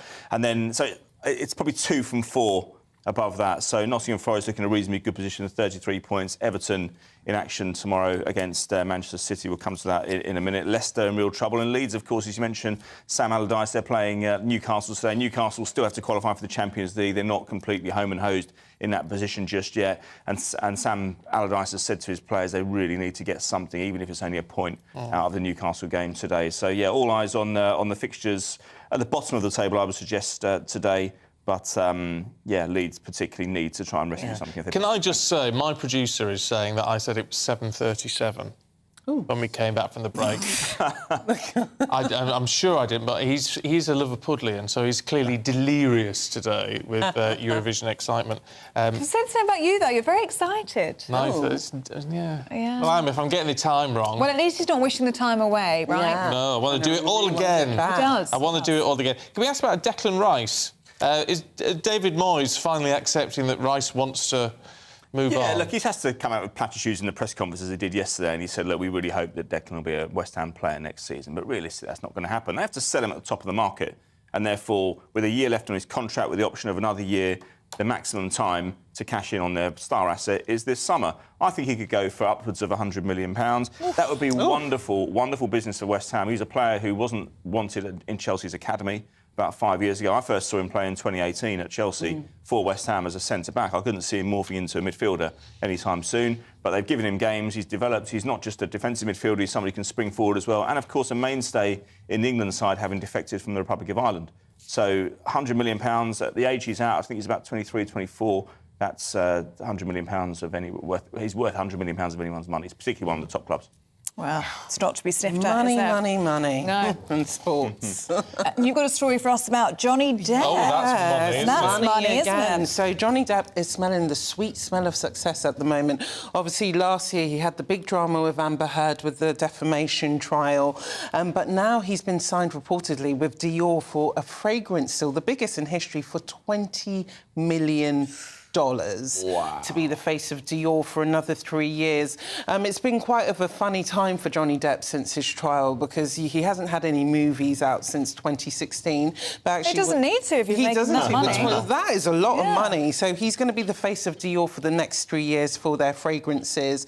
I think, you know, when any celebrity goes through any trial or stuff like that, a lot of brands just drop them automatically. But Dior have stuck by Johnny Depp's But I'll tell you what, side. that's a sensible move for them because the way that whole trial played out, he came out looking great. He did. And I have to say, if Johnny Depp is advertising something, you sort of go, oh, actually, I might buy that I might now. go into that. And I think it was, you know, it was a big snub to cancel culture because I think, you know, these days if a celebrity or even a football star does anything wrong, automatically people just drop their advertisements. And so it takes a really good brand to say, actually, we're going to stick by the person we've signed up for a good reason. So, and a strong brand as well, right, with integrity to stand by someone because they've obviously got a very close relationship, haven't they? They've worked together for a long time. And he'll make the sales, clearly. Do you wear Dior, Sivan? I'm a Creed man, actually. Yes. As you know. Yes, I do know. But it is onwards and upwards for Johnny, and in a few days he will be opening the Cannes Film Festival, actually, with his first film called Jean de Bali. Oh. Yeah. Oh. Yeah. What's that about? So I think it's kind of medieval. Oh, so right. I need to do a bit of research because I actually am going to be in Cannes, so I will are you? I'll be giving you guys all the gossip. She drops that in. She lives the life, this one. She just got back from Bali. He loves French men as well. Oh, stop it, Aidan. Ooh la la. We've got to have a look at a bit of Eurovision. Yeah. Because we're all very excited about Eurovision, apart from Pep Guardiola. Yeah, exactly. Having established in the last hour that he's Spanish. Oh, well, I'm glad you worked that out. Not Italian, Catalan, actually, so he probably doesn't have time for the he's from Catalan. Spanish. But, yeah, he's moaning because the Everton versus Man City game in Merseyside, obviously Liverpool, is now taking place tomorrow because it was actually the police that intervened and said they can't commit their resources to both Everton against Manchester City, which will be a full house at Goodison Park, and Eurovision, which takes place this evening. But he's saying that although it gives them an extra day to prepare for the Everton game, which is obviously very tough, Everton fighting for their lives at the bottom of the Premier League, it gives them 24 hours less, or it eats into their time to prepare for the Real Madrid game at the Etihad on Wednesday. Now, don't forget, Manchester City are chasing glory on 3 fronts this year. They're in the FA Cup final, they're top of the Premier League, and they're in the Champions League semi-final. But Real Madrid is the one they really need to get over the line with. If they were to lose the Premier League and lose the FA Cup final, they would even take the Champions League because that is the one they really want to lift. They've not won it in their history, and he's just not happy with the scheduling. He's, as I say, gives them an extra day to prepare for Everton. And one less day to prepare for Real Madrid. But this is the police that have stepped in. It's very difficult to argue against that. It's not as if the Premier League have just made their life difficult. He's quite vocal as a manager. Yes, he is, yeah. He seems like he's never happy. He's never happy. He's always complaining about he's just one of those guys. He lives on the edge and he just wants to... He said, I'll enjoy my accolades at the end of my career when I'm looking back at them. And, yeah, I think that's fair enough. Yeah. Stephanie, you've got news of a new dating show. Yeah, so we've had Blind Date, we've had Love Island, but BBC are aiming to make history tonight by the release of their new show, I Kissed a Boy. So it's the first ever UK's gay dating show. It's going to involve 10 men who are in an Italian villa, and the way they match up is by kissing. They're going to judge by their first kiss if they can make it's always in a the kiss, couple. Isn't it? Yeah. So, you know, there's been so many dating shows, and I think this is the BBC trying to aim to push for inclusivity. It's going to be at 9 p.m, and we've never seen something like this on the TV schedule, so it will be it's quite... online only, isn't it? It's online, but it's actually going to be on air as well. Tomorrow at 9 p.m. So it's going to be quite interesting to see what the audience's reaction will be to it. I don't know. What do you think? Very progressive, isn't it? Well, is it? Well, I just sort of think it's probably aimed at... I don't know. Would straight people want to watch it, is what I'm thinking, and probably not. Well, this is why it's going to be interesting to test the waters to see what a mainstream audience is going to say to this, because we've had so many straight dating shows, so why not an LGBTQ+ dating show? But because it's the first of its kind, it's going to be interesting to see how audiences will react to it. Is that Danny Minogue presenting? Yes, Danny Minogue's presenting. I forgot to mention that. Yeah, she's that's amazing. presenting it as well. They probably couldn't get Kylie, so they thought next best thing. Oh, next best thing. Oh, well, that's great. Well, I wouldn't have recognised last time I saw Danny Minogue. She had jet black hair. She went on a date with Cristiano Ronaldo many years ago. Did she? It was emerged this week, yeah. Wonder what his kiss was like then. Well, not good enough, clearly. There's no suggestion they kissed, but apparently Ronaldo's watch was at the United training ground at Carrington some years ago when he played there pre-2009. He saw this attractive-looking woman, and so he asked the masseuse. He didn't do it himself then. No, he said, can you get me the number? Can you get me the number? And he got the number from that rule of like six degrees of separation or whatever it is. Oh, right. That sounds a bit complicated. Yeah, I just walk up to Cristiano and ask her out. They didn't get on. He's probably shy in real life. Yeah. I don't know. Well, I don't know what I make of it. If it's a success, great. Yeah. But, I mean, I don't watch any dating shows, so I won't bother No, watching that neither do one. I, but there's so many dating shows that's coming out this year. There's another one with Davina McCall where she's for mature adults trying to find the perfect I'm delighted about that. I won't be watching that one either. Buzzing. No, that'll be great. Anti-dating shows. I just don't want to see. I don't like it. It should be a private affair. Yeah, You just like search for love. Yes. Well, no, I don't need to search now. You're lucky. You're lucky. Off the market. I'm hooked. Oh. There you go. Aidan, Stephanie, thank you very much. That was fab. You're back tomorrow, aren't you? Yes. Excellent. Look forward to Family's that. back together tomorrow. Good news.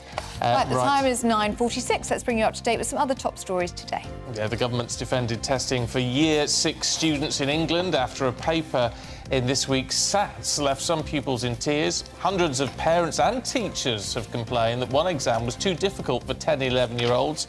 In response, the Department for Education says the tests are designed to be challenging. Hotel prices for UK travellers in most European cities have increased by more than 50% since last summer. That's according to the Post Office, which says Madrid is the most expensive out of 35 destinations.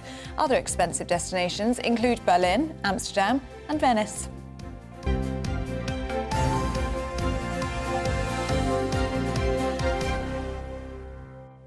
Now, we've been talking about Eurovision all morning because it is the big final tonight in Liverpool. But what you say is, well, what do you think of this? What do you think of what do you reckon to it all? And people have got their own ideas, but what you need is someone who understands Eurovision from the inside and someone who really knows what makes a good Eurovision tune. So who better to talk to than our fantastic entrant from 2000?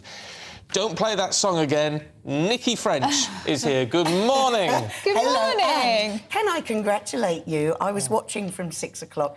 You can tell Liverpool's done it to me. You were there last night, weren't you? I was there all week. Yeah. I drove home yesterday to be on here. Oh. But all these gigs that my lovely agent Matt has got me in the whole week.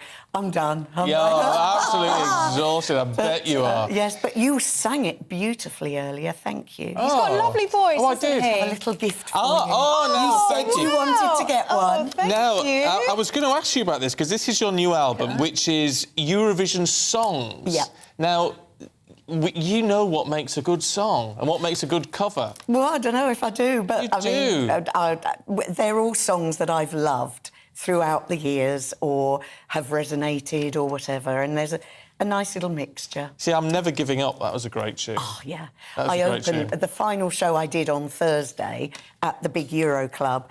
I opened with that, and the voice was already going, and I thought, I don't think I'm going to get through this, but something happened. And the crowd will get you through Exactly. as well. I mean, that's the wonderful thing about being a Eurovision singer, is that if you're not sure you're going to do it, just pass the mic out. They all know the words, don't they? They all know the words. Throughout the whole thing. I'll tell you what, I saw you last at the London Eurovision party, which is phenomenal because all the acts, pretty much, come and perform live. It's a phenomenal thing. It's like a mini Eurovision Well, final. that's where you got your love for Austria. Oh, you sent me a yes. message at the end saying we've had to go, so you missed me. I missed you. I did. You missed yeah. me performing, but yeah, you said it's Austria for us. Yeah, absolutely love Austria. He loves But I tell you what, Austria. this year I think there's a load of really good tunes.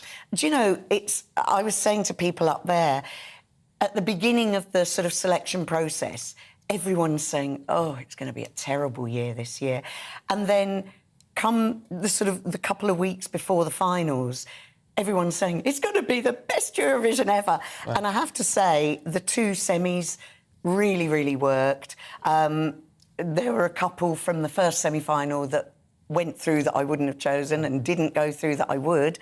But the second was there. There was a slightly squeaky bum moment with Slovenia, because that's one of my favourites. And I was standing there thinking, oh no, there's only one more to go that's going to be announced. And they left it to last. And today, Nikki, is the big day. How are the acts going to be feeling right now? You know the position that they're in right now. It's been a long process to get to this point, isn't it? It's so exhausting. You get to this Saturday and you've rehearsed and rehearsed and rehearsed.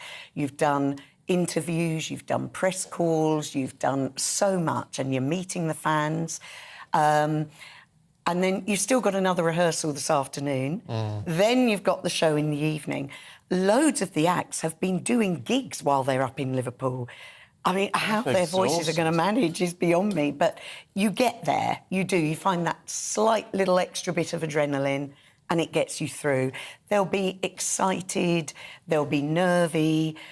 The good thing is that because of all these pre-parties now, they all know each other so well, and there's a great camaraderie backstage.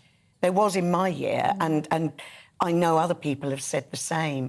You're all so supportive of one another. Which is lovely, actually, isn't it? It's funny, I was watching your clip only a few weeks ago, and I just thought the whole, once I had a dream. But there you are on stage, in the middle of that, kicking off with those first words, and you're smiling and look happy. You must have been terrified. Yes, I was. I remember going out. You know, you have to take your position before the lights come up.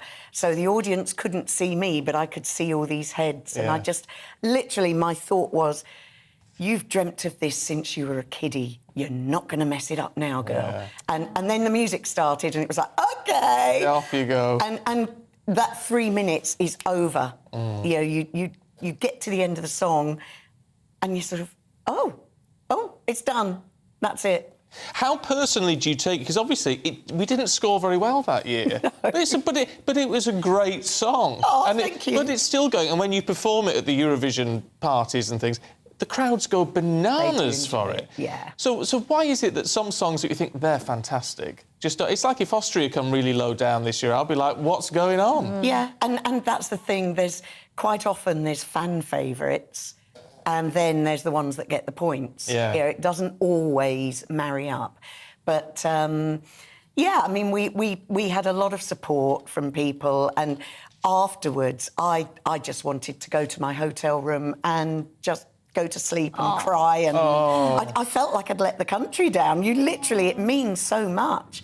But my then manager actually said to me, you are going into your room and you are going to change into your after-show outfit and you are going to go down to the party and you are going to, you know, sort of meet people. Is that what you got to do? You got to carry on and actually get that support from. And it was the best thing I could have done because everyone was coming up to me and saying, "Oh, you know, you were great. You know, it was fab." Because back then, it's 23 years today. Today? 13th of May, Wow. 2000. Wow. Yes, yeah, I know, I don't look old enough. You don't look old enough. You still wear the same coat when you perform. Yeah, That but as I jacket. say, I used to be able to do it up and the hooks are like here and here now. Do you know what, Nikki? It's been so nice talking to our reporter on the ground in Liverpool because you really get the sense of the excitement. It's electric up there. Yeah. It's fantastic. Credit to everyone in Liverpool, security guards, police, volunteers, people in the restaurants and shops. Everyone is just so lovely and they're everywhere you go, it's complete Eurovision. Yeah. And it's the You're city not of going to music, get away isn't from it? Sorry? It's the city of music as well, isn't it? Really. I mean, yeah, there's music everywhere and they have so embraced it and welcomed everyone and it's been an absolute joy. I was quite emotional driving home yesterday and I was listening to you on the radio as I was driving and your guy Pete... Oh, Pete Price, yeah. Pete Price. That's it, Pete Price. So he was saying about it and saying, you know, Liverpool has embraced it. They so have. And in return, all the fans that are there, and there's thousands upon thousands, they have embraced Liverpool hugely. Wow. It's been fantastic. It's wonderful. It's why the Eurovision population always embraces you, Nikki French, because we love you. Thank you. Really good to see you. Thank you very much. I shall listen to this on the way home. Yeah. All the Happy Eurovision Eurovision. favourites. Happy Eurovision, Happy one and all. Eurovision, yes. Enjoy tonight. It's going to be a good show. Esther and Phil are here with Saturday Morning in just a moment. First, though, here's your weather. Hello, a very good morning to you. It's Aidan McGivern here with your GB News forecast from the Met Office. If you've got overcast skies this morning and wondering where the sun is, don't worry, it is going to make an appearance in most places by the afternoon. We've got high pressure moving in. That's bringing a much calmer start to the weekend compared with so many days this week where we've seen heavy showers and thunderstorms. That high pressure not necessarily leading to sunny skies this morning because there is a lot of low cloud on the map, especially across eastern England, the Midlands into East Wales. But through the morning, that cloud will lift, it will break up, and after lunch, I think many places will see the sun finally breaking through. And by the afternoon, for much of the UK, it's simply dry, and we'll see those spells of warm sunshine. Watch out for the high UV, something we've not had to warn about so much this spring because of the lack of sunshine, so that might be a shock, but also noticeable the temperatures. High teens, low 20s in many places, except for the North Sea coast where it will stay misty through the day, some drizzle in places, and just 11 or 12 degrees. Now, through the evening, the low cloud across central and eastern parts will reappear. And for Scotland and Northern Ireland, it will turn cloudier with some outbreaks of rain spreading in from the northwest. That'll keep things a bit milder overnight here, but elsewhere across England and Wales, clear spells and temperatures dipping into the mid-single figures in places. Nevertheless, we've still got lots of cloud around as we start off Sunday. The cloud across Scotland and Northern Ireland will bring outbreaks of rain, mostly light to moderate, on and off as well. It's slow moving, this system, as it pushes southeast. England and Wales seeing the sunny spells return. A few showers breaking out, however, across some central and southwestern areas. But it's going to be warmer on that North Sea coast, mid to high teens because of a change in wind direction. So a fine day to come on Sunday for the southeast. Rain in the northwest pushing its way slowly south during Monday, turning to showers, and then a cooler feel for all of us into the start of next week.